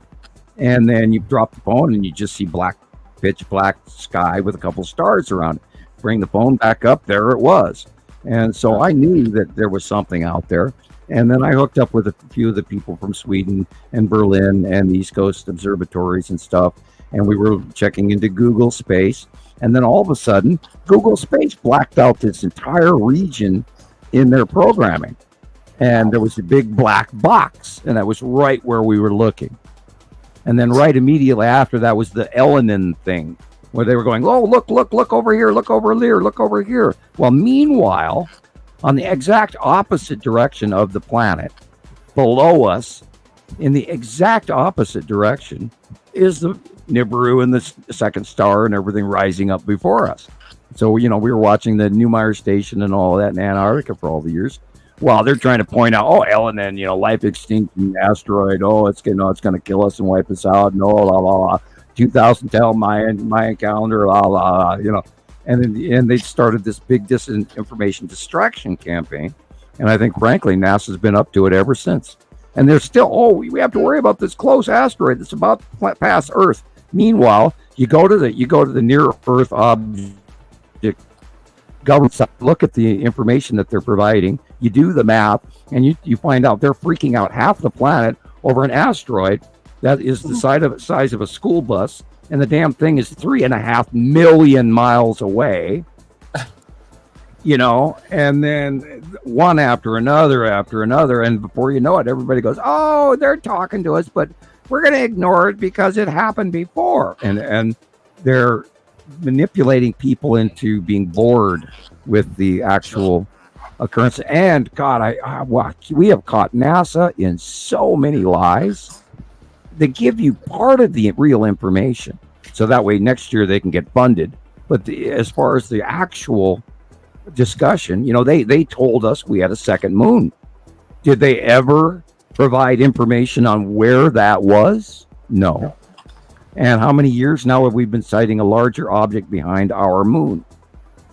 about 8 years now. And now every once in a while we hear, oh, it's a super moon. Well, how do we have how does a super moon occur? Well, does that mean that the moon is way closer to Earth than ever normal, and then it goes back out to where it belongs? No, but it's a super moon, or it's a yellow moon, or a wet moon, or a bay moon, or all these new names they come up with. Meanwhile, I'm up here in Montana. I look at the moon. I see our white moon with a much larger yellow object behind it. Plain as day, year after year, year after year. And I try to tell people about that. And do you know how many times I've posted it and I have gotten absolutely zero? Well, actually, I think maybe I've had 20 or 30 comments in the few years I've been talking about it. But that also falls into the same category when I talk about the Texas Cube or the Long Box Cube or the Star Destroyers. No one comments back. They're afraid of the information. They don't want to know. They want to ignore it, or they just damn well don't believe it. And all of this information that we have gathered and collected, including the existence of the cubes, because I have captures of the Texas Cube coming in deep space from Google Space, going back all the way to 2008 and 2009. And then blop, it pops in over Texas, over the collider in Texas through a wormhole. And that was documented by other people. We watched it live for like a week at Montana Skywatcher 1. And then, of course, years later, I saw it by eye. And we wouldn't be mentioning these information unless we've had so many sightings that we find it prevalent and accurate and real. And that's the only reason we discuss what we discuss. We don't talk about the little, dots in the sky. Oh, look, it's a little ET ship. We don't talk about those. We want to talk about the big stuff year after year. Okay, cough drop number 3. You're making Hopefully, I won't eat too many more of these things. Yeah. Alan got a bag of Ricola's. Ricola. His insurance company sent him the most random box of, I don't know, it was like hand sanitizer, Ricola, bag of Ricola drops. I don't know, but none of it really went together, ultimately, is what I'm trying to say. It was like some Vaseline. I don't know, just random. But anyway, he ate all the cough drops. He doesn't even have a cough or a sore throat. He just, I picked up the bag and they're all empty. Well, they're not good, but they're not bad. Oh, yeah. Well, I thought that was weird. Anyway. I could not do the shows without them. I was hoarse about 2 hours ago. Huh. I guess he must like them. He must like them. That's that thyroid. We're lucky I can talk at all, because after my thyroid cancer surgery, I mean, the doctors, they're putting me to sleep, and the doctor walks up. The anesthesiologist is, slowly injecting the stuff, and I'm drifting off. And he walks up to me. He says, "Well, I must warn you. There's a 50% chance that you will wake up from this surgery and not be able to speak ever again, because my vocal nerves went through what they removed." Right. And so just ever since then, I've had trouble talking ever since. Yeah, they took out half. They wanted to take the entire thyroid, because I got exposed to Fukushima radiation. I went out in a freak rainstorm and went out and retrieved my lawn furniture from flying down the street. And I got wet. I was outside for probably 3 to 5 minutes picking up my furniture. And I came in the house, and within 20 minutes being inside, everything that had been wet was on fire. My face was on fire. The top of my head was on fire. My arms, my shoulders, my back, where I bent over and the rain was falling on my back, and my cheeks. I had blisters forming within 20 minutes on my body. And fortunately, I was thinking, okay, acid rain. And so I thought, okay, and I went in and I took a shower and I really scrubbed. But I had blisters forming on the top of my arms and skull and face for about 2 years afterwards. And I thought somebody had completely robbed me of my entire life force. I was walking like a zombie for about 3 years. I didn't even know what the hell was wrong with me. My kids were little at the time. And of course, remember that happened in 2011. And then I developed a golf ball sized lump in my throat that you could visually see. And I couldn't swallow anymore, and I could barely talk, and I had trouble eating. And it grew really quick. They went from thumb size to a golf ball within a matter of months. And they went and took half of that out. And it's an exterior cancer, and it can only become from radiation exposure. So it was either Fukushima or somebody walked in and put some tablets in my home. But I remember the day I got rained on, and I remember absolutely the blisters that were coming on the top of my head and arms and cheeks for many years afterwards, and on my back. And these little red blisters, they'd pop up regularly, a rash and a rash and a rash. Mm-hmm. And then the doctors told me it was from radiation exposure. They didn't say, have you been? She said, when were you exposed to a great deal of radiation? Not if, but when. And so I remembered when it happened, and it was many years later. So if you're on the West Coast, if you're in Canada, on the West Coast, on the Pacific Ocean, if you're in California and you're going to the beach, stay away from black sand areas, because those black sand areas are radioactive. Do not eat fish out of the Pacific Ocean right now. National Oceanic Aeronautical Administration, NOAA, has announced several years ago to absolutely not eat any ocean fish from the Pacific, period. They are all radioactive. And Japan is still pumping that water into the ocean as we speak. Yep. They had 2 reactors go China syndrome. They believe that one of the China syndrome reactors actually went through the core of the Earth, and they believe it popped up in somewhere. Mm-hmm. So, and there were a bunch of people that were exposed. Or are you signaling, Carol Ann, or? No, you were cut off. Oh, I was. Mm-hmm. Oh, yeah. Oh, God, was I telling secrets again? Again. What part did you miss? Anymore. Yeah, it's bad. Well, can you imagine that the only time that I'm cutting out tonight is when I'm talking about sensitive information? Is that not another general example of when Sam says something semi-classified that I get cut off? Guys, National Donut Day was yesterday. Go get a donut. Go get some more coffee. I'm getting boring, I promise. Right. No, but I. Well, what part of that did you get? What part did you not get? I'm trying to figure out China's what syndrome. can we do about radiation. One of the core reactors went China syndrome, and it is believed that it welled up through the earth in Norway. There was a whole bunch of people that got exposed to a whole bunch of radiation in Northern Europe. I can't prove it, but it is believed that was the dark net gossip at the time. I can't prove it. I'm under the assumption it might have an explanation, because China syndrome will dig through the earth, and it doesn't have to mean to the center of the earth. It can go at an angle. It can be, gold moves, metals move, plutonium. Well, this is cesium. In the case with the Fukushima, cesium 214 or something, or 34. Yeah. Anyway, I'd have to look it up again, but it's been many years. A lot of years since that happened. But anyway, so stay away from the ocean.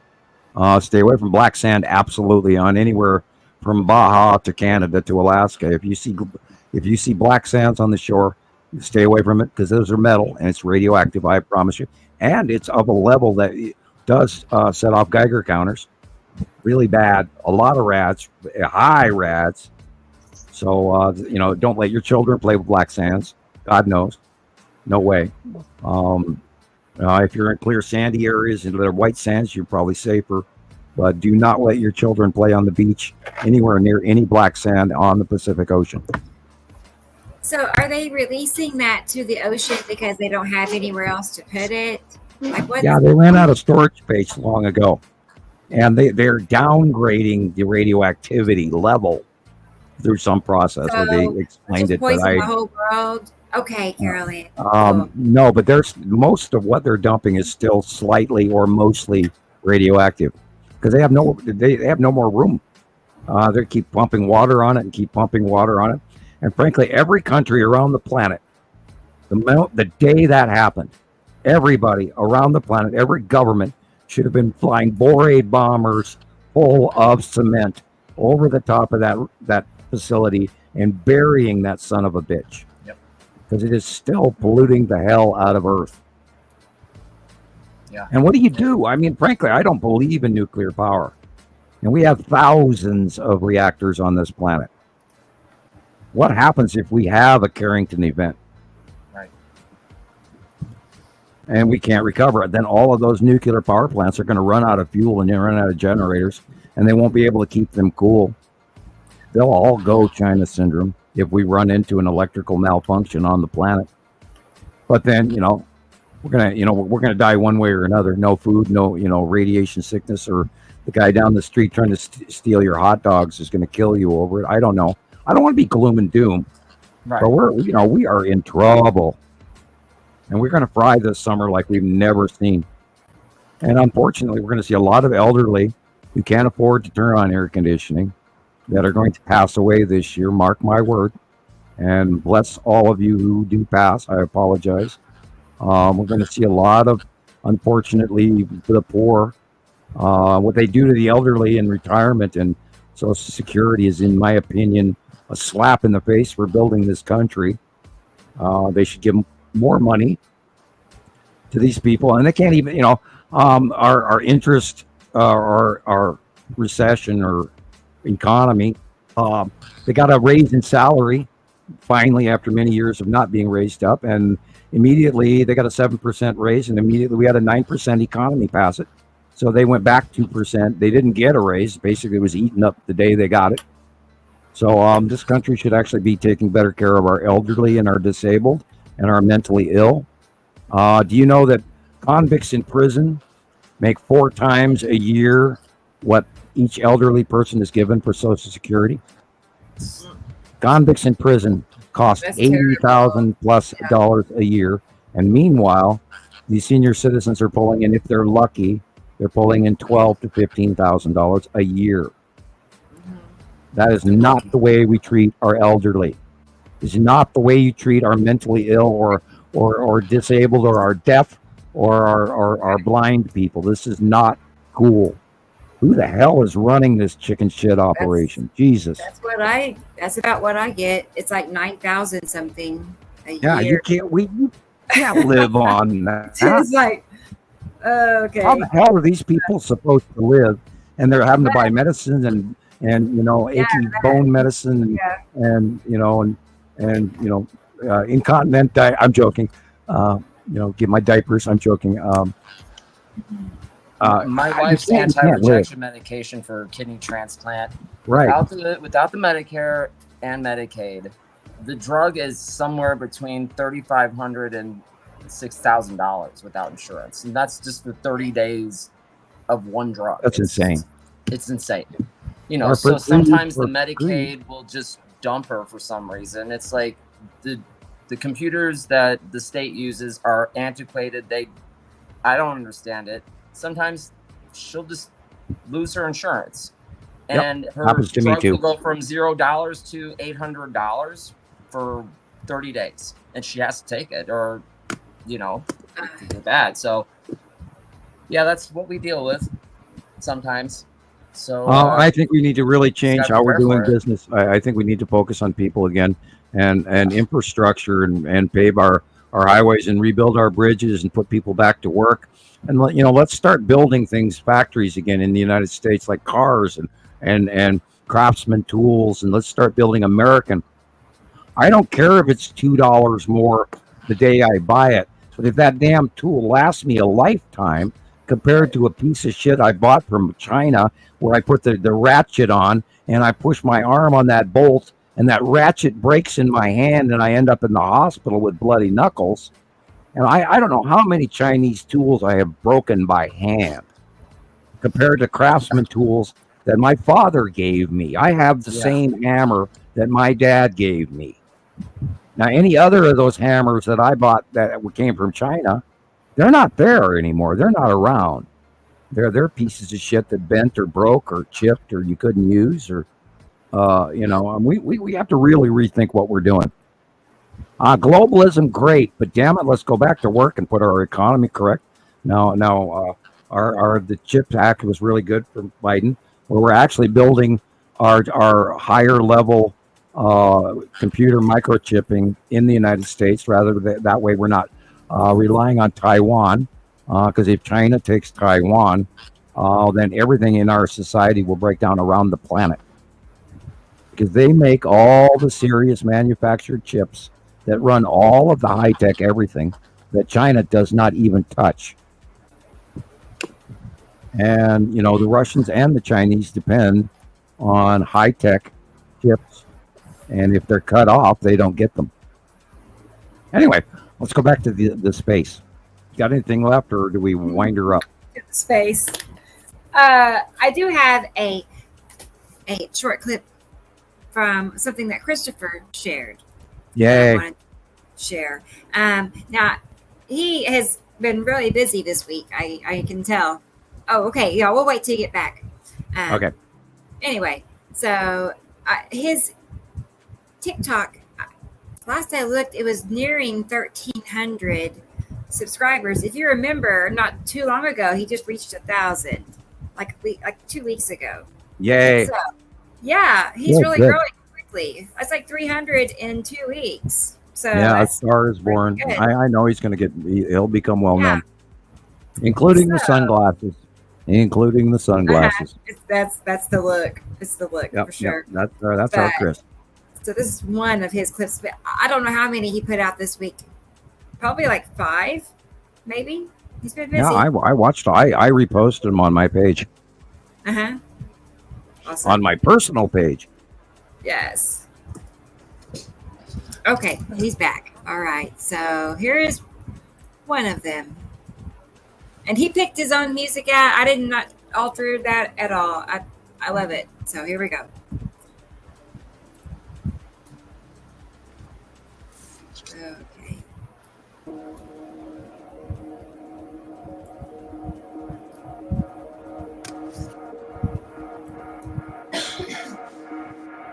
Oh, this is my video. Yeah. Hello. It's the heat. Yeah. I was telling Sam how your page is really growing. Really.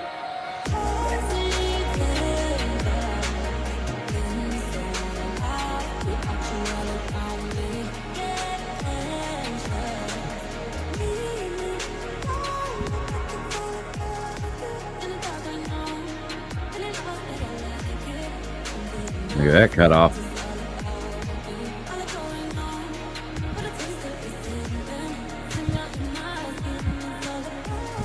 Red asteroid. Cool. Red asteroid. Red asteroid and a couple other ones.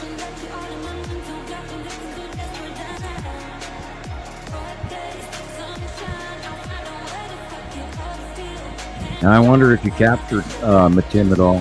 Oh, look, there's a little dot over to the left.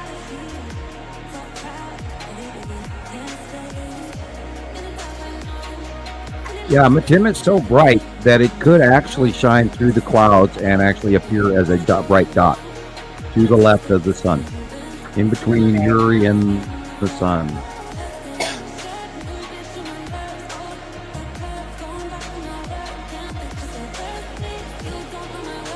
That's probably the side of Uri right there as well on the left.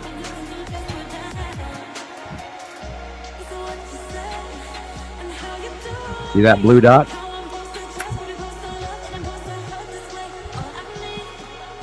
Did you see it, Christoper? Yeah. It was just to the left of the sun. And an intensely blue-green dot.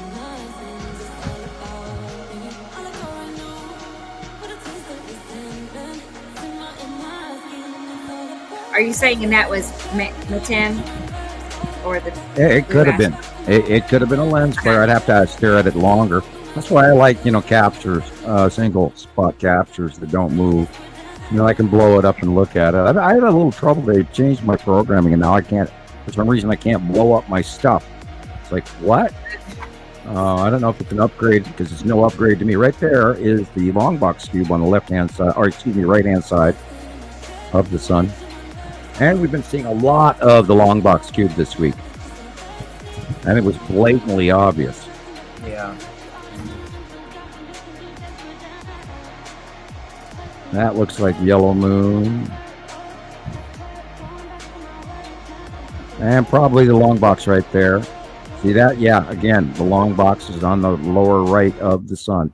Okay. That's the Saturn's yellow moon right there on the upper right. That's the dark area. And this was just the morning. Okay, there was Matim. It's right there above the tree. It's shrouded in a cloud, but there again, there's a blue dot in the same area again. And I look forward to hopefully remembering to draw. I usually do. There's a lens flare. I look forward to drawing it in on June. Let's see, today's the 8th, 9th, 10th, so 7 days. I'm going to put out Montana Skywatcher 1 and 2 monthly site drawing. Okay, good night, Audrey. Thank you for being here. Say hi to all your South African friends, man. My terrible South African non-accent. No, I'm not from Jamaica, Jamaica, man, Hell, I can barely talk right now. I can't even do an impression. I sound squeaky like a goose. Honk. Yeah, see that blue? That is most likely from the blue asteroid crossing somewhere in that as well. See, on the drawing, the blue asteroid is either above it or below it, depending on where you live on the planet. But we know that the blue asteroid is close proximity to the sun. And that's why the last week, or a few days ago, when I saw in the north sky a very bright blue, I knew it couldn't be. But literally, it is right where on that drawing where Matim would be right next to the Skull asteroid in that drawing. So that's all going to change come the 15th, and I'll draw it again. And the Skull asteroid is going to have to be a lot bigger on the next one, because it is bigger. I can't wait till we see some really, really cool large captures of the Skull asteroid. I'm sure they'll come in soon. All right. We usually talk about stuff, and then within a couple of days, it happens. Right. Yeah, when you put out that Saturn's yellow moon crossing over the right side of the sun drawing in February, yeah, like right after you posted it, in started coming the pictures. Yes. It was awesome. And I mean, because up until that point, he had been drawing him, the more vertical flaring effect, and it went from being vertical to more sideways in his drawings. And sure enough, it changed, in real life that way. So maybe I can find that video. I have a really good example. Yeah, and I draw what I see. I don't come in to the computer room at all when I do the drawing, monthly side drawing. I just sit at my early morning pre-dawn table in the living room, and I dig out my my drawings or my pencils and my rulers and my spice bottles and my bowls and my ovular turkey plate, and all my different size circles and my El Marcos. And I draw what I see in my mind, and usually source is very accurate. And yeah, look at that. Oh, I love that. Yeah. Yep. See, it was just like you're drawing. 1, 2, 3, just like I drew it. This, it really is identical. And see, up until that drawing, it was up and down. Those trails. They had been, or a slight tilt, but not sideways. And here we go. Look, this is my video. I saw it in real life, and I knew when it dawned on me what was going on. I was like, the ion tail coming around off Well, it's Saturn yellow moon and going around much darker to the right, much darker, much larger is Saturn. And we've watched the ion tail coming off the yellow moon for many, many years now, but it used to be way, way smaller. And then it went away, and it was 215, 216, and then it went away and back away, and then went over the sun in 218. And then we saw those really cool winged solar effect that even the Egyptians copied, because they'd seen it before as well in their history. And then way back into the right-hand side as of 2019, and then Nibiru and it started coming forward in 2019. And like I said earlier in the previous part of the show, I was so excited when oh God, they're coming back, yay! And that took me a month and a half of watching to actually see that the size had changed through the sightings from people from around the world. Phenomenal. That is such a cool capture. Yeah, it's classic. Let's see. You have to I know I remember was they're writing between when I us saw and the those sun. stripes too. What's that, Sam? They're between us and the sun, so we're seeing the dark sides of them. And only when they become side illuminated do they brighten up, or we see the facial, or only when they pass Earth do we see the faces illuminated when they're beyond Earth, like currently Atu and Yuri, and now Nepesity this week is actually going beyond Earth as well. So we should actually see some very large green thing in the sky above us. So we should. That may not happen right away, depending on how, because remember, when planets are close to us, they're blue. But when they go farther away, they become illuminated. Now, in the year to come, like a year from now, we should actually be seeing an unbelievable show as they're going beyond Earth and leaving, although it's going to take them quite a few years to do that, I believe, because if we use an example of what we've seen before, then we have a semi-way to judge what we're going to see in the future. It makes common sense. So we should actually be seeing a whole lot more of the actual color of the planets as they leave. And we might actually, for a period of time, as they're leaving, because they're leaving above us, we might actually have two suns in the sky. Just like Tatooine from Star Wars. And I love that closing scene on the last Star Wars movie where Rey has now taken over the Skywatcher Ranch, and she looks up and you see a smaller dwarf yellow and a larger standard red star, which is exactly what we have. And tell me that Star Wars didn't put that in there for a reason. Da, da. Put everything else in there. It's exactly what our solar system. We have a standard red and a dwarf yellow. Our star Sol is smaller than the larger standard red star, which we believe is exiting. We can't prove it yet, but we've had reports from the southern hemisphere that is the case. Because they're looking at it from underneath, where we're looking more directly at it. So we just see one, but they see two. They see a smaller one to the right-hand side and slightly behind it. And we've seen some illuminations that have showed examples of that, like a not round sun with this weird little warble on the one side in comparison when they weren't getting cut off. So we have to keep watching. We're pretty sure we know what we're talking about, but we're going to wait for more before we absolutely call, yes, that is what's happening. We don't know how long they're going to be here. They could be co-orbiting for the next 25 years or 100. We don't know. There is no listing of the duration of the visitation of Nibiru anywhere that I could find anywhere. It's not on anything carved on the wall or a tablet anywhere. And if it is, the Spanish Inquisition probably ruined it. We'll take the 100 years. Yeah, well, God, could you imagine? I don't want it to leave, but I don't want to wait 100 years. Right. I don't want to do this for the next 100 years, but I will. There it is. Right? Me, my beard, my, like that AI picture Andy made for me. A planet jumping device where we can jump from planet to planet so we can keep watching it. Yeah, well, there is space technology. There are stargates and there are wormholes and there are interstellar craft here, intergalactic craft here. There's quite a few factions. It's not just one faction. It's not the Anunnaki only that are out there. There are ships here from the Federation, which are getting a slice of the pie as well. And we were talking about the space tube.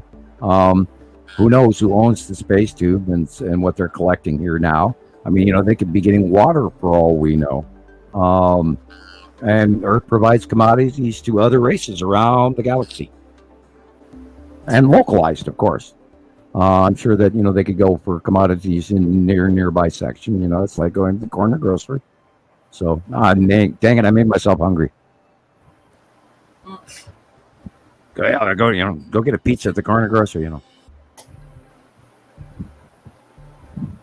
Maybe some Chinese takeout. I'm really losing it now. I don't eat a lot of Chinese takeout. I'm on a natural diet. I would rather cook it myself, knowing what I'm putting in it, rather than eating stuff that is completely not healthy for you. And it comes out of a Chinese can someplace. I apologize. I cook for myself. I wish somebody cooked for me a little more often. I do like going out to eat once in a while, but generically, I stay very healthy and very fresh. And we don't eat a lot of frozen foods, because there's stabilizers in that to keep that frozen food, which is not healthy for you. And I digress off of space again and being silly. No, that's okay. It just goes back to all the radiation they're putting in the ocean, and then all the crap they're putting in the food, and then all the plastic they're putting everywhere. It's like, I don't think they really care about us at all. I feel that way. Well, I have a complaint with television and society today. Would you please stop? And I apologize for people. I'll pre-qualify with apology. If you're overweight, I apologize. I know it can be a condition that's not your own fault, and thyroid, etc. But please, television, stop putting 350-pound women in Depends diapers on my television as dancing around is attractive. Please stop. Please stop. Have you seen those commercials? It scares the hell out of me. I mean, it was like,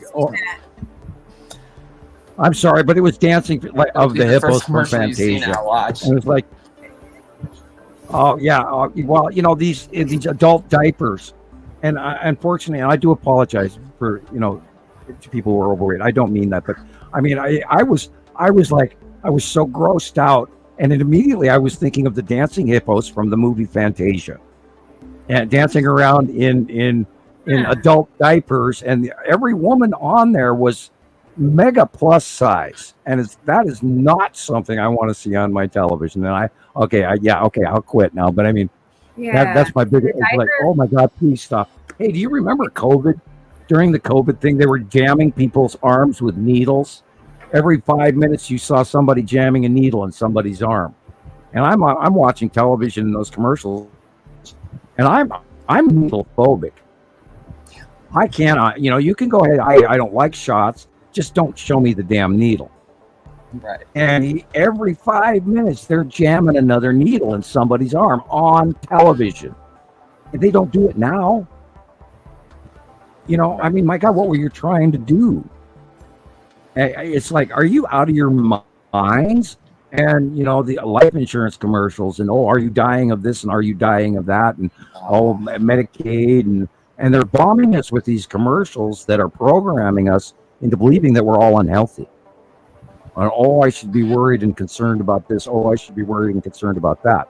So if you're being bombarded by a negative media that is trying to strike up your concern out of fear, I suggest you don't pay attention to it and actually rise up and change your news. Change what you're watching. I haven't watched real television. Remember, my TV went out. So I'm now watching, I got a little 13-inch TV, so I'm watching Air TV. It's not even a smart TV, and I do need to get a new one really bad, because it actually has affected my study. I can't watch Ryan Hall y'all as much as I'd like to, or Max Velocity, or look up the storms going in China. I can sit in front of my computer, but I'm not at my leisure in my living room like I normally would. So I do have to get a new living room television, but it's not going to be a big one.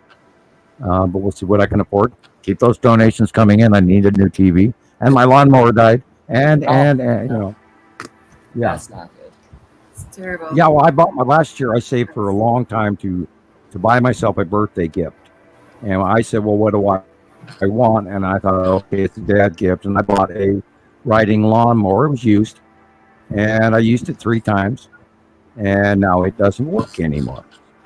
And I spent a small fortune for it that this family could not afford, but I bought myself a gift for once, and I used it 3 times. And now it starts, it runs, you let the brake off, and it goes blah, and it dies. So, and then I called the guy that sold it to me, and he has not returned my calls.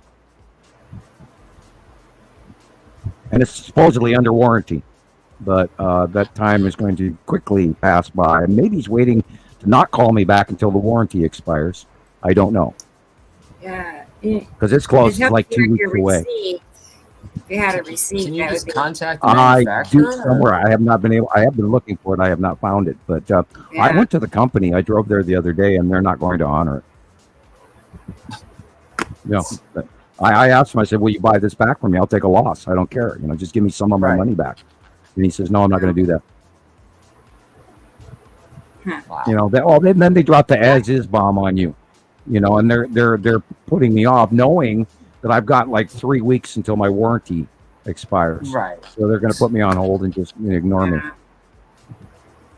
Well, O'Reilly took care of me because my car started dying. It started to not start, you know, and I'm like, that's a terrible sign. Once it starts to not start, then you can't ever trust it, right? So I went to O'Reilly's to see, because I just feel like I put a battery in there, and sure enough, it was still under warranty. So they came out and put a new battery in my car. Sweet. So Awesome.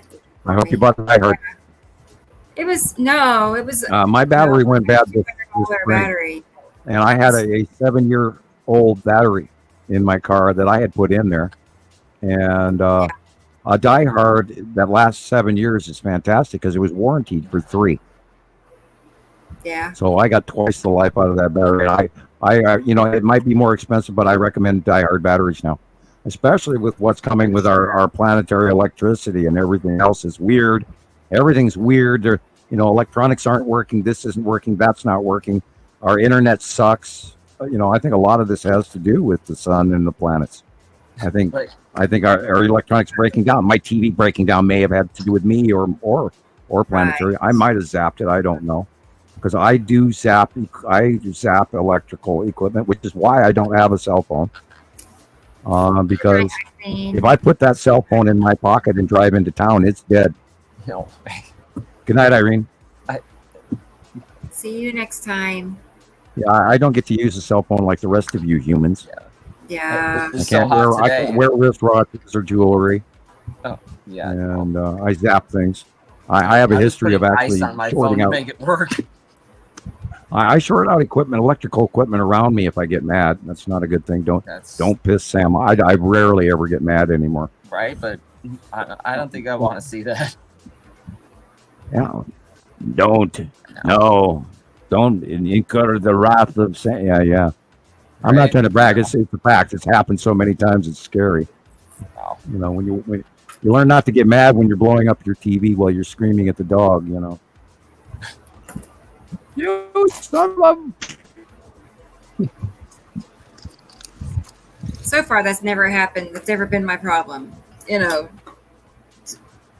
make the walls shake. I plan to change the world. I actually, my goal in life currently is I am going to change the world. I am going to introduce to planet Earth that we have 2 suns. We have 2 sets of planets. We are not alone in the universe. There is many races out there. I have met 3 of them face to face, not channeling. I've met a lizard man or a Draco, depending on point of view.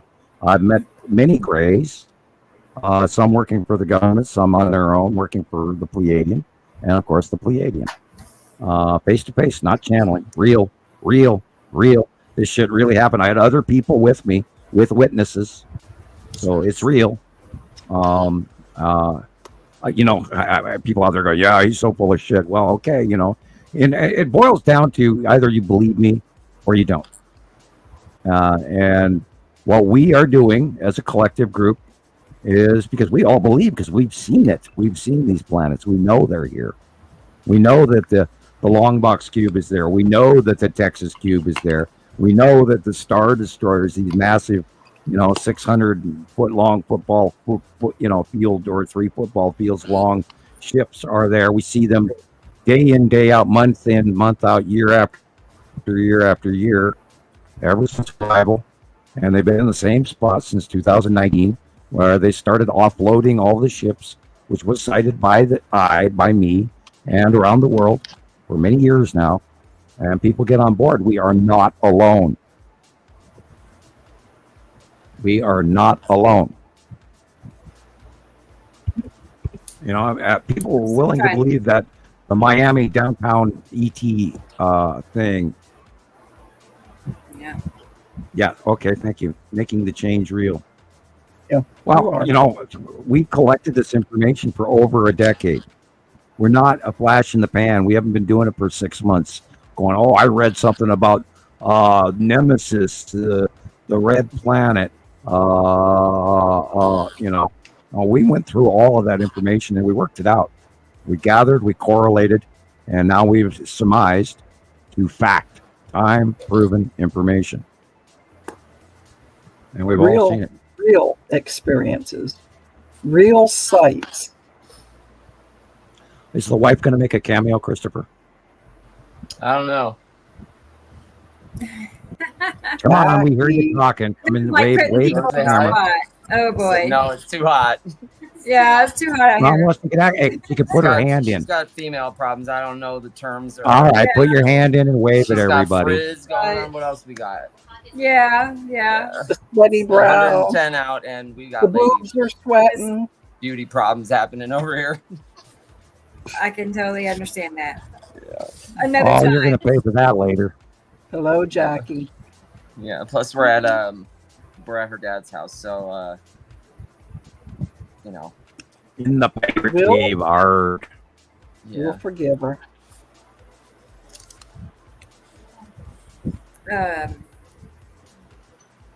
Sorry. Hey, I you can just throw something at Christoper. Splat, big water balloon splat, yeah. Splat. Yeah. I'll give her ideas for the next show.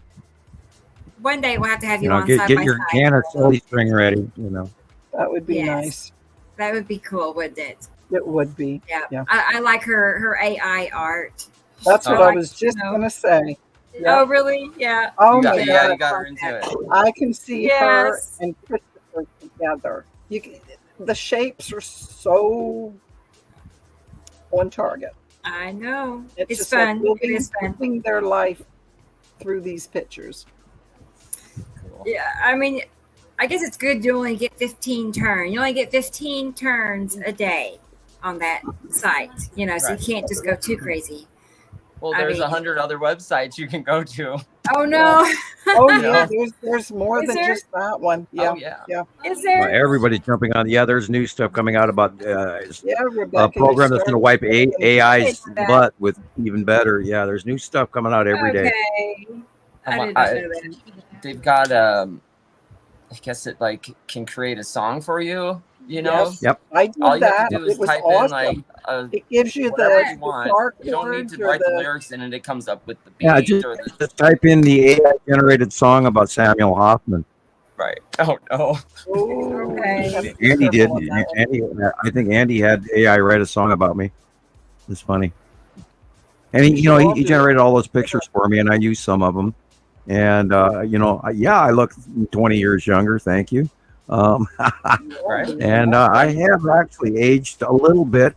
My daughter gave me a compliment the other day. She says, "Dad, you don't look," because I was complaining my birthday's coming up again. And I was going, "No, I don't want another birthday." And she went, "Come on, Dad, you look like you're only 40. And I was like, "Okay, I'll take that. I'll take that." Yeah, that's a compliment. I love that little girl. Stylo is just, she's the rose in my floral arrangement. She really is. Yeah. Just a wonderful child, and she's doing great art. She wants me to show it, but she doesn't want me to show it.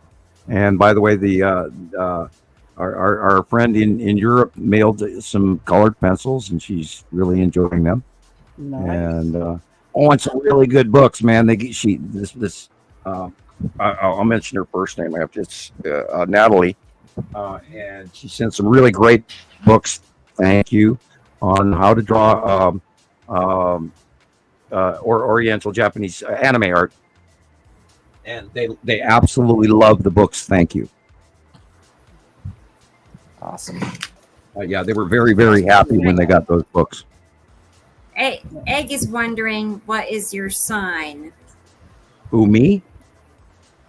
Yes, Sam. Oh, what is your sign? What, you don't know?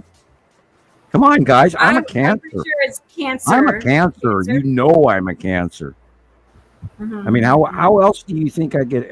I mean, I have my psychic skills from who I am, and I mean, I would love to have any one of you guys across the coffee table from me, and then I could really screw with your heads.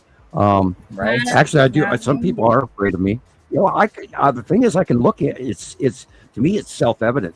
It's Sherlock Holmes self-evident, and I go through, I just know shit. And some people like it, and then there's a lot of people that don't like it. And they'll go, I've had friends.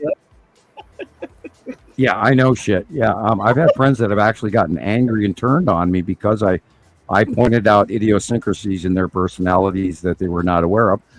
It just is probably cold and negatively like Sheldon Cooper from Big Bang Theory. Yeah. And I live a different life. I view things differently than most people around me. And so I've done my sociological studies and my oleologies, as Shiloh puts it. Geology and you name it. If it's an ology, I know it. I study. I do my homework. But then, I do have a very high government-rated IQ, and I am listed at the top 96th percentile, and I am a registered genius with the U.S. government. And yes, I own Crazy Man on Dr. Nibiru. Yeah, right. Anyway, or Professor Nibiru or whatever you want to call it.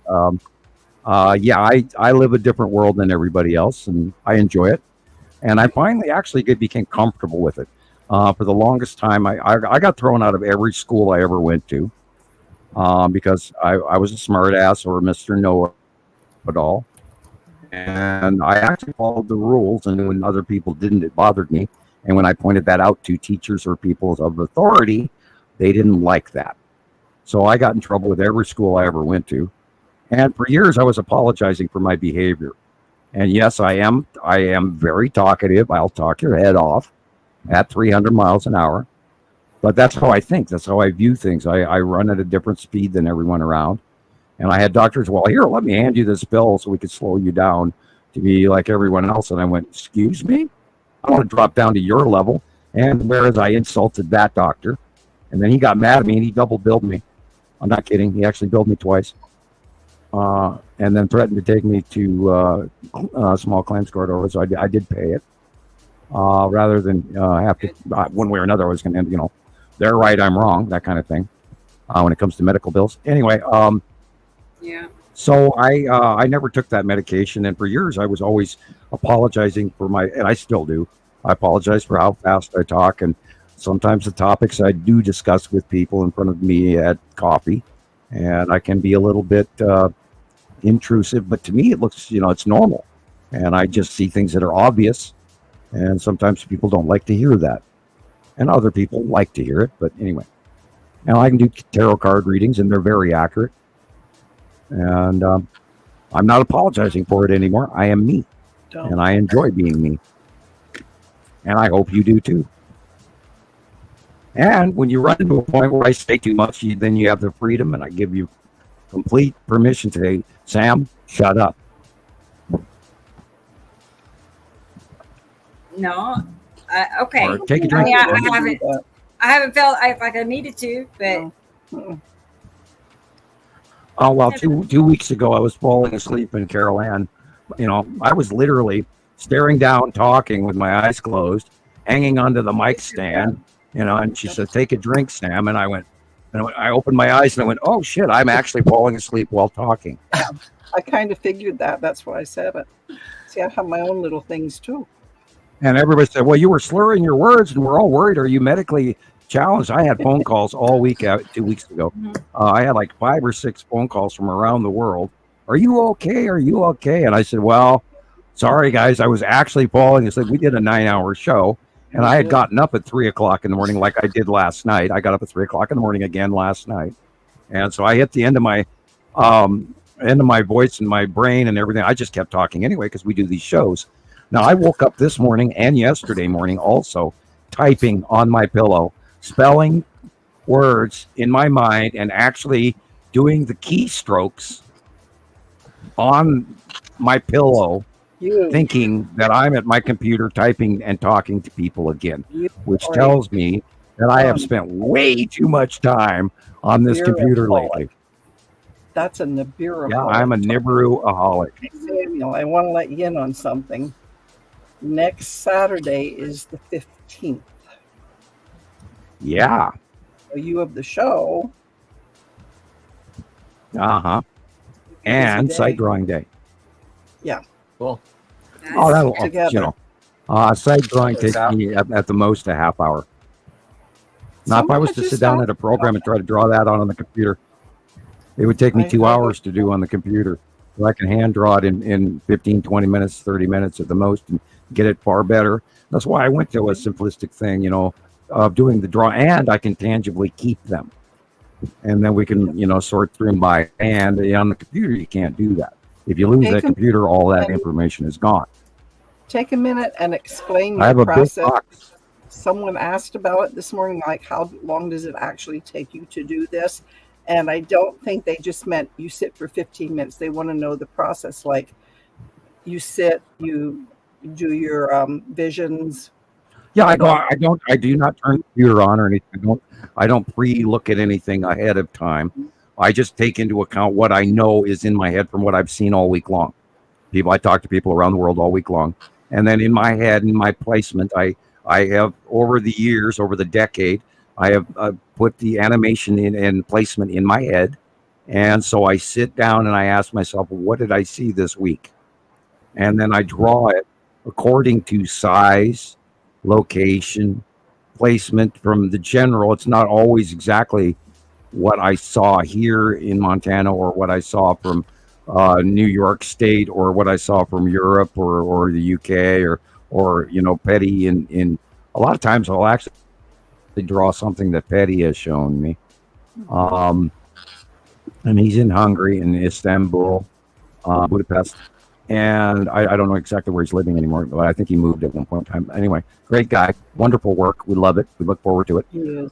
So I sit down in a semi-lit room and I go and I get a spice container and I get a coffee cup and I get a bowl and then I get a big round plate and then I have an oval plate I occasionally use to add the oval angle. And I just sit down and I usually start out with drawing the sun in the middle. I'll do that little, yellow star. Mm-hmm. And they vary. Sometimes, my hands are shaking or I'm tired or I haven't had enough coffee or whatever. It's good. Sometimes it's bad. Mm-hmm. And then I work, okay, what's close, what's up front? And I draw what's up front first. The asteroid, lead asteroid, the other asteroids. I try to include them. And then I'll draw in the bigger objects behind that. And that way I'm not drawing over the top of an area I'll need to draw a circle in later. It has to do with not, doing pencil line ahead of time. I'll use the El Marco right away. And I put the shapes in from what I can see in my own mind. And then I go in after all the shapes are in and I look and check and make sure I haven't forgotten anything, which I occasionally do. I will occasionally make a mistake on it. And then I go in with the colored pencils, and people always call it crayon drawings. And I've been harassed by the trolls over that. And, I eat crayons. And I always laugh about that.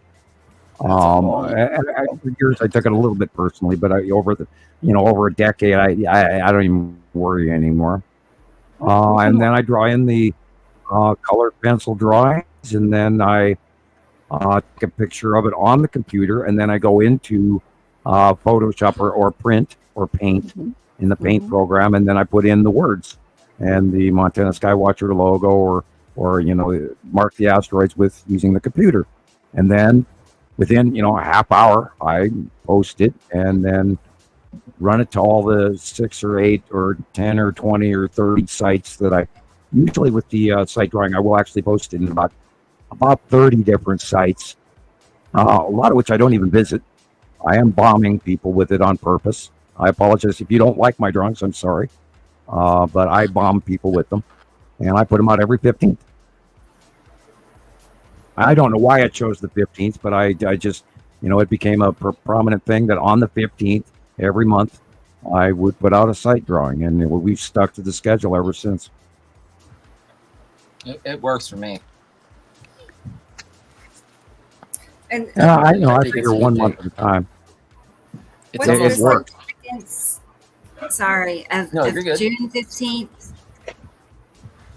Is there a significance to June 15th? Or no? Carol Ann. June. Well, your birthday's the 26th of June. But I'm thank you thinking, for publicly announcing that. I hope they bomb you. Yeah, that was the purpose. 15th, that was not something that I. Well, yeah, that'd be nice too. Yeah, I hadn't publicly admitted my birth date, but go ahead. Well, I did. Now I hope you get lots of birthday cards. I don't know how you found that out. Because you told me. Did I tell you that, or? Oh, okay. It's not. Here, blame myself. There we go. Yep, I got lots. I believe you do. I do. I don't tell at all. Yeah, I see all your stuff that you. Was it you that posted all of those additional pictures of the? It was either the long box or the Texas cube or the skull asteroid on something I saw recently. But anyway, go ahead. Cute. I was bombing Chris again. Okay. I have more for him. They were good pictures. Yeah. Oh yeah. Yeah, we got some great captures this week. Really did, and that's why everybody should join Rebecca's sites. I'm still really slow about adding new members on Skywatcher 2. I think I added 3 people this week, maybe 5. I don't know. I'm really slow. I just. Well, we got bombed with all those Oriental people from India and from Asia, and they were spamming the crap out of my site. So I had to literally, I spent weeks going through. Somebody let a whole bunch of people in that I didn't have control over, and I kept seeing people pop up I'd never even heard of. And we are a private group, and if we don't go private group, then we have tons of trolls and naysayers and people that think it's funny that they want to harass me about my science. So, because it doesn't fit with their science, or Einstein says, well, excuse me, we don't believe in Einstein in my world. Go ahead. Rebecca's group has been very fortunate lately. It's a process to get in, and we're careful, and everything is thoroughly checked, but it's a little slow this week. So well, Carol Ann, she's like a miracle worker. I mean, because she focused on getting us caught up on the new member request. We did get caught up. I don't admit anyone that has a Facebook page that's younger than 2 years old. If they've only been on the internet for 2 years, then I don't let them in, because they could be a generated. We did go through a whole bunch of troll issues, and we know that we had one troll in New York State, especially, who was making these fake profiles and kept popping up with all these fake profiles. So I do check the age of your Facebook, and I apologize if you are sincere and you're a new person and you're trying to join and you're new to Facebook. I am sorry. You can contact us some other way. Mail me a letter. I'll look you up. I would be more than willing to add you if you're new after I have some level of contact with you, because it's not easy. Because I don't have time to do research and boot out a whole bunch of people trying to show Asian elephants and kitty videos and all of that. I don't have time to do both. And I spent a few months ago, I spent about 3 hours a day just clearing out bozos. Right. That weren't there. They weren't there for the right reason. They weren't serious. They were there to harass people. So that's the bad part. Or sell their product from India. Interested in getting into a group, start doing your homework before you apply. Go into different sites. Take pictures. Show us that you are truly interested. It's a big help. Get a background. And that's how Christoper ended up where he's sitting today. Yeah. He took the time, he did the work, he got the attention of all of us right away. I noticed him, Rebecca noticed him, we noticed him, and then we went, oh, hey. And then here he is today. Yeah. Yep. And it's not too long ago how all this happened. Isn't it cool? It was way cool. I mean, I know you it's never a Cinderella story. So, No. yeah. I didn't know. I didn't know anything that was going on, and it just, I don't know. I just resonated with all of it. Yeah, that it wasn't right. Something wasn't right. Oh, there was something not right. I knew there was something going on. That and was it's like, all right. That was there. That had been there for a while. Like I knew it was black skies. It was weird. It was just weird. Just like Jesus always says that he never ever would have thought it could have been planets. I would have never guessed that either. But once I got into the group and I started seeing everybody's posts, and you asked then a lot of started questions. taking pictures of my own, and once I started to actually see these objects, asteroids, and I didn't know what I was looking at, but I mean, like, it affected me, like, it just affected me physically and emotionally. Like, I would just, like, break out crying, and then you went through a mental process. Oh, yeah. Big time. Big time. We got you through it. I still go through it. I still argue with what I'm looking at. I can't. My biggest absolute fear is that I'm an disinformationist, and I don't want to be that. I don't want to hand out bad information to people. And for the many years, and that's part of why my sleep schedule's all messed up, for many years I would get up before the crack of dawn to make sure that I was number one in reporting this information and looking it up ahead before anybody else got to it. And I still do that. And I want to be on top of this. I want to be number one because I want to make sure that I'm not talking out my nose or backside or whatever part you want to discuss. It's important to me to be accurate. And, my far-seeing ability it works. It really works. It does. And that's why the government went after me in the first place, and that my science skills. And in fact, I wrote a paper called Our Binary Solar System, and that got attention. And I finished equations that Einstein could not publicly finish, and my school tried to report that and get accreditation for it, and mailed it into whoever, the Scientific American or whatever. And within 3 months, the NSA and the FBI are having coffee with my parents in the living room when I come home from school, and the rest is history. Yeah. But here you are. And here we are, all of us out there. We have to realize that this is a real event, and it happens every 3,654 to 4,000 years, give or take. We are running a little bit off the gossip information on that date, but generically speaking, it fits with the timeline. And remember, this is not the first cycle. This has happened 83 point some odd times since occupation and ownership of the governorship of the ownership of Earth. We don't own Earth, someone else does. And I'm not particularly sure that even Nibiruans own Nibiru anymore.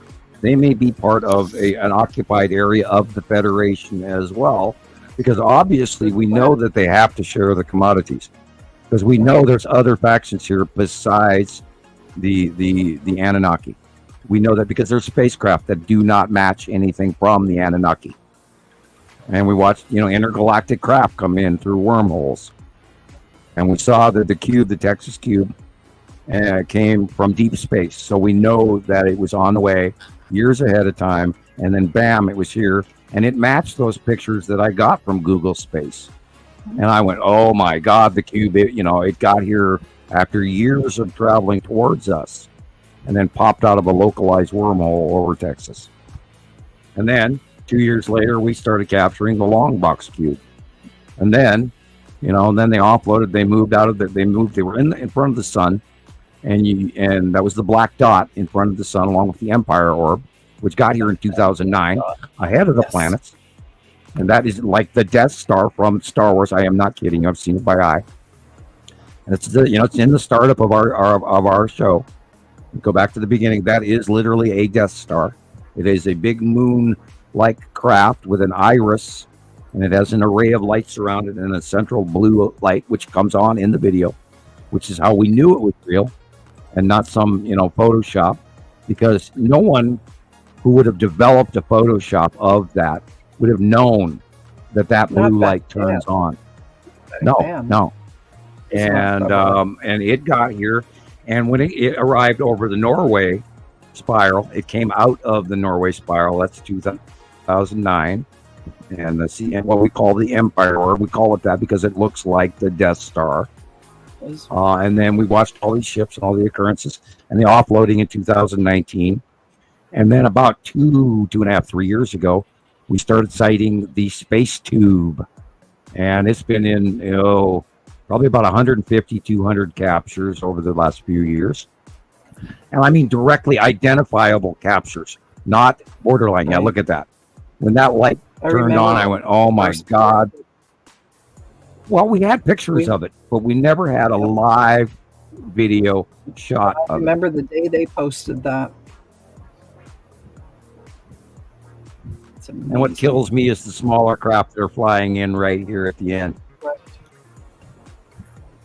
There it is. Well, that's a validation if I ever saw one.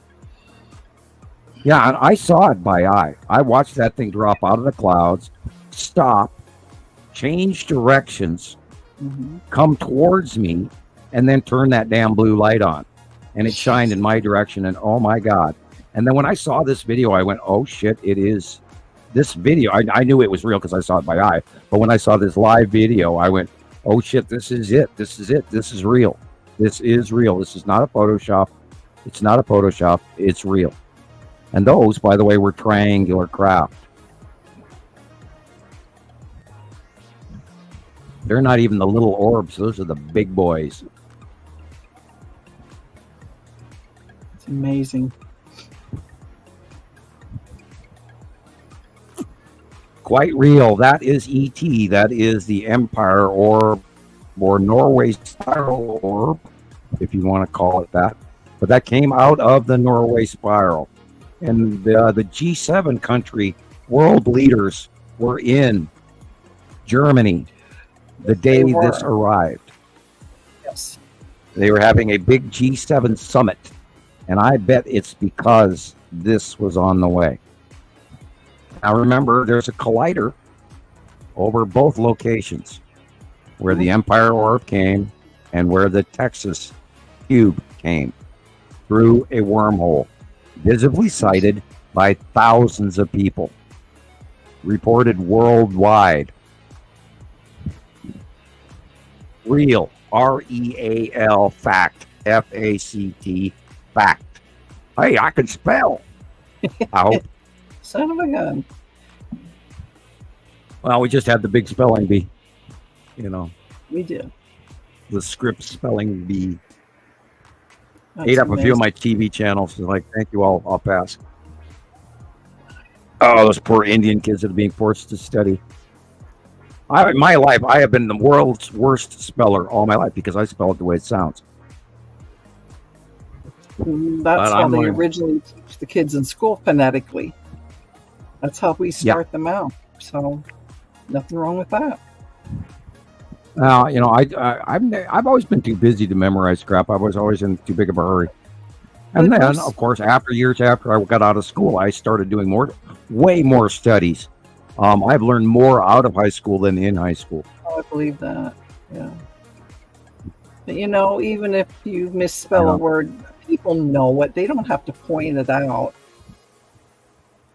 Oh, yeah. Well, we get the spelling police regularly.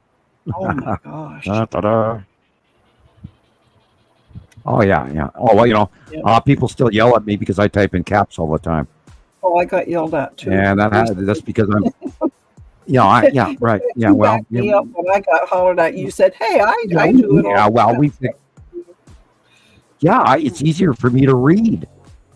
My eyes are not I'm good. sorry. I'm 63 years old. I'm wearing reading glasses, and I've already got my screen blown up. I could actually enlarge it, but then you'd lose half of the stuff that you see. But yeah, I'm elderly now. God, I didn't start out as elderly when I started this, but I am now. No, you weren't then. I mean, my kids grew up doing this. Mm-hmm. When you're older than me, then you're elderly. My daughter says I look like I'm in my 40s, so I'm going to take that. That's a good kid. You buy her ice cream. Oh, God. Yeah. I buy her a gallon at a time, and boy, she goes through it, too. She's a kid. She got mad because they changed the label. That's not my ice cream. And I said, yes, it's the same company. No, it's not. And I said, no, they just changed the label. Oh, I don't want to eat it. It's a different company. I went, no, it's look. So I actually had to get into the cupboard and grab the old, I have a few saved ice cream buckets. If you cook too much, and you can freeze it. So I pulled out the old ice cream bucket from the underneath the counter in my plastic department, and I brought the label and went, look, same company. Oh, okay. Yep. And it's like, she's a finicky eater. It's tough. Well, she has to have her cheese pizza and no pepperoni. Where Nova wants her pepperoni, so I have to buy 2 different pizzas. That works out. Yeah, well, you can't remove the pepperoni. She said, no, that's still not good. Okay. No, at least. No pepperoni juice. Oh, okay. Residue on it. Don't eat that. Yeah, pepperoni oil. I don't want no pepperoni oil, no. Right. And she was my good eater when she was little. When she was a baby, she ate everything I put in front of her. And Nova was picky. And now it's the other way around. Now Nova eats everything I cook. Oh, I love this. And Shiloh goes, I don't like this. They're actually getting tired of my spaghetti, believe it or not. Oh. I made it every week. Every week I make spaghetti. Fresh, not from a jar. Something else too you used to always make. You remember beef teriyaki. A lot of pies. I haven't made a pie. I have not made a pie since I had a visitor fly in and stay for a few weeks and literally demand that I bake her a pie. And I did. I baked her a cherry pie. No. But I have not baked a pie since that day because she was insisting that I bake a pie for her. And we used to bake pies and put Star Wars on the front and the Empire Orb, and we'd make little TIE fighters and stuff like that on the pies. And then so she had seen me baking pies, and I used to bake a lot of pies, and I have not made one in probably about 5 years now. Yeah. Ever since she was here visiting. I'm a cook, but I'm not a baker. I don't think she's even with us anymore. I think she's passed away since. Yeah, I've had people visit from other states and fly in to meet me, and I'm done doing that. I'm not going to play tour guide anymore. I apologize. But all the previous people that I did take care of and spend a few weeks of my time with them added up, and I can't play tour guide anymore. I'm sorry. Maybe we can do a Comic-Con and visit, publicly and have dinner, but I'm not doing tour guide anymore. If you get like a one-day visitor, you would. Well, yeah, that's different. But when when somebody shows up and says, "I'll be here for the next 2 weeks," and then you have to go and clear your schedule because they flew into Montana, and then they want to drive all over the place, and you're driving your car and putting miles on your car because they flew in. Yeah, if they rent a car, let's go. I'll spend a day or two with you. You know what? With Nancy last year, I got her a rental car and I got us a rental car so that everybody could do their own thing. Yeah. That's I don't want, you know, some it. people are limited on funds. I'm I just understand warning that. you. We're going to come and see you when I come out that way Oh, that's again. okay. But All right. Well, you'll have to put up with me and my idiosyncrasies. That's fine. I warn you ahead of time. We've got a few of our own, so it should be interesting. There you go. Yeah. Yeah. But there's a message over here on the side. Ash Puddin. She said she requested one of the groups on Facebook. I don't know which one, but Boy, did I fall behind in the comments. how do we know? I don't know. I don't know how we're going to know who that is unless people specifically say, I am watching your videos or something to let us know. Yeah, I requested on Facebook is also generic too, because we don't know if you sent the request to Montana Skywatcher or if you went to Nibiru Followers Anonymous or Montana Skywatcher Anonymous. And we have, So if 5, you're 6 still sites we run off of regularly. Somehow let us know who you are so we know what to do. This is from Chris. And yeah. Hey everybody, it's Chris. My phone died. Oh no. Oh, man. He thinks his camera has had it. Oh man. Okay, love you, Chris. Yeah, keep us Yes, posted. have a good night and stay cool. Stay hydrated. Yeah, I bet those little plastic blue baby pools are selling out like hotcakes right now. People put them in their living room and throw a bunch of ice in it and crawl in, I can't even imagine being in 112 degree heat right now. And, Montana may hit that this fall. We don't know. Normally, we don't get above 100, but in the last few years, we have. We've had higher temperatures we've never seen before. And this year is going to be a scorcher. We are going to be in trouble. And again, tonight, Rebecca, watch out for the thunderstorms that are going to go over the top of you. They're going to be coming out of Colorado. And the most warning area, the highest potential of high winds and risk storm pattern, of course, is in western Oklahoma. But that will go over the top of Tulsa all the way into, you're losing your light again. It will go over the top of Tulsa and go into Missouri and Arkansas. Yeah, this is like the third time since we started talking this afternoon that our breaker was hit over 3 times.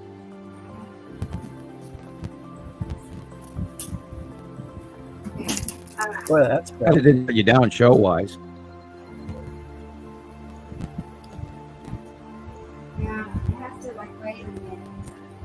Yeah, I actually, because of my bad internet, I do have the luxury. I can actually sit here and not have to get dressed up or anything for everybody. I show my old photo. And this photo of me is, I think about 3 years old. And I thought about trying to get a new one, but I can't get my... I look at the photo and I swear I see your hand moving. And then I put my hand up. It's almost like I'm... Oh, yeah. Remember, that is a Mason's hand signal. The gossip, he's got to be a member of the Masons. No, I am not a member of the Masons. This is Mason. I don't think they tolerate me. A lot of generic people, he can't handle Sam. Oh, vibration. I am an acquired taste, I promise you. You too, with the energy, frequency, and vibration, can get along with Sam. Yeah, that's if you're, when you go, you go, oh my God, that guy's talks. Nothing wrong with that. And he won't shut up. I'm not complaining. Gotta get little ones to bed. Okay, yeah, I don't blame you on that one. Oh yeah. I'm glad you have little ones to get to bed. I wish mine were little again. I miss it already. I got teenagers. Yeah. What else do we have here? Aaliyah just saw the red asteroid. Cool. Ooh. And the little sisters. Awesome. Wonderful. Rodney's asking, have you invested in stocks or crypto? Rodney, I am lucky if I can afford to drive to town. I'm on a fixed income. I'm on disability because I got hurt. Somebody else hurt me, and I was knocked out of the workforce, unfortunately. And I did have a part-time job, but then when my wife up and vanished on me and my daughters, I had, of course, absolutely no choice because you can't pay a babysitter in Montana and actually make enough money to live and pay a babysitter. So I had to stay home and completely, basically fully retire. And the only extra income I do make is from the kind, wondrous, generational, generous, boy, my brain go left field, generous donations of kind folks. So keep those cards and letters coming, because the only way we lift ourselves up out of poverty is with your help. Yeah, and then if, even $2 or 20 or 100 or whatever you can spare, write me a letter. Tell me what you do, what you think. Tell me how you found us. Tell me if you think I'm crazy. I'll write you a letter back. And I do. 99% of the people that write me get a letter back, and please be very careful. And if you are going to write me a letter, please include your return address inside the envelope as well as outside, and that way I can get it right and make sure you get a letter back from me. And I look forward to your mail. And don't forget the golden cards. That's while supplies last. I'm down to about. I think I got about maybe 30 left, 30 or 40 left, and then I'm going to have to get new ones. Save me one. Right. Yeah, I noticed that you put that up on your border page. I sure did. Okay, in case people don't know. I was kind of chuckling over it. I know. There it is. They are. The famous novelty cards, item, yes. And one is autographed and dated, so it's pretty cool. Yeah. Yeah. The famous golden cards. Yeah. I think Jesus has 3 and also. they're not much, but I try to let you know. It's nice. I give you a little. We're happy with it. And she. Christoper has his frame. Yeah, I'm on my third batch already. This is my third batch of cards. My first batch was white, regular, just white cards. Talked about Montana Skywatcher 1, and then I was also including Fight for Our Freedom Radio and Facebook back then. And since then, I've done the Radio Wasteland series. You can type in Radio Wasteland Samuel Hofman and on YouTube, and there are 87 shows there. And then I did an Understanding the Sky series where we spent 2.5 years working. And I had a co-admin that decided to get pissy. And so unfortunately, there's only about 7 or 8 of them out there. And you can go to Samuel Hofman on YouTube. And remember, my last name has 1 F, not 2. It's the Dutch version instead of the German. There's 6 or 8 or 10 videos. And I can't even access that anymore for some reason. I can't post anything on it. They won't let me in. I type in my code and nothing happens. So I'm blocked there. And I had to have that formed. I had that formed by a gentleman in London. And because they wouldn't even let me sign up. And then after that, they caught that I was doing what I was doing, and then they blocked me from entry. And so, and I'm blocked on a lot of things, and we know that to be true. Thank you, Carol Ann. Thank you very much, Carol Ann. You're welcome. That's I just super noticed thoughtful. in the chat room there's no money thing. I don't know why they do that, but we fixed it. Perfect. Perfect. Thank you very much. Yeah, and it does add up. It actually makes a big difference for us. It also lets us know you're out there.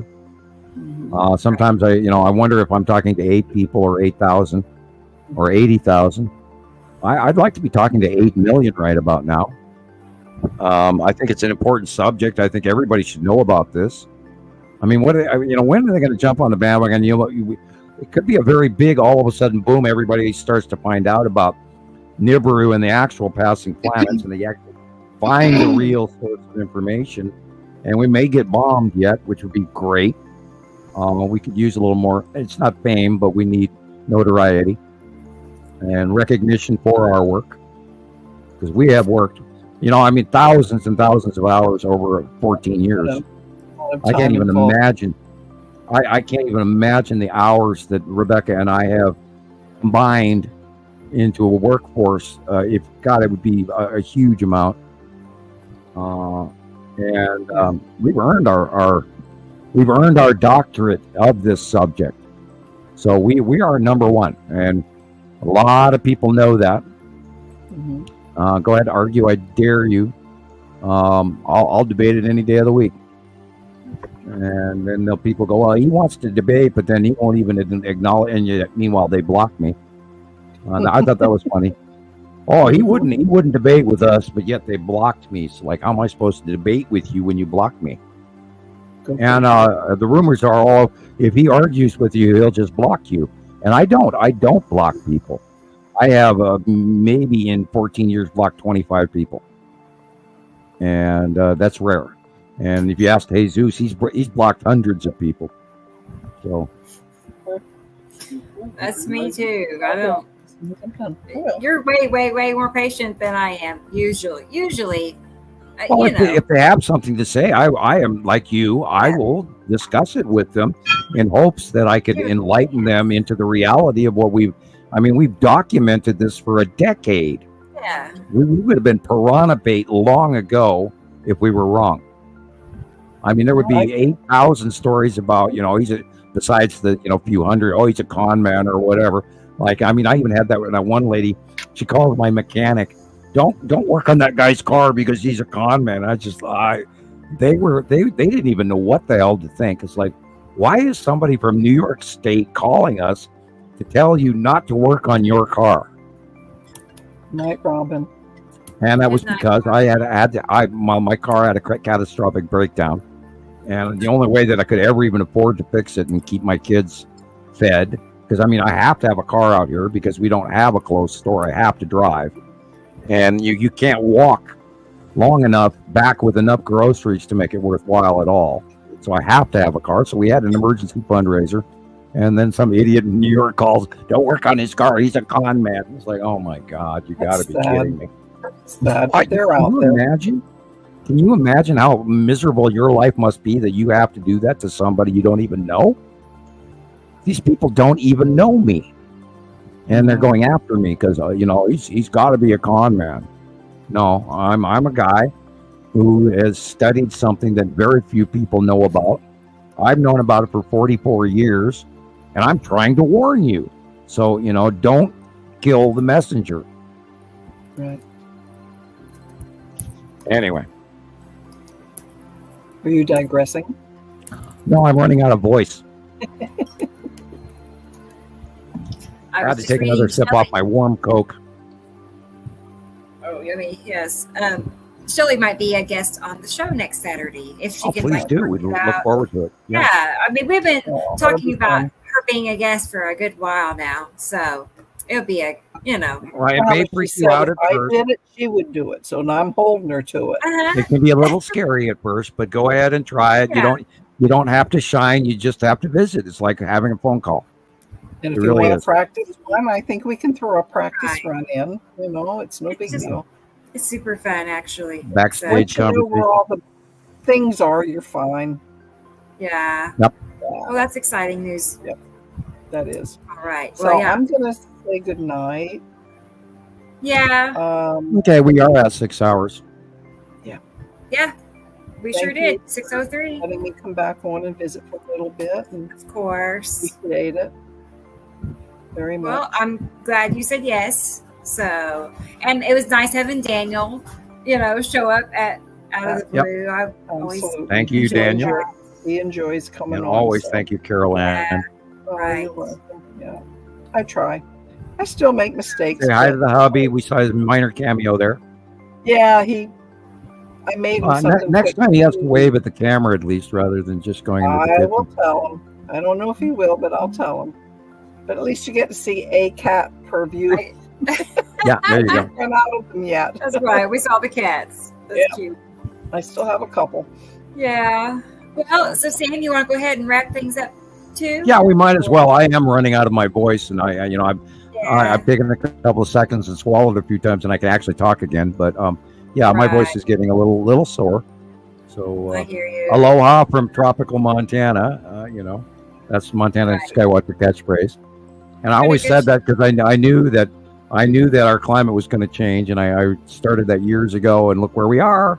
It's happening right now in front of yourself. And it's not climate change the way that everybody's telling us. It's not CO2 sequestration, although that is partially happening. The climate change is coming from the fact that there's a second star here. We're getting hot because we have an extra star. And all the planets tipped. All the planets are heating up, not just Earth. If it was climate change from carbon sequestration around our atmosphere, none of the other planets would be heating up. Jupiter's hotter. Neptune's hotter. Look it up. It's proven science. They've been studying it. They're not connecting the dots. I don't know why. Maybe I'm a little smarter than some of their scientists. Maybe not. But anyway. They're saying that the temperatures right now overall were about 20 degrees hotter than it should be. Right. Consistently worldwide. For this time a of larger year. star will do that. And we cannot take into account what anyone who believes in gravitational science is missing a huge part of the equation. It's all connected. The sun and the planets are all connected. The two stars are connected. The two sets of solar systems are connected. And this is not a one-time thing. This happens over and over and over and over again. And every time the Nibiru and the planets pass, we see climate change, we see mass destruction, we see climate migration from civilizations who have vanished off of Earth. Now remember, during the last ice age, the entire planet was not covered in ice, only the poles. So there was civilizations living in between the last cycle and the cycle before and the cycle before and the cycle before. We just don't have recorded history of it, because after about 5,000 years, everything that is not stone is gone, rotted away. History. So now Gobli I can almost say it.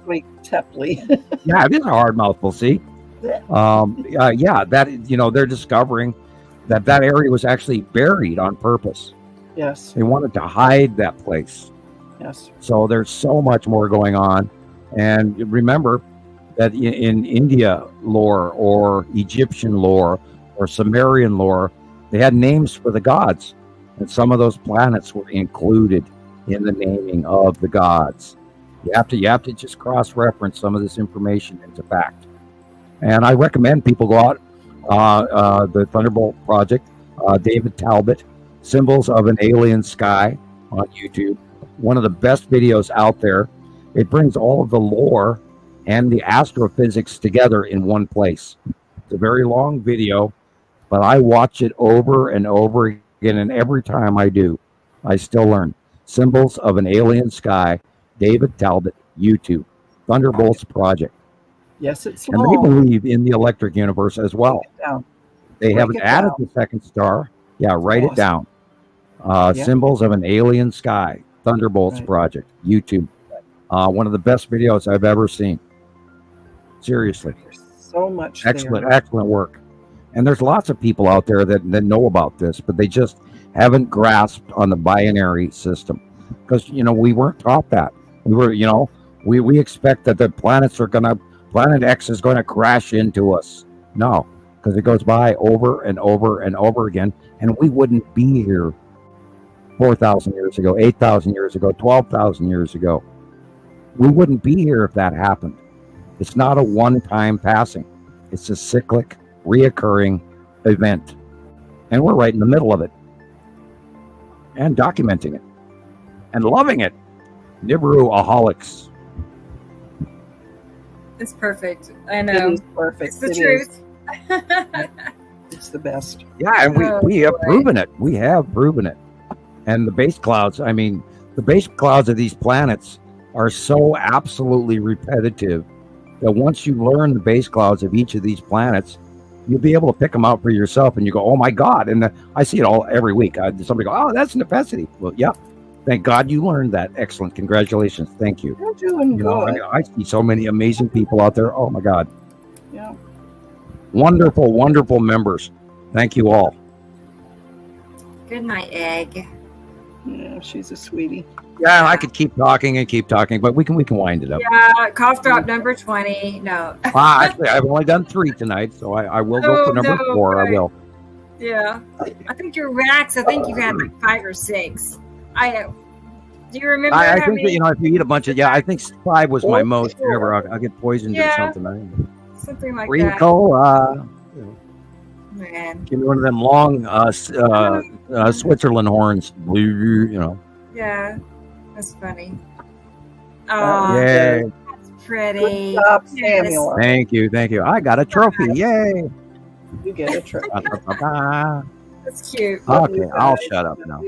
Well, Shut up, all right, Sam. guys. I guess we'll go ahead and wrap it up. And I think everybody knows, the routine now. Every Saturday at 3:00. So Every Saturday, that's Central Standard Time, and 2:00 Mountain, 1:00 West Pacific West Coast. And look forward to seeing you in our next show. And share this with your friends, whether they watch it or not. Shares are important. Likes are important. Do go to Nibiru Followers Anonymous on YouTube and watch some of her material so we can get her view count up. And thank you for your patronage. Thank you, Sam. Yes. All right. Well, thank you too. Thank you. And thank you, Carolyn. So thank you, ladies. all right, guys. All right. Well, we're going to end it here. So we'll be back next Saturday. Y'all take care. We'll have a good week. I get to play Star Wars. Yay. Good night. Bye. All right. Bye-bye. Good night, everybody. I'm leaving. Me too. Bye.